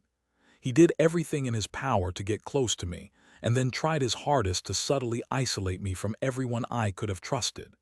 He spent his time studying my every move while keeping his secrets close to his chest. It's him. I've been sure of it for a long time. Sonny tilted his head, trying to digest this new information. After a while, he asked, if Castor wanted to kill you, why hasn't he made a move to kill you yet? She lingered for a bit, then smiled slightly. Because among all of the humans on the Forgotten Shore, he knows what the scions of the Immortal Flame clan are capable of the best. Isn't it ironic? He respects my ability too much to be careless, maybe even fears it, and he can't allow himself to fail. His honor won't allow it. So Castor won't attack until he is absolutely sure that I won't be able to resist. He'll make his move when I have no chance to escape. Sonny scratched the back of his head. Let me rephrase that.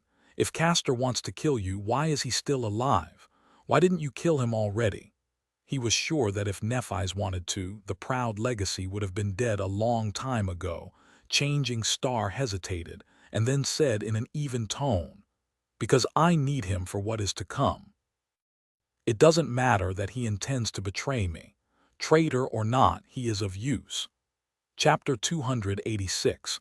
Blessings of the Fire. Some time later, the 6 of them left the secluded ruin and made their way toward the bright castle.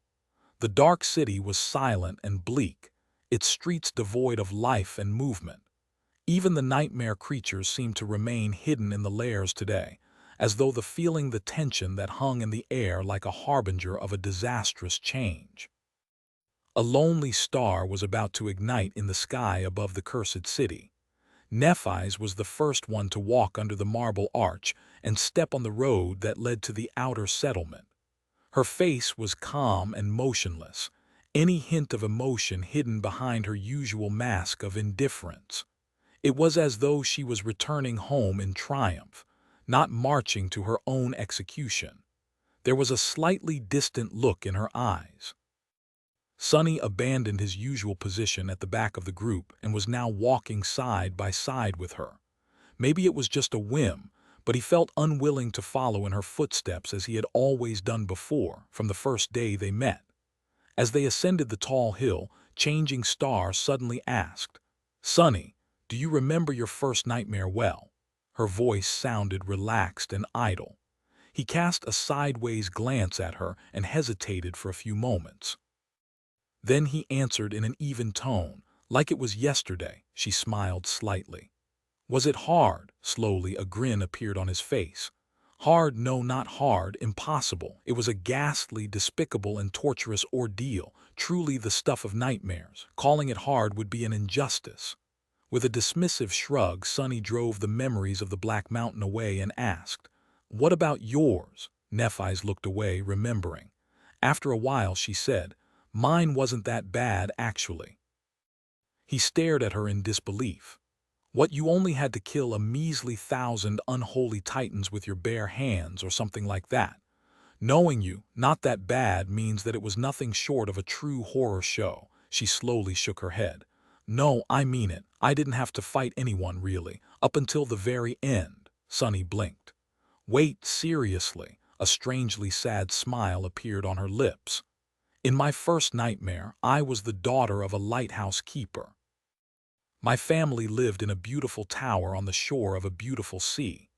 Every morning the warm sun rose from beyond the horizon, bathing the endless expanse of azure waves in beautiful light. The winds were gentle and the world was kind. It was me, my parents, and my younger siblings. We lived together in harmony, humbly but needing for nothing." He frowned. "And then what? A sea serpent destroyed the lighthouse. Some rotten horror rose from the depths." Changing Star's eyes became distant. A few moments passed before she spoke again. "Number nothing happened. That was the point of it, I think, my nightmare. It was actually a paradise. It was everything I dreamed about when I was a little kid, only much more wondrous and human than I could have ever imagined." Sonny looked at her in utter shock. As he watched, the hint of sorrow disappeared from Neff's face, replaced by a subtly harsh expression. "But that was what made it so hard to overcome. Impossible even, just like you said.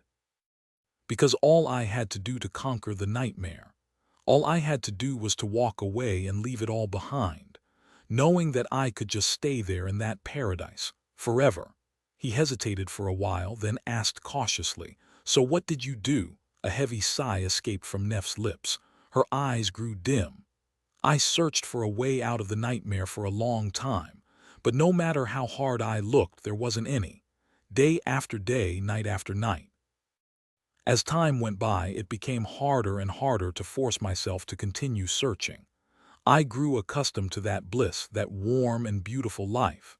And eventually, a day came when I thought that maybe I should stop. Maybe I can just stay."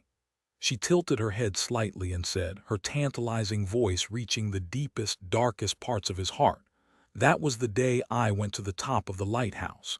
You see, Sonny, you have to light yourself on fire, to rip the blessings of the fire. That was what my grandmother used to say. So that was what I did. I doused myself in oil and set myself aflame." The white flames suddenly licked her hands, and she stared at them, her face slowly turning pale, her eyes reflecting the terrible agony she felt. As her ivory skin continuously boiled, darkened, and then healed to become pristine again, she said simply, "And I burned." Suddenly, the flames disappeared and she made a fist. Her voice grew a little strained. "And after a long, long time, when all of it was over, I found myself in a dark cave, nestled in a slimy cocoon of black silk. All around me, thousands upon thousands of people were sleeping in similar cocoons with their eyes open, with happy smiles on their empty faces. And above us was a creature so revolting and abhorrent that I can't bring myself to describe it to this day. It was feeding on our dreams." She grew quiet for a bit and then added, That creature was convulsing in pain as though it shared in the agony I felt too. Somehow I managed to break free of the cocoon and kill it before it fully regained its senses. She glanced at him and smiled. However, there was no warmth in that smile. That was how I conquered my first nightmare. Sonny looked her in the eyes for a long time, silent. Then he slowly turned away. Just as I said, the stuff of nightmares. I guess we call them that for a reason, Changing Star laughed. I guess. But really, fighting that terror wasn't the hardest part. Waking up trapped in a repulsive cocoon wasn't the hardest part. Even burning alive wasn't the hardest part. She grew silent for a few moments and then said, looking at the white road beneath their feet, "The hardest part was walking up the steps to the top of the lighthouse. Not because of what waited for me in the future, but because of what I was leaving in the past." Soon, the familiar shapes of the outer settlement appeared in their sight. They had finally returned to the bright castle. Chapter 287. Lonely Star. The outer settlement had changed from the time Sonny saw it last. At the point where the white road widened into the vast platform that the settlement stood upon, a tall stone barricade was built, with watchful sentries observing the approach to the crest of the hill. Each of them was wielding a memory weapon and a sturdy armor, their faces full of dark determination. The makeshift watchtower constructed on the roof of Neff's lodge loomed above them, with several archers ready to rain arrows on any nightmare creature that wandered close. The slum itself was much the same, but the people populating it seemed different. Many of them were bruised and bandaged, but their eyes shone with the subtle light of hope that wasn't there or as strong before. That hope was contrasted against the suffocating feeling of tension that hung in the air. From time to time, someone would glance toward the castle and frown, a dark expression appearing on their face. There was another detail that surprised Sonny. On the sleeves of many slum dwellers, a piece of pure white cloth was tied, as if announcing their allegiance to some god or goddess. There had been none of that when he left this place a few months ago. There were also graffiti drawn on the walls of the most derelict hovels, some of them depicting a shining star, some the image of a beautiful bronze spear. What is that all about? The white armbands and the star were, obviously, meant to represent Nephi's. But when had Effie suddenly become an apostle? Glancing at the voracious huntress, he raised an eyebrow. "Anything you want to tell me?" She scratched the back of her head, then shrugged. "I've become a bit of a folk hero, apparently." Sonny shook his head and didn't press the issue. "Whatever." When the sentries saw who was approaching, their faces first became shocked and then lighted up with intense jubilation. "Lady Nephi's, it's Changing Star. Lady Nephi's has returned. She is alive." The hum of voices spread through the entire settlement in an instant. If Gunlog had not known that they were back in the Dark City, he would have learned of it now. But he knew, of course. He knew it long before the people of the slum ever laid their eyes on their supposed savior. Sonny looked past the outer settlement, at the mighty walls of the bright castle. How long before its lord throws them a welcome party? Soon, the cohort was surrounded by a crowd of exhilarated people. Everyone wanted to see that Saint Nephi's was alive and well with their own eyes. The other members were bathing in attention too, especially Effie. "Effie, Huntress Athena, welcome home, Effie, show them." The huntress grinned in bewilderment and kept quiet. In the crowd, there were a few faces that did not share in everyone's joy. They were the leaders of the outer settlement's hunting parties. The gazes they threw at Nephi's were grim and full of meaning.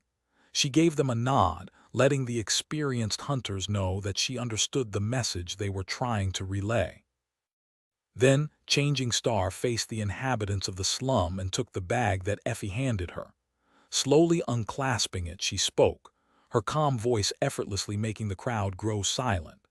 "I am not good with words, so please accept my gratitude, dreamers of the Dark City. The past few months have been harsh on me and the members of my cohort, but they must have been equally as harsh on you. However, we have persevered. You here in these cursed ruins, and we out there in the ghastly depths of the labyrinth. But all of it was not in vain. With that, she took something from the bag and tossed it to the ground. Suddenly, a deathly silence settled over the crowd. Everyone was staring at the object laying on the stones, expressions of fear clearly written on many faces. It was a terrifying, jagged black talon which was as sharp and long as a sword. And then another one fell near it, and another, and another. Eventually, 38 of these dark blades lay in a pile in front of Nephi's 30 from the 6 front limbs of the spire messenger, and 8 from the 2 hind ones. Closing the bag, Nephi's put it on her shoulder and said, her tone dark and piercing, "Out there in the labyrinth, we have fought and slew one of the cursed messengers of the Crimson Spire. I bring you its claws as a gift, to become your weapons." Stunned whispers ran through the crowd. The messengers were both a symbol of terror and a symbol of hope to the people of the Dark City Terror because of their horrifying power and appetite, as well as their connection to the dreaded spire, and hope because of the legends that once, a long time ago, a group of powerful sleepers had managed to kill one. And now, the legend came alive right in front of their eyes. Nephi's lingered for a moment and then sighed, a somber note appearing in her voice. Many years ago, we, those who were sent to the forgotten shore, weren't yet imprisoned by fear, enthralled by the sin of those cowards who had forgotten that they are, first and forever, humans. Back then, there were people among us willing to risk their lives to conquer this hell, escape it. The First Lord and his companions were the greatest of them. And now, brilliant sparks of light suddenly appeared around her head like a sacred halo. Changing Star's eyes shined with pure white radiance, and as the crown of dawn weaved itself from light and fell upon her head, she spoke. She didn't rise or even strain her voice, but the impact of her words only grew because of it. "I have brought his legacy back to the Dark City. This is the crown of the First Lord.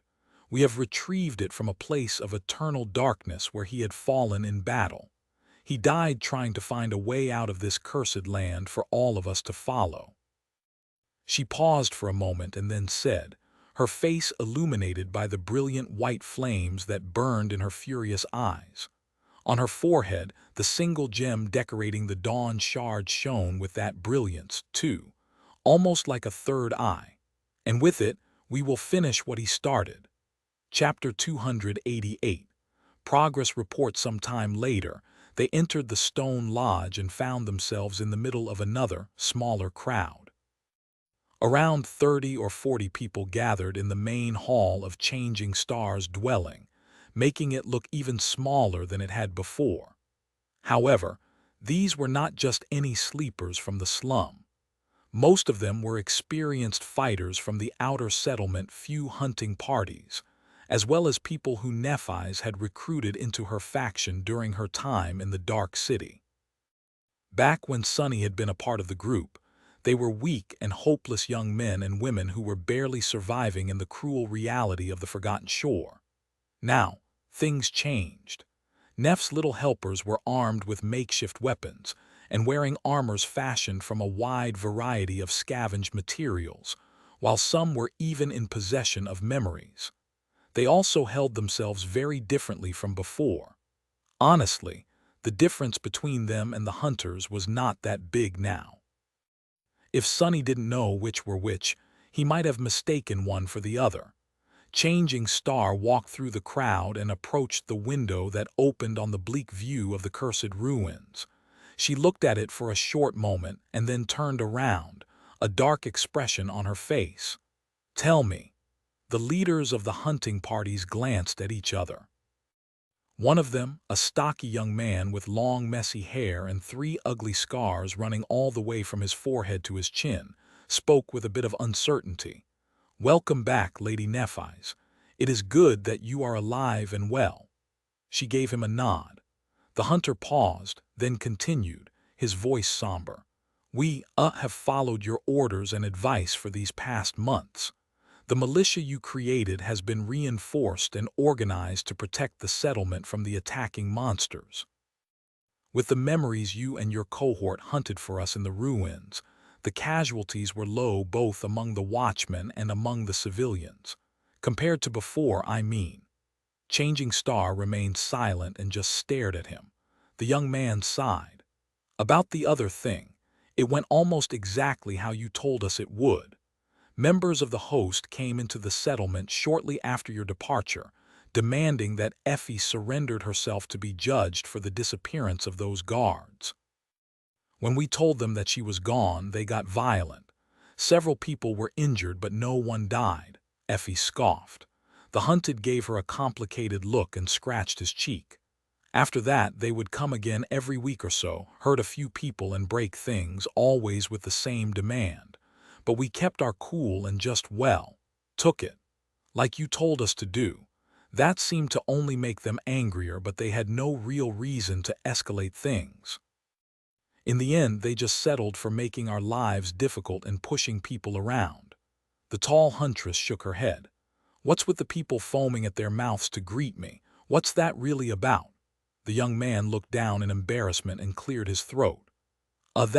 Well, you see, the more the castle proclaimed that you have to answer for the murder of those guards, the more people in the settlement became, how do I say this, appreciative of you. Effie looked at him with a perplexed expression. Because I am beingly unjustly accused, he smiled sheepishly. Ah no, actually the opposite. They really appreciate the fact that you had allegedly killed half a dozen guards. In fact, their only regret is that you didn't kill more. There are tales about how exactly you dealt with them, too, one more colorful than the other. The most popular one is that, the guards wanted to rob you of your honor, so that's why you had to teach the castle folks a lesson. The tall huntress blinked. My honor. Since when do I have honor? The young man grinned. Hey, don't look at me. I did not come up with this one, all right. Blame Park, it was his idea. Effie looked darkly at another hunter who just shrugged. Lady Nephi's told us to do our best to make people in the settlement root for you. It worked, did it not? The unruly huntress rubbed her face with an exasperated expression. But I didn't kill them, though. The hunter looked at her with no humor in his eyes. Who cares? Effie opened her mouth to say something, but Nephi's interrupted her. Time is short. Don't waste it on useless chatter. Then she turned to the hunter with scars on his face and asked, What about my last instruction? He frowned, then took out a small wooden box from a leather pouch tied to his belt. The young man held the little box like it was the most terrible nightmare creature. Handling it with extreme caution, he approached Nephi's and handed it to her. There were drops of sweat on his forehead. This is what the person from the castle brought. I don't know what they used to make Hyde create that thing, but the result was exactly as you wished, at least according to the note they left. He hesitated. The box and the note simply appeared on my pillow one day. I almost died of a heart attack when I read what that thing is supposed to be. Sonny stared at the box with interest. Hyde was one of Gunlog's lieutenants, a young woman in charge of the artisans. Her aspect ability allowed her to manipulate certain qualities of plants, which was of tremendous use here on the Forgotten Shore, where the food was scarce and monotonous. But what could Nephi's want from her that was so important? And why was the hunter so scared of the little box? Carefully taking it, Changing Star looked at the box for a few moments and then handed it to Castor. You know what to do. With a short nod, Castor walked toward the door and disappeared. Nephi's meanwhile turned to the hunters and said in a steady tone, You did well. Thank you all. As wide smiles appeared on their faces, she took Effie's bottomless bag and opened it once again. Turning the bag upside down, Changing Star said, This is not a reward, nor is it a gift. This is just something that all of you deserve and going to need very soon. A moment later, a river of glimmering crystals flowed from the bag, scattering on the table's surface. There were hundreds and hundreds of them, each shining with subtle, alluring light. Soon, the crystals spilled over the edges of the table and fell to the floor. A few moments later, more than 1,000 soul shards appeared before the stunned people who were gathered in the room. The bottomless bag finally ran empty. Sonny stared at the tall pile of shining crystals inside. Back before all of this had started, he had a pile like that of his own, only much, much smaller. His pride and joy. It was all gone now, sadly. What a sight! And I thought I was rich. Chapter 289. Start of the play. Back in the labyrinth, Sonny wasn't the only one who had killed countless nightmare creatures. In fact, due to his primary role as a scout, the three main fighters of the cohort had killed many more. He knew for a fact that at least two of them, Effie and Castor, had fully saturated their soul cores long before their return journey was finished. Absorbing any more shards would have been useless for them. At some point, Nephi's had begun to abstain from consuming her share of the spoils, too. Added with the shards that Sonny traded for the unwanted memories that the members of the cohort had accumulated, a truly incredible amount of the alluring crystals had been placed into Effie's leather bag. He had often wondered what Nephi's would use them for, and now he had his answer. The people gathered in the main hall of the hunting lodge. Her most trusted subordinates stared at the tall pile of soul shards in utter shock. Here in the Dark City, this was an inconceivable wealth. One shard was enough to buy a person a week of food, comfort, and safety behind the tall walls of the bright castle. Too many had died because they lacked these things. So, in a sense, the mountain of crystals in front of them was tantamount to 1,000 human lives. The scarred hunter slowly tore his eyes away from the glittering shards and looked at Changing Star, his face pale and his voice suddenly raspy. What is this, Lady Nephi's?" She remained silent for a few moments, and then said in her even, reserved, strangely affecting voice, "This is for you, to nourish yourselves and grow stronger. You are going to need every bit of strength for what awaits us in the days to come." The young man watched her, a dangerous flame slowly igniting in his eyes. A flame of resolve, adoration, almost worship. Hidden in a shadowy corner, Sonny smiled with dark apprehension. Back at the start of it all, he had told Nephi's that Gunlog could not be defeated because he controlled every facet of life here in the Dark City. Food, safety, hope, and fear. Even power itself. Then he had watched as she gave the people of the outer settlement free food, placed them under the protection of her sword, and ignited the embers of the long-forgotten hope in their hearts. All that remained was power, and now she had brought them power as well. No wonder they were ready to worship her. In their eyes, Changing Star was a noble savior. No one knew that their Messiah was a counterfeit one. Glancing at the stunned people, Effie sighed and took her bag from Neff's hands. Looking inside the empty memory with a bit of a sad expression, she said, "What are you waiting for? Gunlog's men are probably already arming themselves to come here and break your thick skulls. Share the shards among yourselves and absorb them, dimwits." The sleepers did not make her say it twice. Not long after the last shard had been absorbed, one of the watchers ran into the room, breathing heavily. "Coming, they are coming." There was a hint of unrestrained fear in her voice. Sonny flexed his shoulders and stretched. The show is about to start. The people gathered in the room glanced at each other, their faces full of tension. Only Nephi's remained indifferent, watching out of the window at the dead city that sprawled below her like a desolate, lonesome graveyard. "Stay calm, everyone." Her voice settled them down. The hunter with scars on his face turned to Changing Star, a deep frown on his face. After hesitating for a few moments, he said, But, they are coming to take Effie. We can't allow that to happen. I'm done watching good people be taken into the damn castle and never return. If they want to make an example out of her like they did with Jubei over my dead body." The hum of angry voices rose in the hall, accompanied by heated glares. "Exactly. They will pay for Jubei's death. Your dead body, why not their dead bodies?" Nephi's lingered for a moment, then turned to them. A slight smile appeared on her face. "Don't worry. Nothing is going to happen to Effie. You have my word." That seemed to calm them down a little. It seemed as though they were willing to believe anything she said, regardless of how impossible her promises were. Was that the definition of blind faith? Before anyone could answer, however, a crashing sound came from the direction of the entrance to the stone lodge. It seemed as though someone had just smashed through the door. There was a short scream, which quickly grew silent. Something fell on the floor.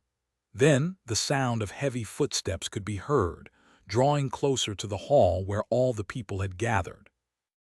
A few moments later, its door was shattered too, exploding into a shower of splinters along with the bits of stone that surrounded it. A giant of a man walked into the hall, his mere presence making the entire space look tiny. Compared to him, even Effie seemed to be of average height. There was a morose expression on his face and a dark glint in his cold, cruel eyes. The giant did not wear any armor, allowing his monumental muscles to strain the fabric of a sleeveless silk shirt. It appeared that Tessai, the fearsome leader of the castle guard, had decided to welcome the cohort back to the Dark City himself. Neff's followers paled, their fiery indignation replaced by fear. What a monster, Sonny thought indifferently, pondering on what the quickest way to kill the morose giant would be. Behind Tessai, a group of guards, each wearing a sturdy armor and wielding memory weapons, could be seen. Their eyes were immediately drawn to the robust figure of the tall huntress, and then hateful smiles appeared on their faces. The guards seemed very happy to finally find the woman accused of murdering their own. The giant only glanced at Effie and then turned to Nephi's. His deep, low voice resounded in the stone hall, sending shivers running through the hearts of many sleepers gathered there. "Changing star, so you're alive after all." She met his gaze and endured it without flinching. "You must be Tessai." "To what do I owe the pleasure?" The giant lingered before answering. The corner of his mouth twitched and slowly curled upward. Finally he said, "Oh no, the pleasure is all mine." Then he raised his mighty arm and pointed at Effie. "Lord Gunlog has invited this one to the castle to face punishment for her crimes. You should have trained your dogs better, Changing Star. See what happens when they go around biting people." He lowered his hand and flexed his shoulders, then looked at her with a dark expression. "Now, I would advise you rats to step aside and let me take that she-wolf with me." Nephi's crossed her arms and stared at the giant, cold sparks igniting in the depths of her calm gray eyes. A few moments later, she said evenly, "Or what?" Chapter 290. Judgment Day. Changing Star's words brought the room to dead silence. On both sides of it, people were slowly preparing themselves, dark resentment burning in their eyes. It felt as though the tension reached critical mass and was about to explode into a storm of violence. Only 3 people remained calm and unaffected by the direness of the situation: Nephi's herself, Sonny, and Tessai. The giant bared his canines in a grin. His eyes, however, remained cold as ice. "What a revelation! And here I was, thinking that you are a great defender of justice. Were you not, Changing Star? Or is your sense of justice reserved only for the crimes of those who don't serve you?" He sighed and added, his voice full of disappointment, "That huntress of yours is accused of murder. Why are you trying to prevent me from bringing her to justice? I thought that you, of all people, would not get in the way of fairness." Nephi's frowned. "Accused does not mean convicted. Why do you claim that she is guilty?" Tessai stared at her and said, his low voice sending tremors through the stone hall, "There is plenty of evidence. There are plenty of witnesses. So many people came forward to give a testimony. Her guilt is undeniable. How will you answer that, Changing Star?" Sonny smiled slightly. "How peculiar. So many people apparently saw Effie slaughter those fools. Did I imagine killing them or what? I was a bit crazy at the time, to be fair. Huh?" Before Nephi's could answer, Kai suddenly took a step forward and shouted, "That is impossible." However, she made him stop with a stern look. The charming young man hesitated, then gritted his teeth and fell silent, glaring at Tessai with burning indignation. Changing Star turned to the imposing giant and smiled. "Well, well, that changes everything then. Please forgive me if you can. I have been away from the Dark City for so long and wasn't informed of these developments. If this is the case, then by all means take her away." Effie grimaced and looked at her with an amused expression. Sonny did not take his eyes off of Tessai, however. His shadow stared at Nephai's too. The smile suddenly disappeared from her face, replaced by boundless coldness. "However, I am coming with her. All of us are, in fact. We are awfully curious to see that evidence and hear those witnesses. And most of all, we are all dying to see justice done and those guilty punished. Surely Lord Gunlog would not mind."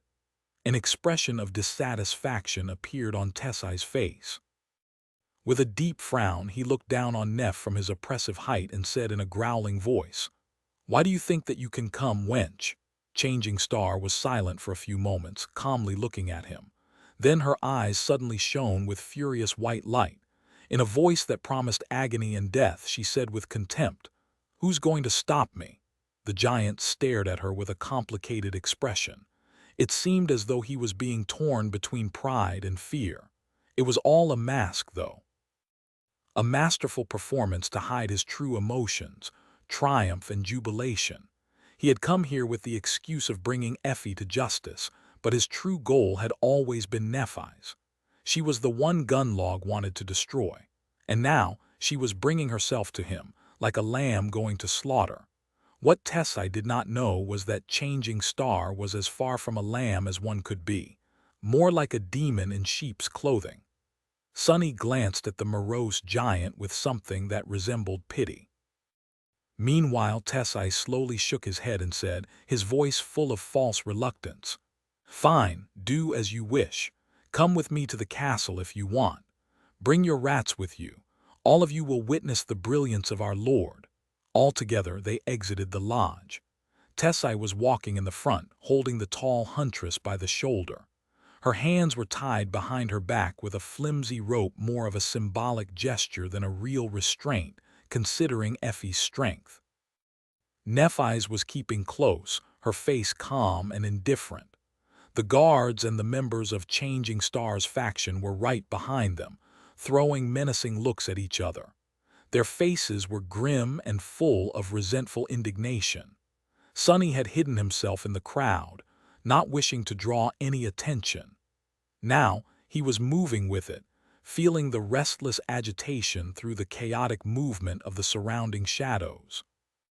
As they moved toward the castle, more and more slum dwellers surrounded them, their faces full of shock and anger.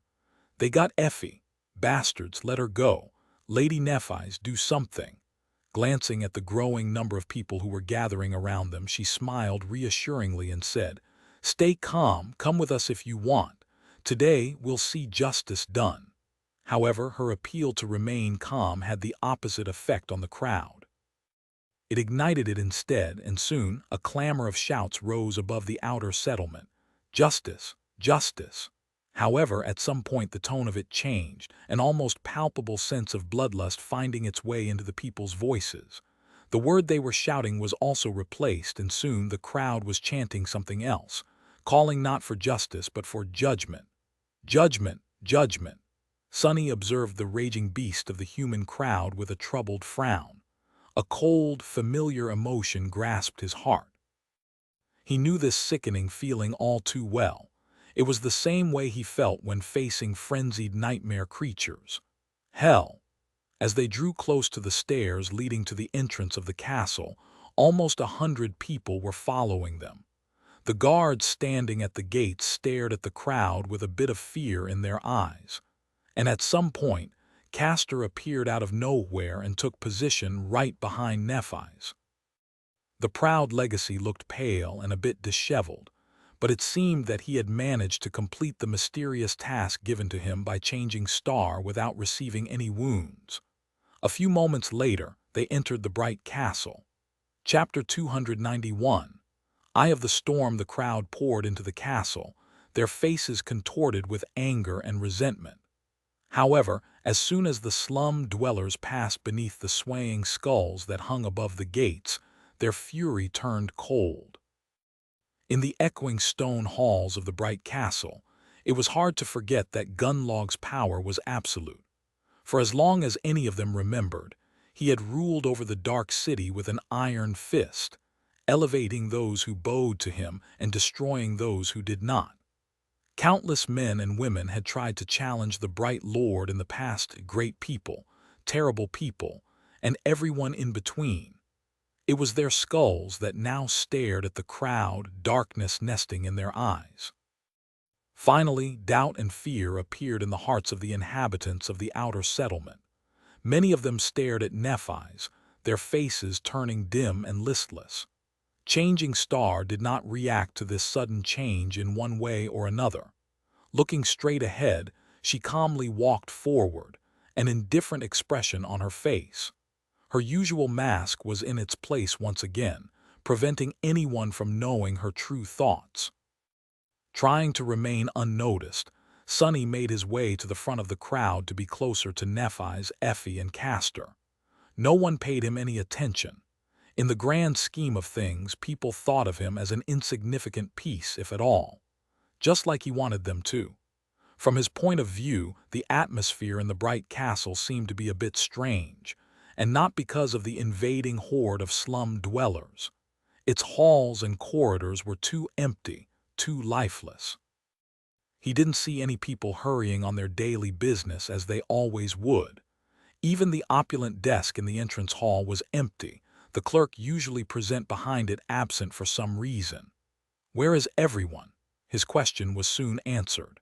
Entering the throne room, he saw hundreds of sleepers standing along its walls, waiting to meet them. It seemed as though the whole population of the bright castle had gathered here. There were the guards, the hunters, the artisans, the quiet handmaidens. Even people who paid tribute to remain in the castle were all there. Sonny noticed a few familiar faces. Stev, the large man in charge of the memory market, stood uncomfortably near the members of the host. There was also Aiko, the owner of the gambling den, and many others whom he remembered from his brief stay in the castle. The air was tense and heavy.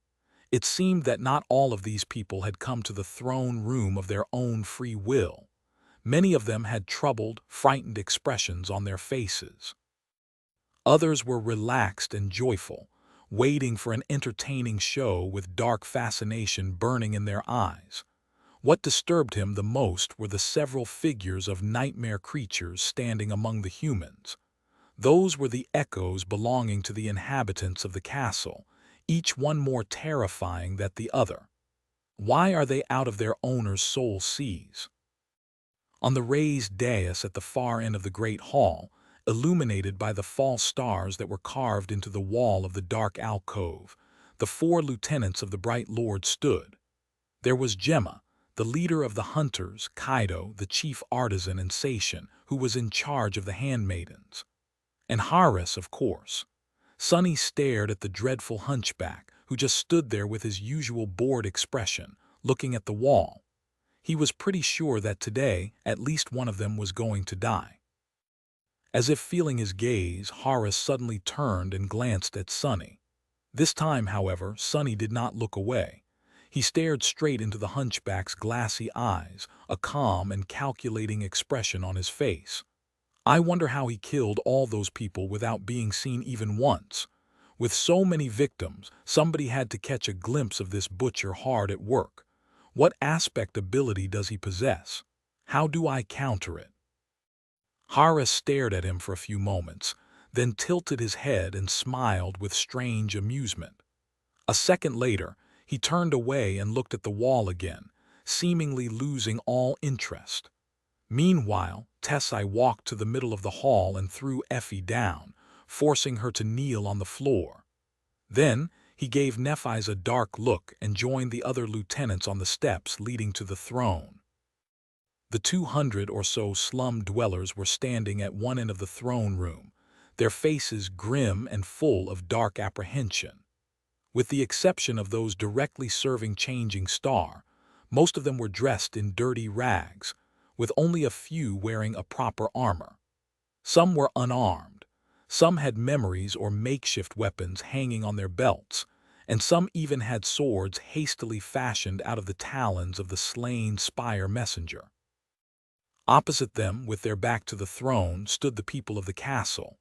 Many of them looked like they didn't want to be here, but more had contempt and indignation in their eyes. Those were mostly the members of the host, who were more than 200 people strong. Each of them was clad in a sturdy memory armor and wielded enchanted weapons. They were strong, well-fed, and experienced in combat. The hunters, especially, were a formidable presence despite their comparatively small number. They were looking at Nephi's with intense hatred, the memory of her killing one of their own in this very hall still fresh in their minds. Changing Star stood beside Effie in the middle of the empty space between the two groups, looking at the white throne. Her ivory face was cold and indifferent, and her silver hair glinted in the rays of sunshine that fell through tall windows.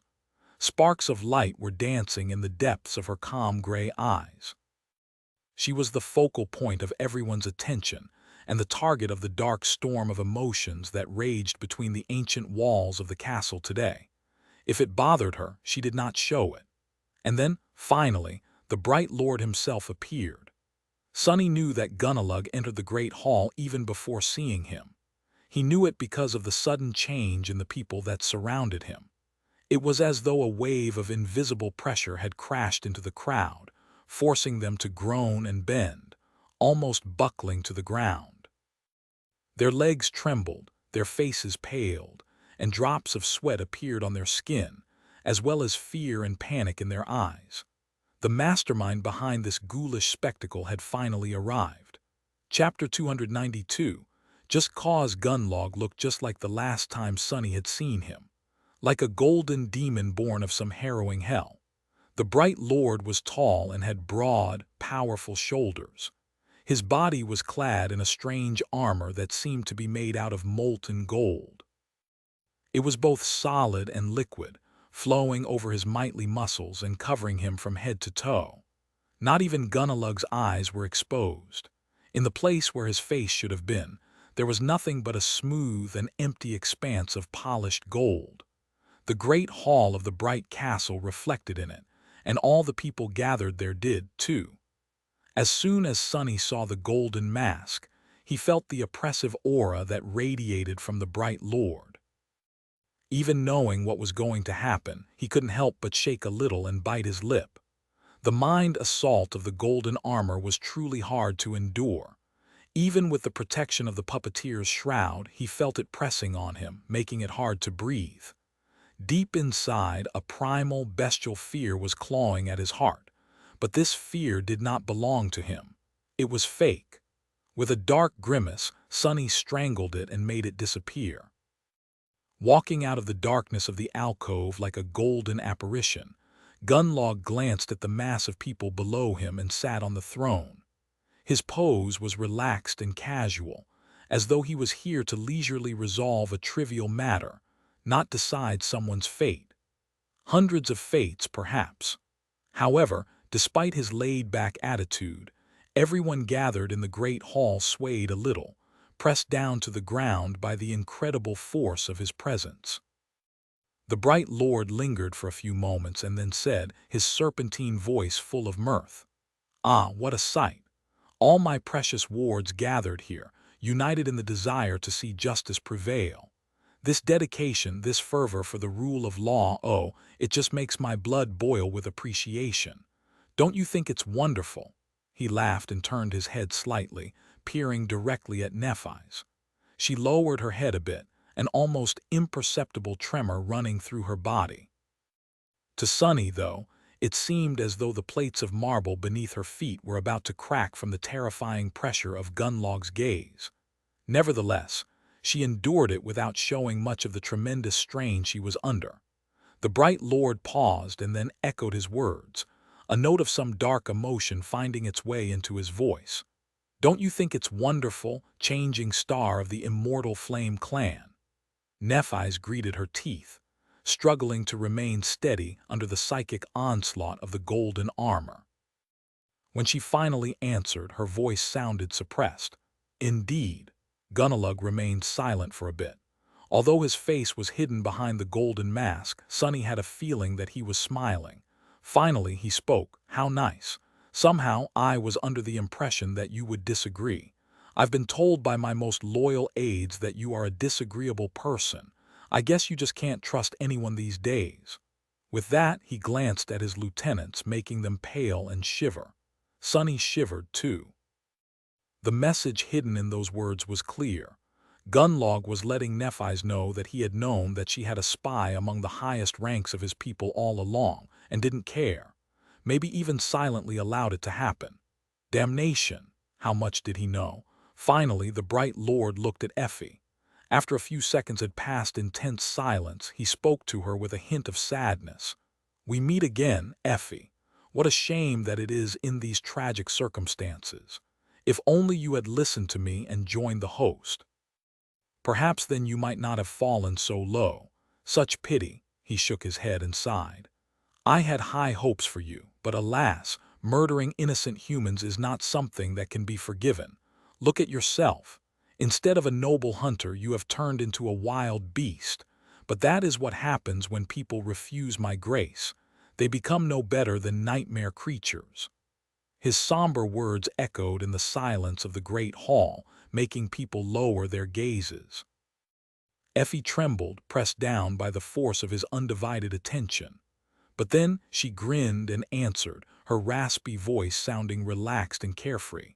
She only said 2 words, "Fuck off." Gunnlog laughed and raised his hands in a helpless gesture. I rest my case. You all see how unrepentant this vile murderer is.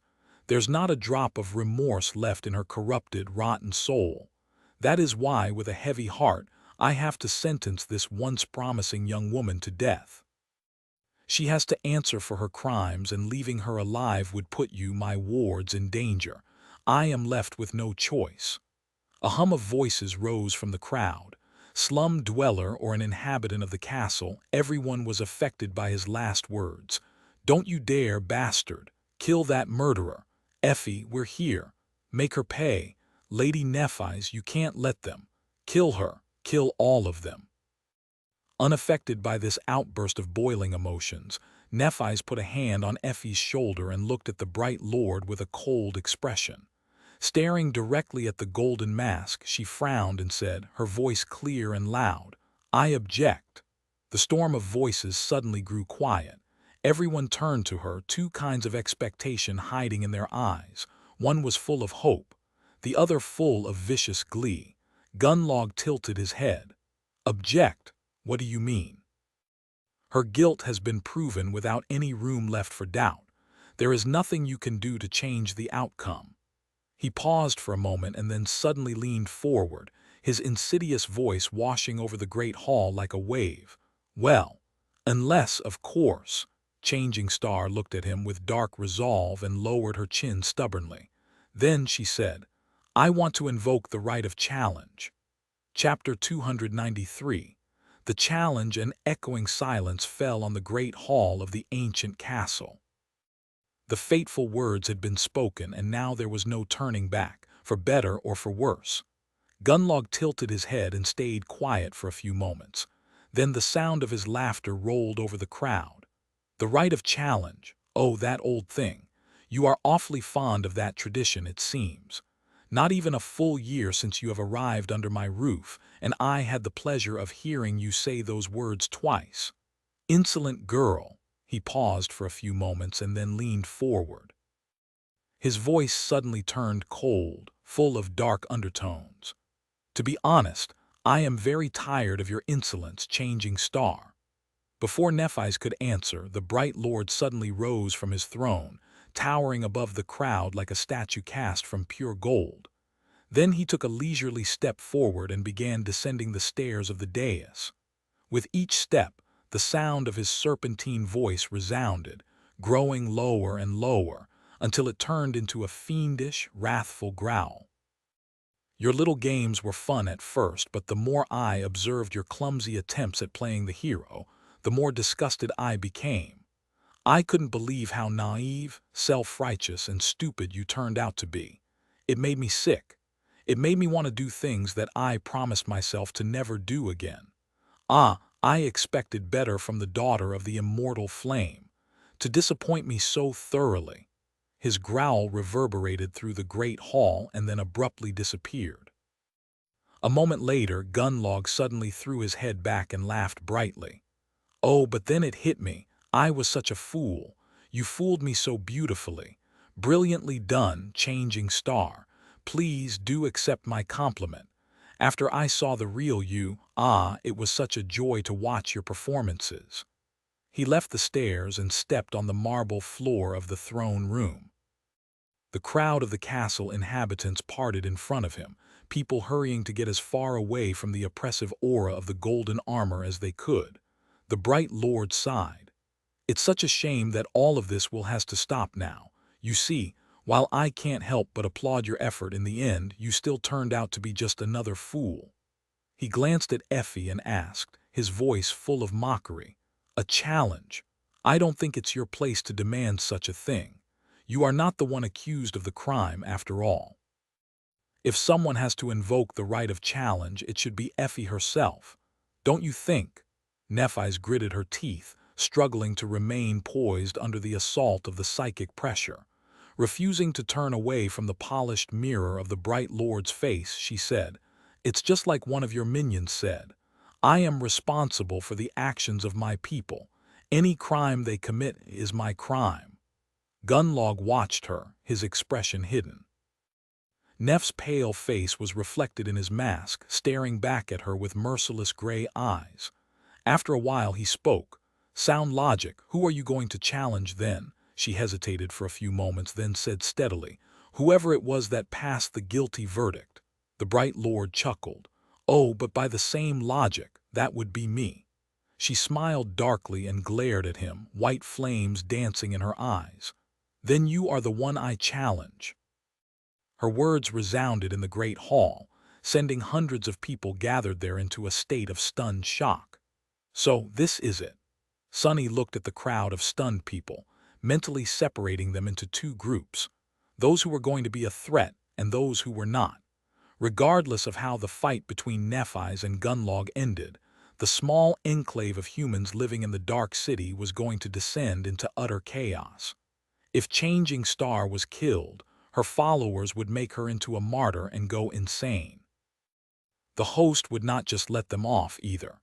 If the bright lord fell, no matter how much of a bastard Gunlog was, he was also the glue that held this whole place together. Without a tyrant enforcing some semblance of order, no matter how ghoulish, things would get really ugly really fast. Who was going to stop the nightmare creatures from wiping the humans out then? In any case, there was going to be a bloodbath. But he was done worrying about these matters.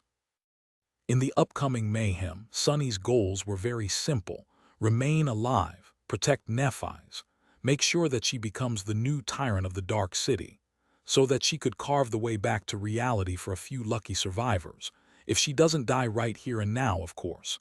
In the silence that enveloped the great hall, the bright lord laughed and tilted his head, staring at Changing Star from behind his golden mask. Then he said, "How audacious! I wonder what gives you the confidence to dare challenge me. Various people have tried to kill me, you know. I have a little hobby, actually collecting their skulls. Come to think of it, your pretty head would look really well in my collection." Suddenly, he raised a hand and gestured to his forehead. Don't tell me that it's all because of that little toy that you took off the First Lord's corpse. Oh no, that would be terrible. You didn't really think that one powerful memory would be enough to defeat me." Nephi's lingered for a while, glaring at Gunlog. Then she said evenly, "My bare hands would be enough to defeat a worm like you. The memory is just to make it quicker." Gunlog stared at her for a moment and then chuckled. "Great, this is great, such spirit. I will really enjoy breaking you, Changing Star, when this done." He flexed his shoulders and said, his voice sending shivers into the hearts of hundreds of people gathered in the hall, "All right, I accept your challenge." Chapter 294. Song of Steel, the great hall of the bright castle grew silent and still. However, that stillness was not tranquil but like a predator that fell low to the ground, ready to explode into a violent lunge to tear its prey apart. The sleepers pressed themselves against the walls, giving Changing Star and the Bright Lord space for their battle. Effie was dragged away from the middle of the hall by two guards, and now there was nothing but emptiness separating the two fighters. From one side of the hall, the five lieutenants Gemma, Tessai, Kaido, Seishin, and Haris were looking at their master with complicated emotions. On the other side of it, Kai, Castor, and the leaders of the outer settlement hunting parties were doing the same. Cassie was also there, her hand resting on the hilt of the quiet dancer. There was a grim, somber expression on her beautiful face. Sunny glanced at the blind girl and then turned to the center of the throne room. Two people were standing opposite each other there. One was a tall man encased in a strange golden carapace that followed the lines of his mighty body. The other was a young woman in an elegant plate armor forged of white metal.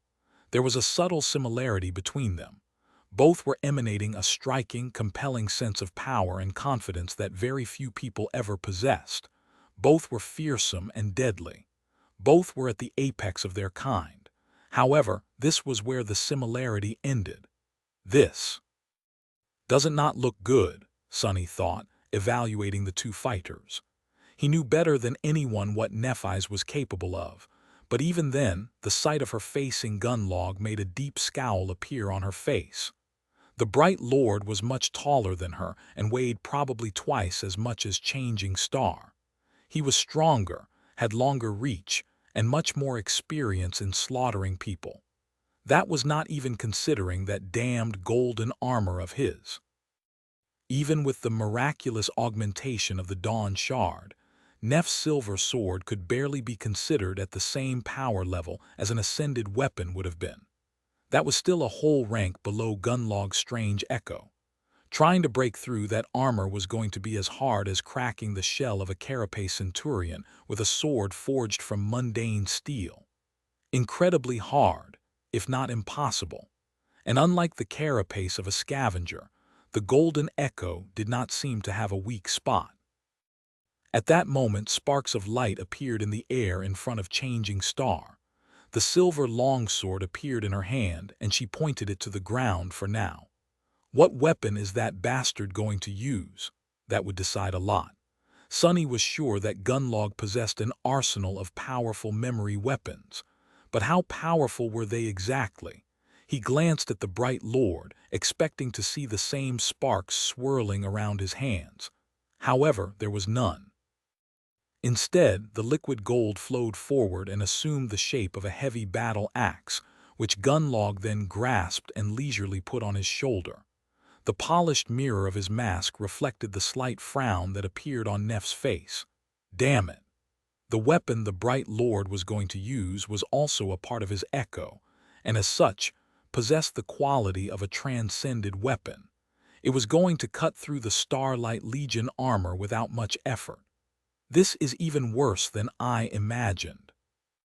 As Sunny gritted his teeth, Gunlog said in a serpentine, insidious voice, "Any last words, Changing Star?" Nephise tilted her head a little and remained silent for a while. Her helmet weaved itself from strings of light, hiding her face completely, with only calm gray eyes visible through the crack of the visor. Finally, she answered with only one word, her usually even voice full of furious contempt. "Traitor." A wave of whispers spread through the crowd. People were guessing what exactly she meant by that, but Sunny suspected that he was the only one who knew. Neph wasn't accusing Gunlog of betraying his fellow humans or causing the deaths of numerous young men and women. She was accusing him of betraying the true duty of the awakened and submitting to the nightmare spell instead of fighting it to the bitter end. In her mind, that was a far greater crime. The only crime, even. The Bright Lord laughed. "That's too bad. I heard that one before." And then, without wasting even a fraction of a second, he suddenly exploded forward in a terrifying, lightning-fast lunge. The shift between peace and violence was so instant and swift that most people gathered in the Great Hall did not even realize what was happening until a few moments later. With each of Gunlog's strides, the floor of the throne room shook a little. He flew at Nephi's like a furious giant made of gold, swinging his battle axe with both incredible agility and horrible force. She barely reacted in time, shifting her body and raising the sword to deflect the killing blow to the side. However, then something unexpected happened. The shaft of the battle axe suddenly elongated, the liquid gold comprising it flowing forward to assume a new shape. As a result, her deflection ended up being almost useless. With an awkward stagger, Changing Star reeled back. The very edge of the battle axe's blade bit into the helmet of the Starlight Legion armor and effortlessly cleaved through it, leaving a shallow cut on her cheek. In the next moment, Gunlog's foot crashed into her ribs, sending the young woman flying through the air. Nephi's landed in a roll and used one hand to stop herself from sliding on the marble floor. As drops of blood fell from beneath her helmet, merciless white flames ignited in her eyes. A moment later, she jumped forward and met the onslaught of the Bright Lord with an equal amount of fury. The deadly song of clashing steel resounded in the ancient hall, like a promise of much greater bloodshed yet to come. Chapter 295. The duel. The breastplate of Neph's armor cracked from the force of Gunlog's blow, and there was blood streaming from beneath her helmet, but that didn't slow Changing Star one bit. Jumping forward to meet the Bright Lord's assault, she dodged the blade of the battle axe, twisted, and tried to deliver a strike of her own. A furious clangor of metal exploded in the silence of the great hall, both fighters moving with incredible speed, precision, and skill. In a span of several seconds, they exchanged numerous blows, but each was either deflected, dodged, or blocked. This terrifying clash was not at all like Sunny had imagined. There was nothing elegant, graceful, or elevated about it. All there was barbarous violence and cruel brutality, each of the fighters doing everything in their power to break, cripple, and kill their opponent. Their voices sounded like that of wild beasts, partially from the incredible strain of the duel, but also to let out the suffocating bloodlust and murderous intent that were drowning their minds. That was not to say that any one of them had lost control of their thoughts and actions. Both were cold-blooded killers and knew how to remain calm in the throes of the most terrible rage. A few seconds later, Gunlog and Nephi's disengaged and staggered away from each other, letting the spectators draw in shaky breaths. The Bright Lord's golden armor was pristine and unscathed. Nephi's, however, had several bloody cuts on her body, the black material encompassing it torn and ripped. Another crack appeared on one of her pauldrons. She glanced at it briefly and then indifferently turned back to watch her enemy. Everyone in the throne room, in one way or another, was thinking about the same thing, a cold and sickening feeling slowly spreading through their chests. How would they fare in such a fight themselves? The answer was simple: they would have been long dead, eviscerated in mere seconds by one of these awesome fighters. Everyone felt death breathing down their necks. Among all the people watching their fight, however, there were two who observed Changing Star's every move with a special kind of attention. They were Sunny and Castor. Their reasons were studying how Nephi's fought were entirely different, but also almost the same. Just a second of rest, and the two fighters lunged at each other once again. This time, however, their behavior was different. The first clash was just a test to gauge what the enemy was capable of. Now they were not holding anything back, throwing everything they had at the enemy. At least that was how it seemed. Changing Star's sword suddenly flashed with brilliant radiance.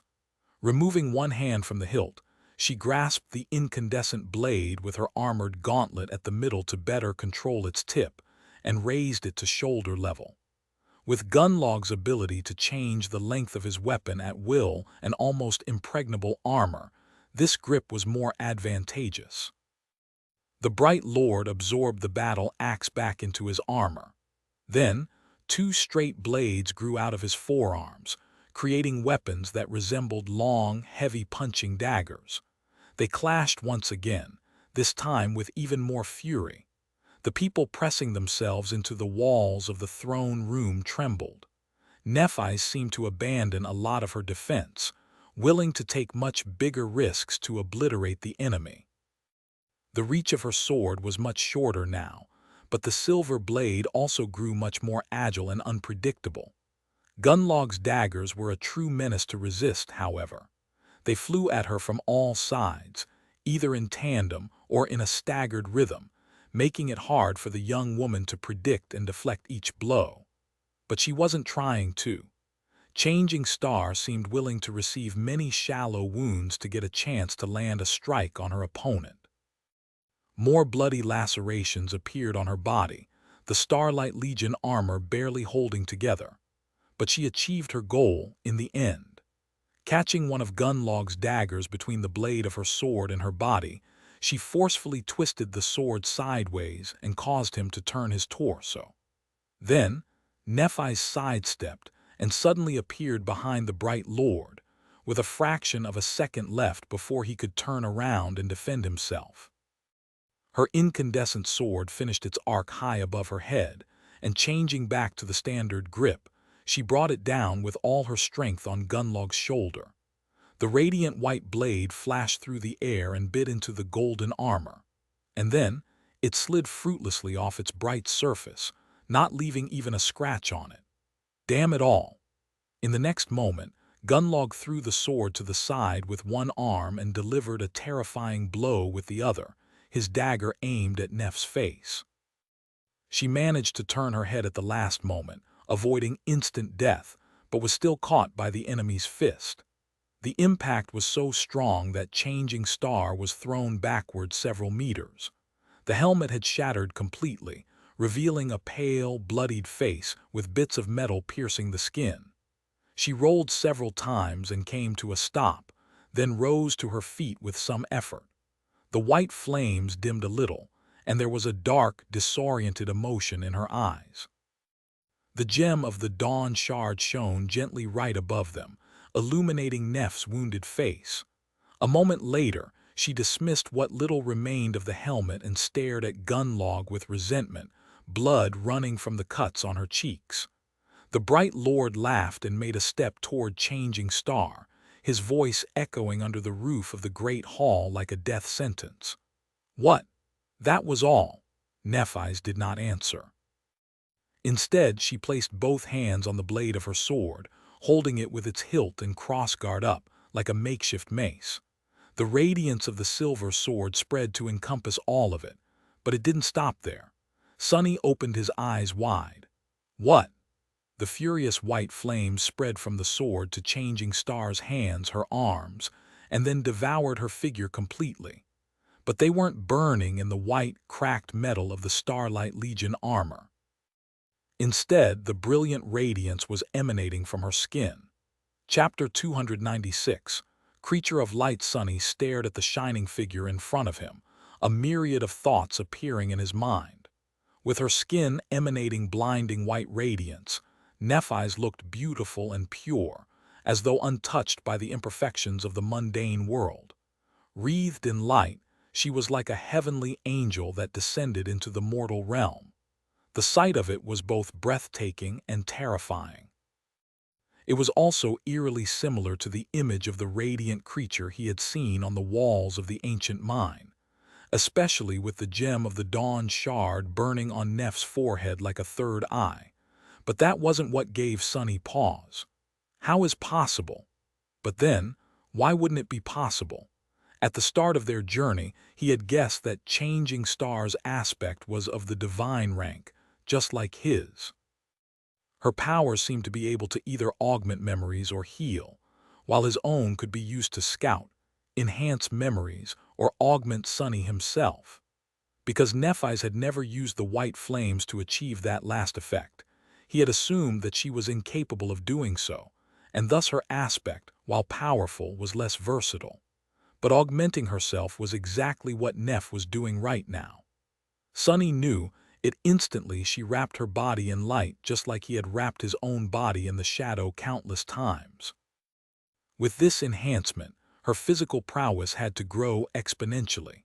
Had she always been capable of doing so and hid that facet of her aspect intentionally? Or was this something she learned how to do only after growing more powerful and absorbing hundreds upon hundreds of soul shards in the labyrinth? That question was going to remain unanswered, at least for now, because the battle between Changing Star and the Bright Lord was far from over. Just like Sunny suspected, with her body wreathed in light, Nephi's suddenly became much stronger and faster. If before she was visibly weaker and slower than Gunlog, even if not by much now, it seemed the other way around. She dashed toward the enemy, batted away one of the daggers, and delivered a crushing blow right to the polished mirror mask. This time, there was a slight mark left on the surface of the golden armor by her sword. The two of them became locked in a ferocious battle, dozens of attacks flying at each fighter. The clangor of metal grew in volume, turning into an almost deafening cacophony. Changing Star was fighting with abandon, more and more wounds accumulating on her radiant body. However, she also managed to land several more blows, each striking at the golden mirror of the Bright Lord's face. Slowly, a hint of a crack started to appear on its surface. Sunny also noticed that her wounds weren't healing. It seemed as if Nephi's was only capable to support two effects at the same time, one augmenting her sword, the other her body. To summon the healing power of the white flame, she had to sacrifice one or the other. But she was unwilling to. A few moments later, it seemed as though Gunlog was slowly starting to lose ground. His enemy was just too fast, powerful, and ferocious. More and more strikes landed on the golden armor, and although it seemed to hold, for now, it was clear that the continuous blows were taking a toll on both the Bright Lord and his echo.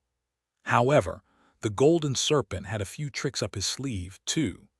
When the momentum of the fight began to favor Nephi's, he suddenly chuckled and turned his face to catch her reflection in the mirror mask. A second later, the sound of muffled groans could be heard escaping from the mouths of hundreds of people. The psychic pressure emanated by the Bright Lord suddenly increased manyfold, throwing some people to the ground and making others stagger. Sunny saw blood flowing from people's noses, eyes, and mouths. He himself also felt it and gritted his teeth, struggling to remain standing. He almost failed. Changing Star, who was at the center and the true target of the mental assault, let out a pained yelp and staggered. That was the moment when Gunlog stepped forward and stabbed her through the chest with one of his daggers. As the long blade pierced the lithe body of the young woman and exited from her back, he said in a calm and friendly voice, There, that's enough. Go die now, stupid girl." Then he twisted the dagger, making her scream once again. Nephi stared at him, blood flowing from her mouth. Then she raised her sword and hit him in the face with the pommel again and again until a small crack finally appeared on the surface of the mirror mask. But the crushing wave of mental pressure did not go away. Instead, it only increased. Gunalug laughed. "Are you done? No. Well, let me help you then." His second daughter flashed through the air, slashing Nephi's across the wrist. With the tendons cut, the silver sword fell from her hand, its radiance dimming. Nephi's used her other hand to push the Bright Lord away and slid off the blade of the dagger, then staggered away, eventually falling to her knees. The white radiance emanated from her body grew brighter, and the wound on her body began to heal. A low groan escaped from her lips. Gunalug approached the kneeling young woman, laughing. "Did you think I wouldn't know about that little trick of yours? Go ahead and heal. See where it gets you." With that, he grabbed her by the neck and stabbed her again, reopening the terrible wound that had just closed once again. "How's that? Come one, heal it again." With a ferocious growl, he continued stabbing her over and over, his hand quickly becoming painted red with blood. "Oh, this is really fun, but a bit tiring. How about I just cut off your pretty head right now and end this?" Nephi spat some blood and turned her head to face him, and then she closed her eyes. Back when they had first arrived in the Dark City, Sonny had noticed that Cassie wasn't affected by the psychic pressure of the golden armor at all. From that, he deduced that the source of the mental assault was not the armor itself, but the golden mirror of its face, or, to be exact, seeing your reflection in it. After returning from the castle, he had shared that insight with Nephi's. It seemed that she remembered it. With her eyes closed, Changing Star raised her hands and grabbed the bright lord that was strangling her by the shoulders. Then she used her whole body to deliver a devastating blow to his face, the gem of the crown of dawn hitting Gunnalug right where his nose should have been. Finally, the surface of the golden mirror cracked and shattered. Through the small brie, a blue eye full of murderous joy was revealed. Shocked by the sudden blow, Gunnalug staggered away. "You bitch!" The daggers were instantly absorbed into the golden armor, replaced by the heavy battle axe again. But he didn't get the chance to use it. With her eyes still closed, Nephi swiftly turned to the sound of his voice. Then she raised her hand, opened her fist, and blew on it. In the next moment, a cloud of red sand shot from her palm and enveloped Gunnalug. Sonny stared at it in shock, an expression of sudden recognition appearing on his face. He knew the look at that cloud all too well. It wasn't sand. It was the blood flower pollen. Chapter 297. Red flower. The red cloud enveloped Gunnalug, seeping through the crack in his helmet. A second too late to react, the bright lord reeled away, but not before inhaling the pollen of the nightmarish flower. Sonny didn't know when and how Nephi's had gotten it, but he knew that he wasn't mistaken. This was the pollen of the blood flower, the grisly parasitic blossom that he himself had the misfortune of inhaling once, a long time ago. The memory of the bloodthirsty red flowers growing through his lungs sent shivers through Sonny's entire body.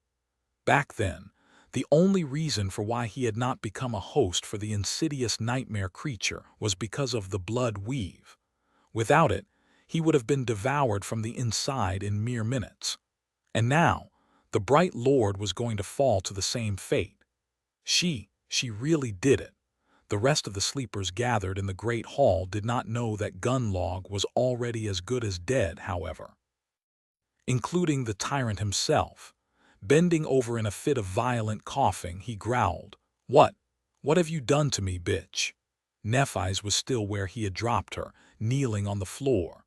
Her armor was shattered and torn, with rivers of blood streaming down the cracked white metal.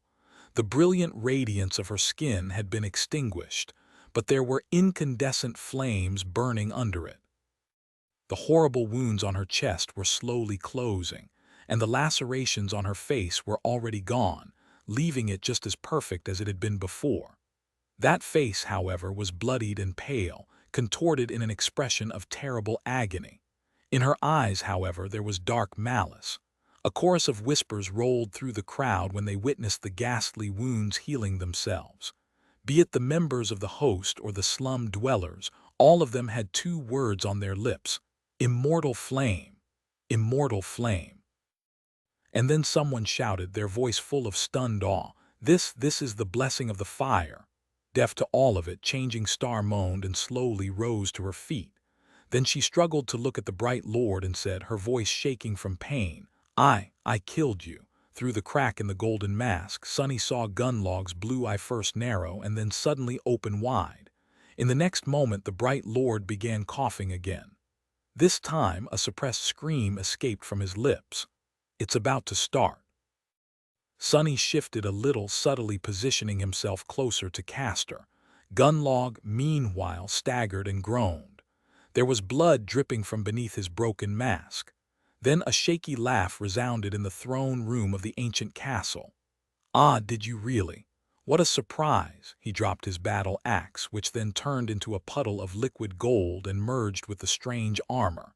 He took a step toward Nephi's, but then swayed and fell to one knee. For a few moments, the bright lord remained motionless. Then his body convulsed, more blood spilling through the cracks in the visor of his golden helmet. A muffled scream could be heard once again, full of torturous pain. Hundreds of people were watching him, stunned, their eyes full of disbelief, anger, and terror. The bright lord raised his head and glanced at Nephi's, then hissed, "What a joke! I can't die like this." Changing Star looked down on him, her face cold and motionless. There was no triumph or gloating in her eyes, but there was also no mercy. Turning away, she hesitated for a moment and then said, her voice strangely gentle, "Rest easy now. Your nightmare is over." Gunlog stared at her in disbelief and then suddenly laughed. There was a disturbing, gurgling sound coming from somewhere deep in his throat, as though he was drowning in blood. "Good, this is too good. Yours is only starting, though." With that, he slowly rose and then turned away. Swaying, the bright lord took one step forward, then another. The crowd watched silently as he arduously made his way to the steps that led to the throne of white marble and climbed them, blood spilling from the cracks in his helmet, his golden armor flowing and swirling around his body in a state that resembled panic. Finally, Gunlog reached the dais and fell on his throne, looking down on the great hall of the ancient castle with a strange, wistful expression. Then he strained to say something, but became twisted in a violent coughing fit instead. In the end, he just whispered a few almost inaudible words and leaned on the back of the throne, his body relaxing. Sonny was perhaps the only one who had heard him, due to the fact that his shadow was hiding in the darkness of the alcove all along. "I tried. In the beginning, I really did." This was what Gunlog had whispered. And then he grew still. The bright lord of the dark city was dead. Sonny knew it instantly because of the fact that the terrible psychic aura pressing him to the ground suddenly disappeared, letting all the people around him move and breathe free. Knowing what was about to come, he glanced at the far end of the great hall one last time. A corpse in golden armor was sitting on the throne, a beautiful red blossom appearing from the crack in his polished mask. A few moments later, the armor suddenly shined with white light and then disintegrated into countless sparks, revealing the man who had ruled this cursed place for many years with an iron fist. Gunlog was surprisingly handsome. Even though his face was covered in blood, it was easy to tell. He had a short beard and long blonde hair. One of his eyes was gone, eaten through by the blood flower, and the other was quickly turning glassy. What surprised Sonny the most, though, was how young he looked. It was hard to imagine the bright lord as anything but powerful and ageless, but in fact he was no older than 27. Somehow, Sonny had forgotten that fact. Kids, all of us here are just lost kids. He didn't waste too much time thinking about that, though, because in the next few moments, Tesai, who had been staring at his dead lord with his usual morose expression, turned around and looked at the crowd of slum dwellers, then at the members of the host. The giant lingered for a second and then said, his deep, dark voice reverberating through the ancient hall, "What are you waiting for? Kill them all." And then everything descended into madness. Chapter 298. Fire and blood. The first guard to follow Tesai's order lunged forward, summoning his weapon, and fell to the ground, a heavy kunai suddenly appearing in his eye. Due to everyone's attention being drawn to the bloodied figure on the throne, no one noticed as Sonny moved his hand slightly, letting the prowling thorn fly. He wasn't looking at Gunlog, though. His eyes were drawn to Nephi's, while his shadow watched Castor. When the bright lord died, something strange happened to Changing Star. Her eyes opened wide, losing focus, and then she swayed a little and fell to one knee. Her body was busy rearranging itself after absorbing a huge amount of soul essence, which made Nephi's vulnerable for a few moments. That was when Tesai had given his order, and that was when Sonny threw his kunai and killed the guard rushing to attack the slum dwellers. Someone screamed, and in the next moment the great hall of the castle descended into chaos. Unnoticed by anyone, Castor suddenly turned into a blur. Not so fast. Sonny was thrown off his feet and awkwardly fell, his wrists screaming in pain. He had achieved his goal, though. Even while falling, he saw the proud legacy rolling on the marble floor, tripped by the invisible string of the prowling thorn. A second later, hundreds of sleepers clashed against each other, their suppressed rage, bloodlust, and murderous resentment finally exploding into a storm of violence. The white marble was instantly painted red with blood. The guards slaughtered indiscriminately, their powerful memory armaments and training giving them a vast advantage over the disorganized crowd of slum dwellers. But they weren't killing just those who came from the outer settlement. In the panic and havoc that engulfed the throne room, differentiating friend from foe was not an easy task.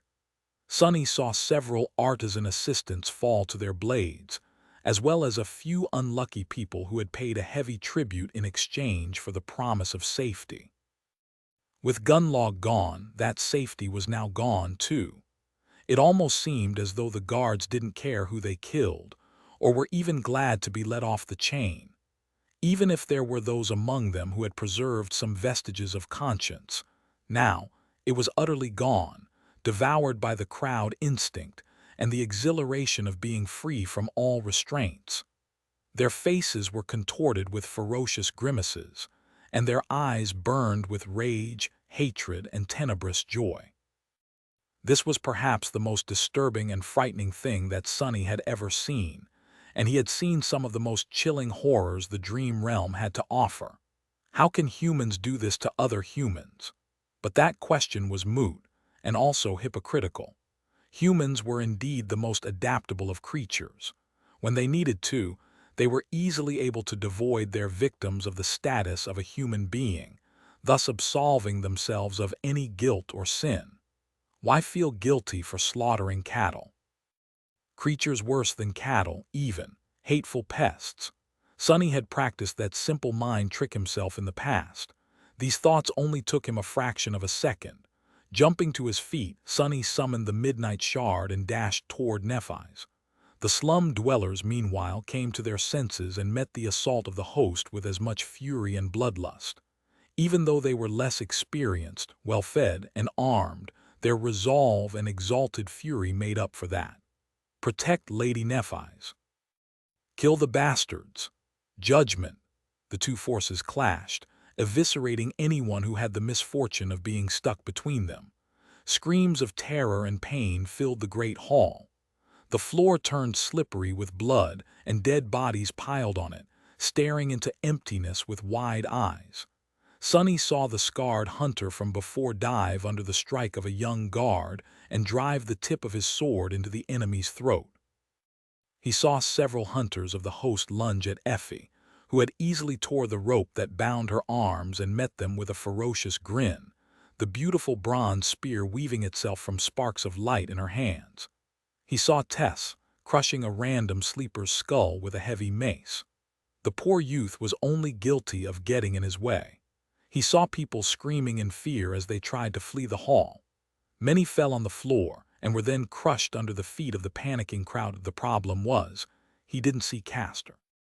Arriving near Nephi's, Sonny batted someone's sword away and then punched his opponent in the face, causing him to fly back with a pained scream. He looked around, trying to notice the proud legacy, his mind cold and collected, and there he saw him. Castor may have had plans to kill Changing Star at the moment of her weakness, but thanks to Sonny's subtle intervention, he had lost that chance. Now, the legacy had bigger problems on his plate. With the enchanted giant in his hand, he was fighting none other than Gemma, the leader of the hunters. No matter how strong and skilled Castor was, this was not an opponent that would go down easily, if at all. He couldn't extricate himself from that fight without risking being killed. Well, that problem seems to be solved. But now there was another, much bigger one. Back at the steps leading up to the white throne, Horus was standing with his back turned to the slaughter below, a strangely disoriented expression frozen on his face. Sonny could see his face because the shadow never left the darkness of the alcove, watching the dreadful hunchback's every move. Horace was staring at Gunlog's dead body, his glassy eyes confused and empty. But then, slowly, a hint of a dark and deadly emotion appeared in them.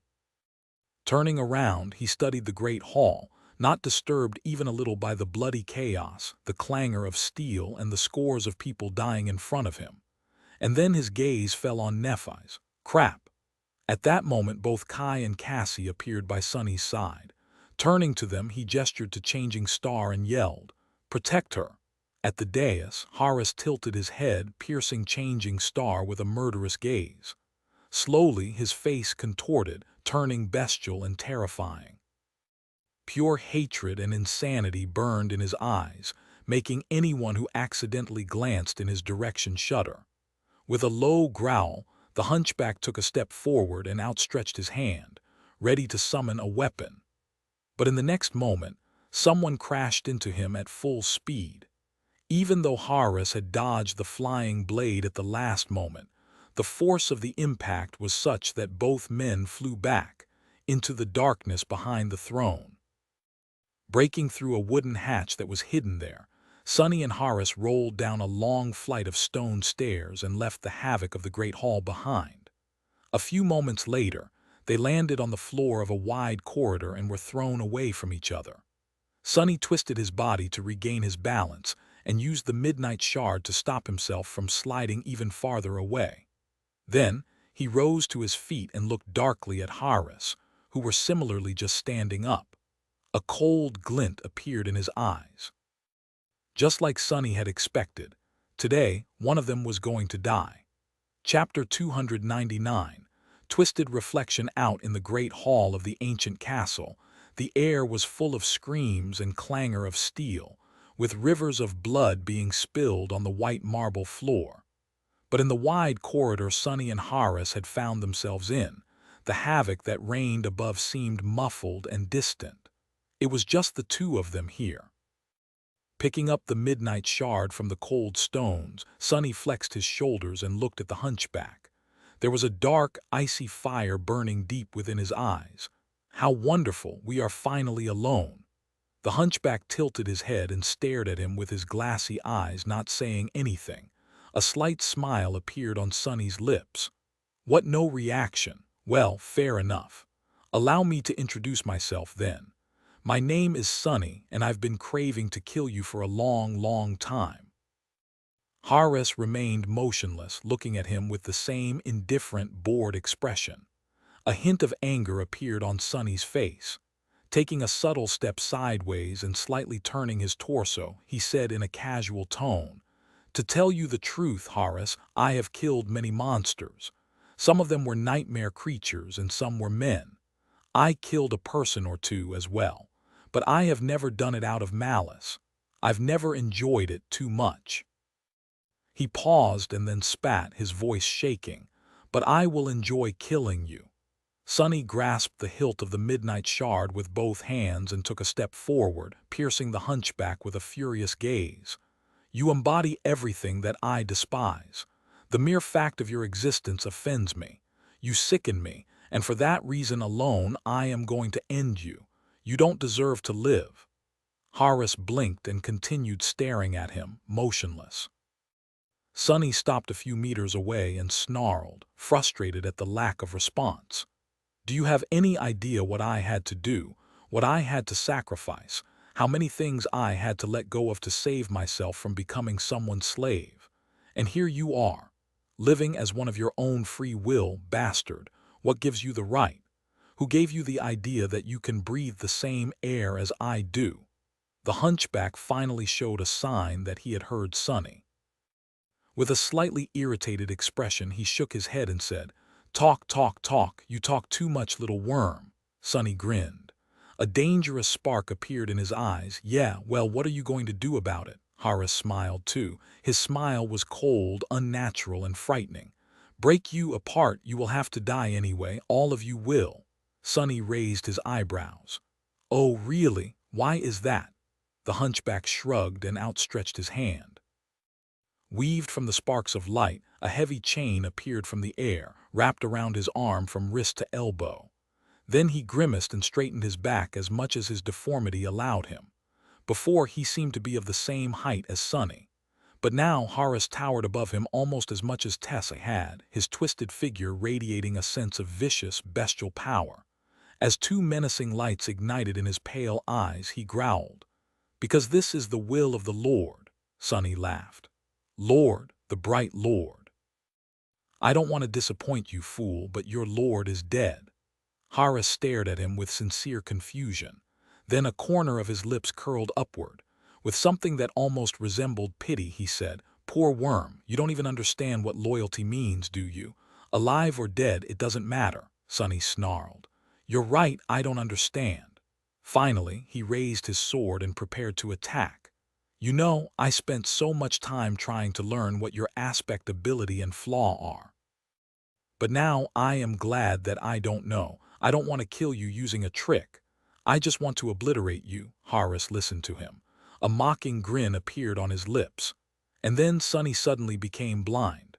A moment before, Sonny was looking at the hateful figure of the fearsome hunchback. Then suddenly his sight was gone, replaced by nothing except for boundless darkness. Almost immediately, a monstrous blow sent him flying back. Sonny hit the wall of the corridor and then fell to the floor, leaving a trail of blood on the cold stones. His bones groaned but held together, if barely. Horace, who had hit him in the chest with a fist, the heavy chain wrapped around his knuckles, lunged forward with terrible speed, aiming to crush the enemy's skull under his boot. His movements were swift and utterly silent. To his surprise, though, the little wretch somehow managed to roll away and jump back, avoiding death by a hair's breadth. Sonny slid backward and rose to his feet, blindly swinging the midnight shard in a wide arc in front of him. The blade of the tackeye missed the murderous hunchback entirely, but bought him a second to gather himself. Not that it was going to help. He was still blind. Of course, it all makes sense now. Sonny finally unraveled the mystery surrounding Horace. He understood why so many sleepers, no matter how skilled and with no regard to the might of their aspect abilities, had been somehow rendered powerless and easily slaughtered by Gunnalug's executioner. He also understood why there were no witnesses to the countless murders that Horace had committed. No one had ever seen him killing his victims. Their bodies were always found only after the slaughter was over. It was not because the terrifying hunchback was able to move like a ghost or possessed such great power that no one could even try to resist it. It was because his aspect ability could literally make people not see him, or anything for that matter. It didn't matter how skilled or mighty his opponents were. Once they were blind, all their technique and abilities were made useless. Killing a blind person was an easy task. It also did not matter if someone was there to see Horace kill as long as he wanted. He would remain unseen for as long as he wished. That's how the legend of the horrifying butcher was born. People were always more afraid of things that they couldn't see after all. Sonny spat a mouthful of blood and grimaced. It was nice to reveal another secret. The question was, would he be able to survive knowing the truth? Chapter 300. Bright Lord's slave. By a twist of fate today, Horace was facing possibly the worst opponent he could have faced on the Forgotten Shore, among the sleepers at least. However, Sonny wasn't surprised. He had always felt that he and the murderous hunchback were destined to end up fighting each other to the bitter end. Before, he had thought that this was just intuition, but now he knew that his occasional and subtle premonitions were anything but random. All that time ago, he had already sensed that the two of them were connected by a string of fate. Was it such a surprise, then, that his aspect happened to counter that of Horace to large extent? And it did counter it, although not completely. If anyone else was in Sonny's place, they would have been already dead. Robbed of their sight, Very few people, if anyone at all, could have resisted the furious assault of the terrifyingly strong hunchback. But Sonny wasn't just anyone. Even while blind, he had shadow sense on his side. While it wasn't the same as being able to see Horus by sensing the movements of his shadow, Sonny was able to predict his attacks with at least some level of precision. It wasn't perfect, though. At least he had not reached the level where this form of perception could fully replace vision. So now, Sonny had a choice to make. While his shadow was wrapped around his body, it gave him an incredible boost in strength, speed, and endurance. It wasn't able to provide him with a second pair of eyes, however. So he could either continue to rely solely on shadow sense and keep this boost, or let the shadow go and fight Horus with just his own strength while being able to see. Decisions, decisions. Sensing the hunched shadow of the murderous butcher lunge forward, Sonny dodged left and heard something whistle past his temple with terrible speed. A fraction of a second later, and his skull would have been crushed by the links of the iron chain wrapped around his enemy's fist. He missed the hunchback's other hand, though. His wrist was suddenly caught in an iron grip and twisted, forcing Sonny to yelp and let go of the midnight shard. Another second, and his bones were going to shatter following the direction of the twist. Sonny performed an aerial cartwheel to save his arm and reluctantly ordered the shadow to slip off his body.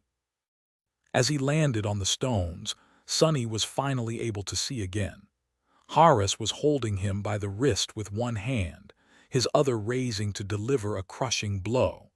Sonny doubted that there would be anything left of his face if he were to allow that blow to land. He still held the midnight shard in his free hand. Turning the takai upward, Sonny thrust it in the direction of the hunchback's throat. As a hint of surprise appeared in his enemy's eyes, Horus changed the direction of his strike, turning it into a block instead. The razor-sharp blade bit into the links of the heavy chain wrapped tightly around his forearm and bounced off. However, that gave Sonny the opportunity to wrestle his wrist free and jump back. Despite the fact that his bruised hand was shaking, he put it back on the hilt of the midnight shard and faced Horus once again. The hunchback titled his head and stared at Sonny with an amused expression. "Slippery worm, how are you doing that?" Sonny grinned. "Wouldn't you like to know?" Then he grimaced and added after a few moments of pained silence, "I can still see you thanks to my aspect." Horus grinned. "Oh, good, it is nice of you to tell me." With that, he suddenly threw his hand forward. What is he doing? The distance between them was too large to land a punch. But in the next moment, Sonny realized his mistake. It was too late, however. The chain suddenly flew off the hunchback arm and instantly covered the distance between them. Before Sonny could react, it was tightly wrapped around the blade of the midnight shard. Then, Horus pulled it back with tremendous force. Sonny could either allow himself to be thrown to the floor right in front of the cruel executioner or let go of his sword. He chose the second option. The midnight shard flew far away and fell on the marble floor with a melodious ringing. There was little hope of retrieving it, and Sonny doubted that Horus was going to give him enough time to dismiss and summon the takai again. Indeed, almost instantly, the fearsome hunchback was already lunging at him, the iron hammers of his fists ready to break every bone in Sonny's body. "Go die, bastard!" Sonny growled and dashed forward. Dodging a deadly strike, he twisted his body and delivered a ferocious blow of his own. His fist connected to the hunchback's chin, making Horus reel back. Sonny might have been lean and not as tall as most men, but he wasn't a weak outskirt kid anymore. The power of 900 shadow fragments, each earned in a deadly fight against unimaginable horrors, coursed through his veins. He was much stronger than he looked, strong enough to shatter stones with his bare hands. And yet he wasn't nearly as strong as Horus.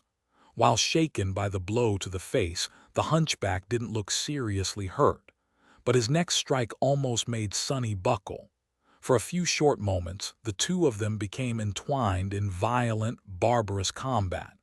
Using their fists, legs, and even teeth, they did anything in their power to destroy the enemy. Horace fought with the measured skill of an experienced killer, while Sonny fought with the desperate, feral cunning that his cruel upbringing had taught him. The hunchback was at a dire advantage in that fight. With his tremendous might and much larger weight and reach, all he had to do to win it was to wrestle Sonny to the ground. Knowing that, Sonny had done everything in his power to avoid being grappled. He twisted and moved, dodging the hunchback's large hands and delivering strike after strike. Soon Horace was bleeding from a half-dozen cuts on his angular face. Sonny, however, was in much worse shape. The hunchback's fists, and especially that damned chain of his, had left terrible marks on his body. The skin on his forehead was split open and a stream of blood was flowing down his face. Usually that would have blinded a person, but both of his eyes were already blind. He was using his shadow to see. How ironic. Still, it was just a matter of time before Sonny made a mistake. And very soon he did. Sonny was only a fraction of a second late, but it was all Horace needed to land one of his wide palms on his shoulder. Then he gripped it with enough strength to make Sonny's bones groan, thus robbing the enemy of his only advantage, mobility. As Sonny's eyes opened wide, the hunchback grinned. "Time to die, little worm." With that, he threw him against the wall, making a net of cracks streak through its stone surface. Hurt and disoriented, Sonny felt something cold and inevitable grip his neck. Looking his victim right in the eyes, Horace squeezed Sonny's neck and smiled. "Good, it's good that you can see. Usually they don't. Such a pity." Sonny raised his fist and hit the hunchback in the face, but to no result. He couldn't find the proper purchase or move his torso to deliver a proper blow. Regardless, he tried again, then again, then again. The skin on the face of his strangler split, letting more blood flow, but Horace just continued smiling, looking at him with fascination. "Good, good. This is so good, so good." Sonny weakly raised his hand again, but lingered, hesitating before trying to hit the hunchback again. With what little air remained in his lungs, he wheezed. "Hey, bastard, do you remember how I told you that I didn't want to use a trick to kill you?" Horace simply grinned. "Well, that was a trick." At the same time, he struck the hunchback in the face again. Knowing that these punches were not strong enough to change anything, Horace didn't react. But this time, a ghostly blade suddenly appeared in Sonny's hand at the last moment. Unlike normal memories, this one weaved itself from nothing and almost instantaneously. Then it pierced Horace's temple and sunk deep into his brain, killing him on the spot. The grin froze on the hunchback's lips. His eyes widened, then slowly turned glassy. His terrible grip on Sonny's throat weakened. Then he crumpled to the ground like a broken mannequin, his empty eyes still open and staring into nothingness. Sonny fell to his knees and drew a hoarse breath. "Die, you bastard. Die, die, die." A wicked, furious grin appeared on his face. "Die and go keep your lord company in hell." Shaking, he used the wall to stand up and looked at the dead butcher with a strange mix of hatred, triumph, and contempt. After a while, he said, "Don't want it doesn't mean I won't, you fool."